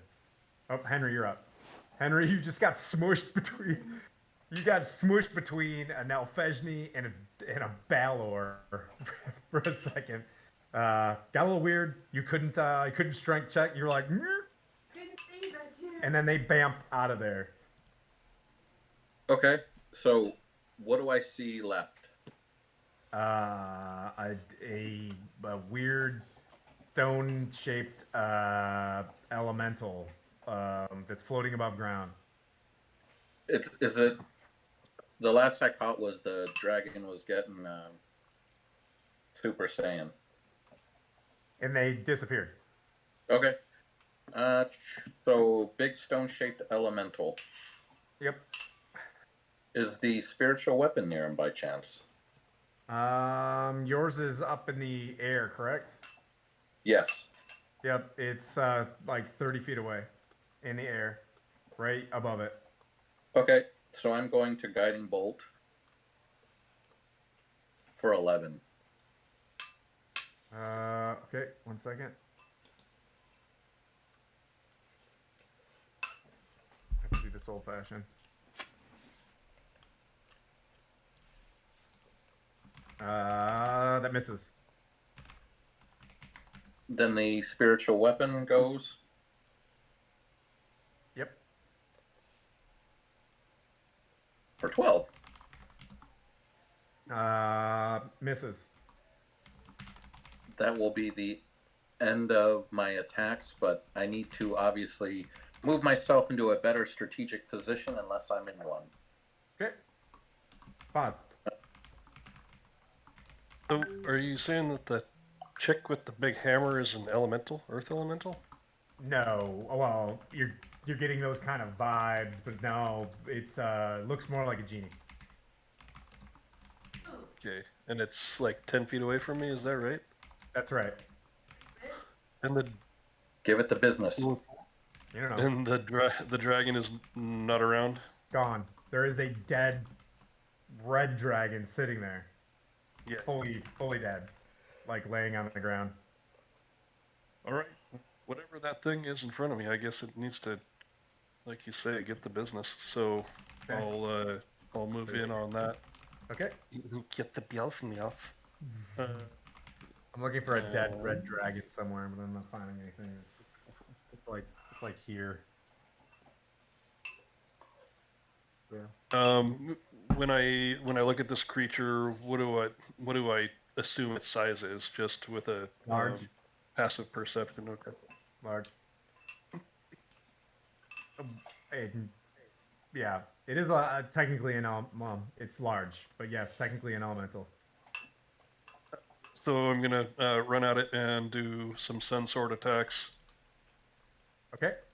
The first one coming in with a 25 to hit. A hit. Second swing is 24. Hit. Third will need my bless, which is a 1d4.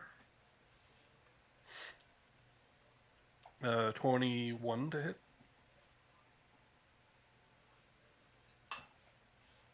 Hit.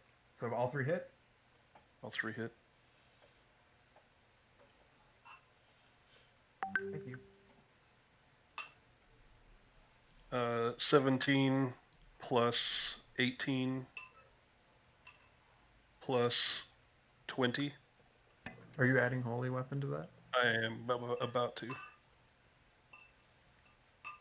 Okay, 17, 18, what? Just a sec here. Okay.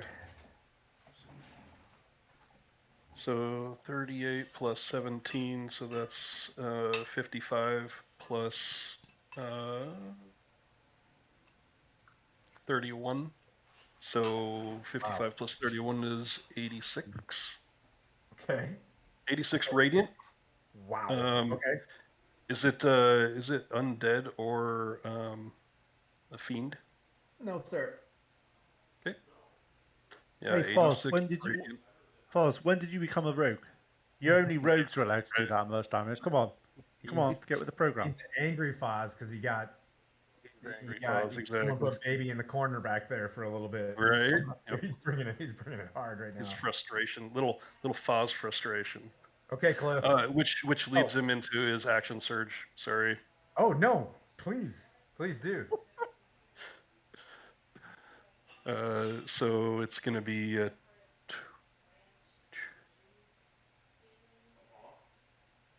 22 to hit. That's a hit. That's probably what it is. 24 to hit. That's probably what it is. Because I think those and 31 to hit. Because I think those other two packages may be a little too salty or something like that. Okay. But that's really good. 17. Yeah. 16. 2 die.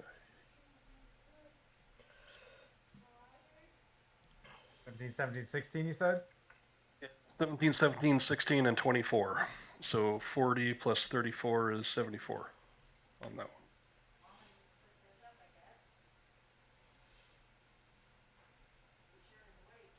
Holy smokes! You just did 160 damage in one round? That holy weapon is huge, dude. Okay. It like doubles everything basically. I'd like to point out that's what we call the business. How is everybody doing on time management? This is the part that I was talking about. It's going to take a little bit long. How's everybody doing? I promise it's worth it. Hard stop in 30. Okay. All right, no problem. I got 30 as well. Otherwise, I'll be sleeping and not responding. Yep, no worries. Okay, we'll do it. Okay, Cliff. All right, I'll peek out from behind my little pillar there, and I'll go ahead and cast Toll the Dead on whoever Foz just pumped ridiculous amounts of damage into. Okay. That's a wisdom save on their part. All right.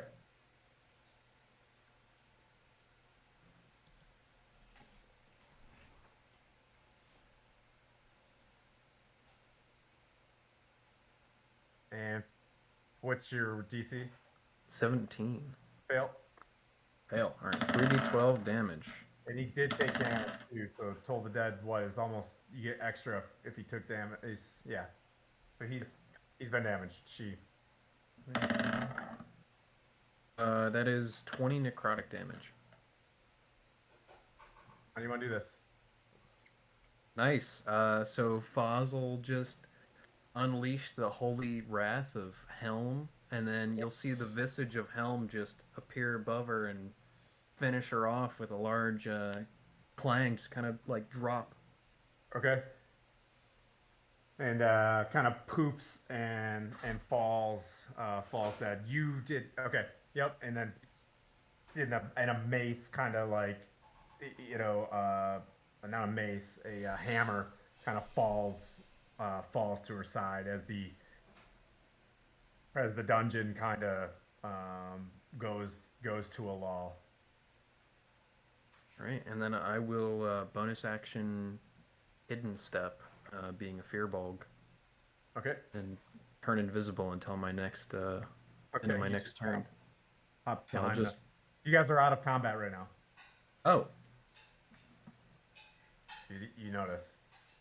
Or you're like, wait, I don't have to wait for anybody. I'm just walking around every 6 seconds. I can do something. This is so crazy. I thought there were more. I don't have to wait for somebody. Nope.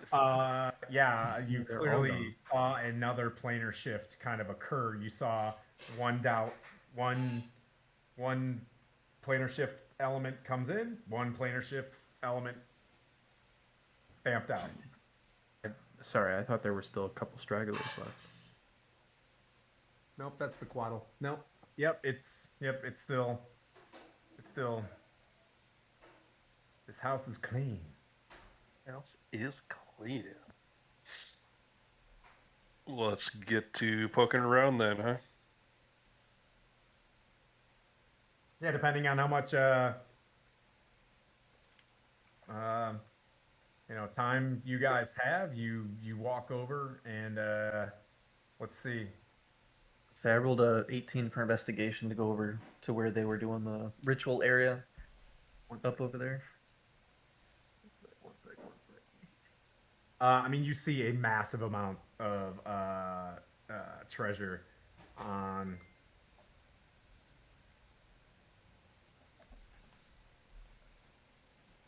Give me one sec.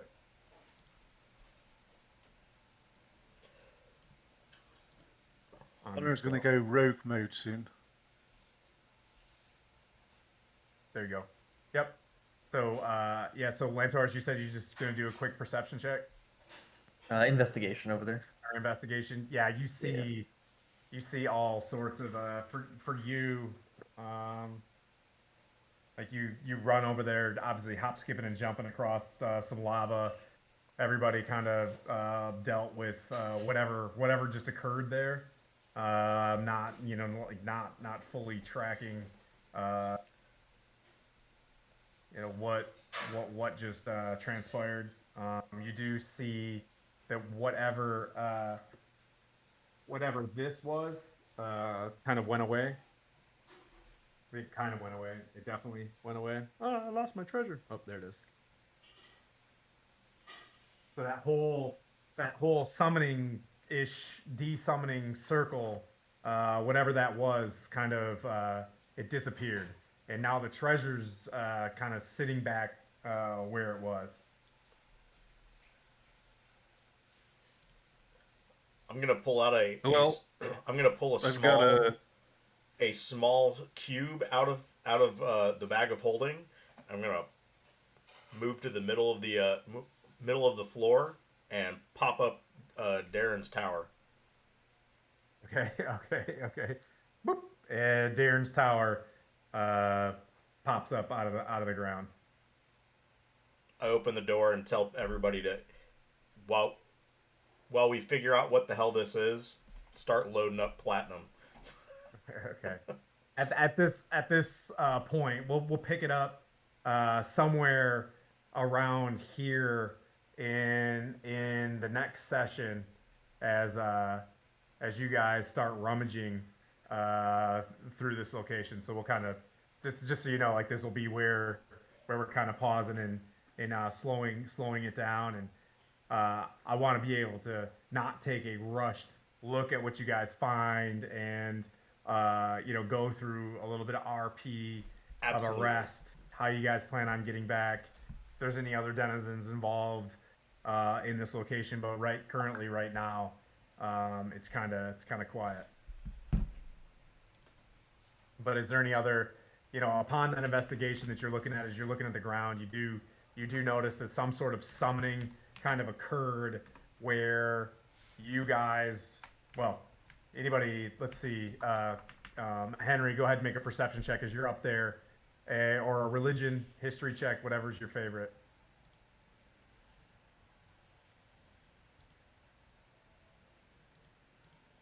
One second.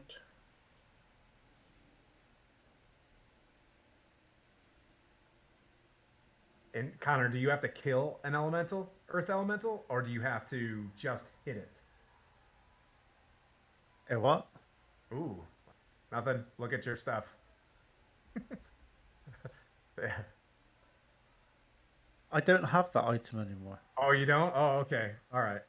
That was the Krull thing, wasn't it? Oh, was it? Okay. Where you had to get an earth elemental? I'm pretty sure it was.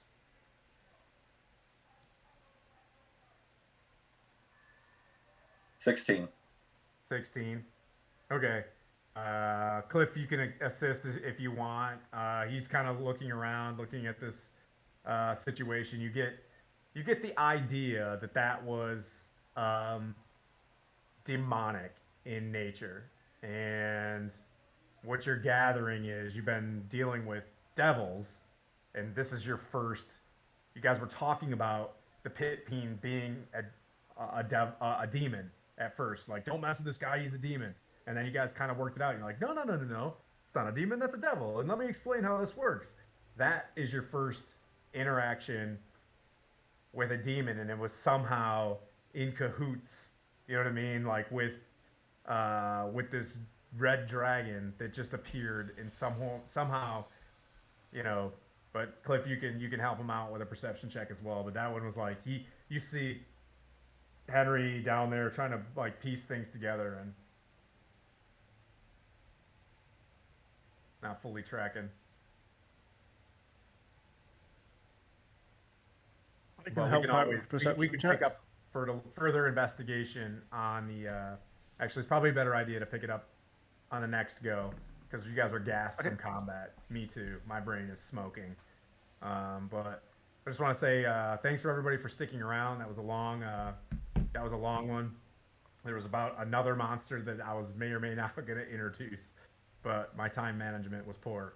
But congratulations on hitting these dudes. If you can make it to your next rest, you guys will have leveled up if you can. Like I said, if you can make it to that next rest. But oh, do you have a spell slot left? I do. Things that we need. Is that directed at me? Do you have the things, the get out clause? Okay. All right. No, I was talking to Affioni. I was like, wait a minute. You guys might be screwed. Enjoy the Earth Elemental plane forever, and the campaign is over. Congratulations. All right. Well, thanks again, everybody, for showing up. I've got an echo for the end. I apologize. My brain smoked. It's been an awesome Sunday. Thanks Manu / Skylar for running the stream for us. We appreciate it. Thanks for running the extra camera for everybody. Dan, thanks for hanging out the whole time from England there, Mr. Pete. Well, you're on the same time zone. Let's go get some sunshine for the first time in forever. Foz, Cliff, thanks for hanging. Mags, thanks for hanging as well. And aloha. Henry, did I get everybody? For everybody who's watching, if you're not following currently, please hit the follow button. Check us out on Facebook, the Stronghold D&D. We've also got a YouTube channel as well. Search for us there, Stronghold Gaming, to watch all of our videos if you want to check them out again. Outside of that, thanks for watching. Peace out, everybody. That's not my thing. Deuces. I don't know.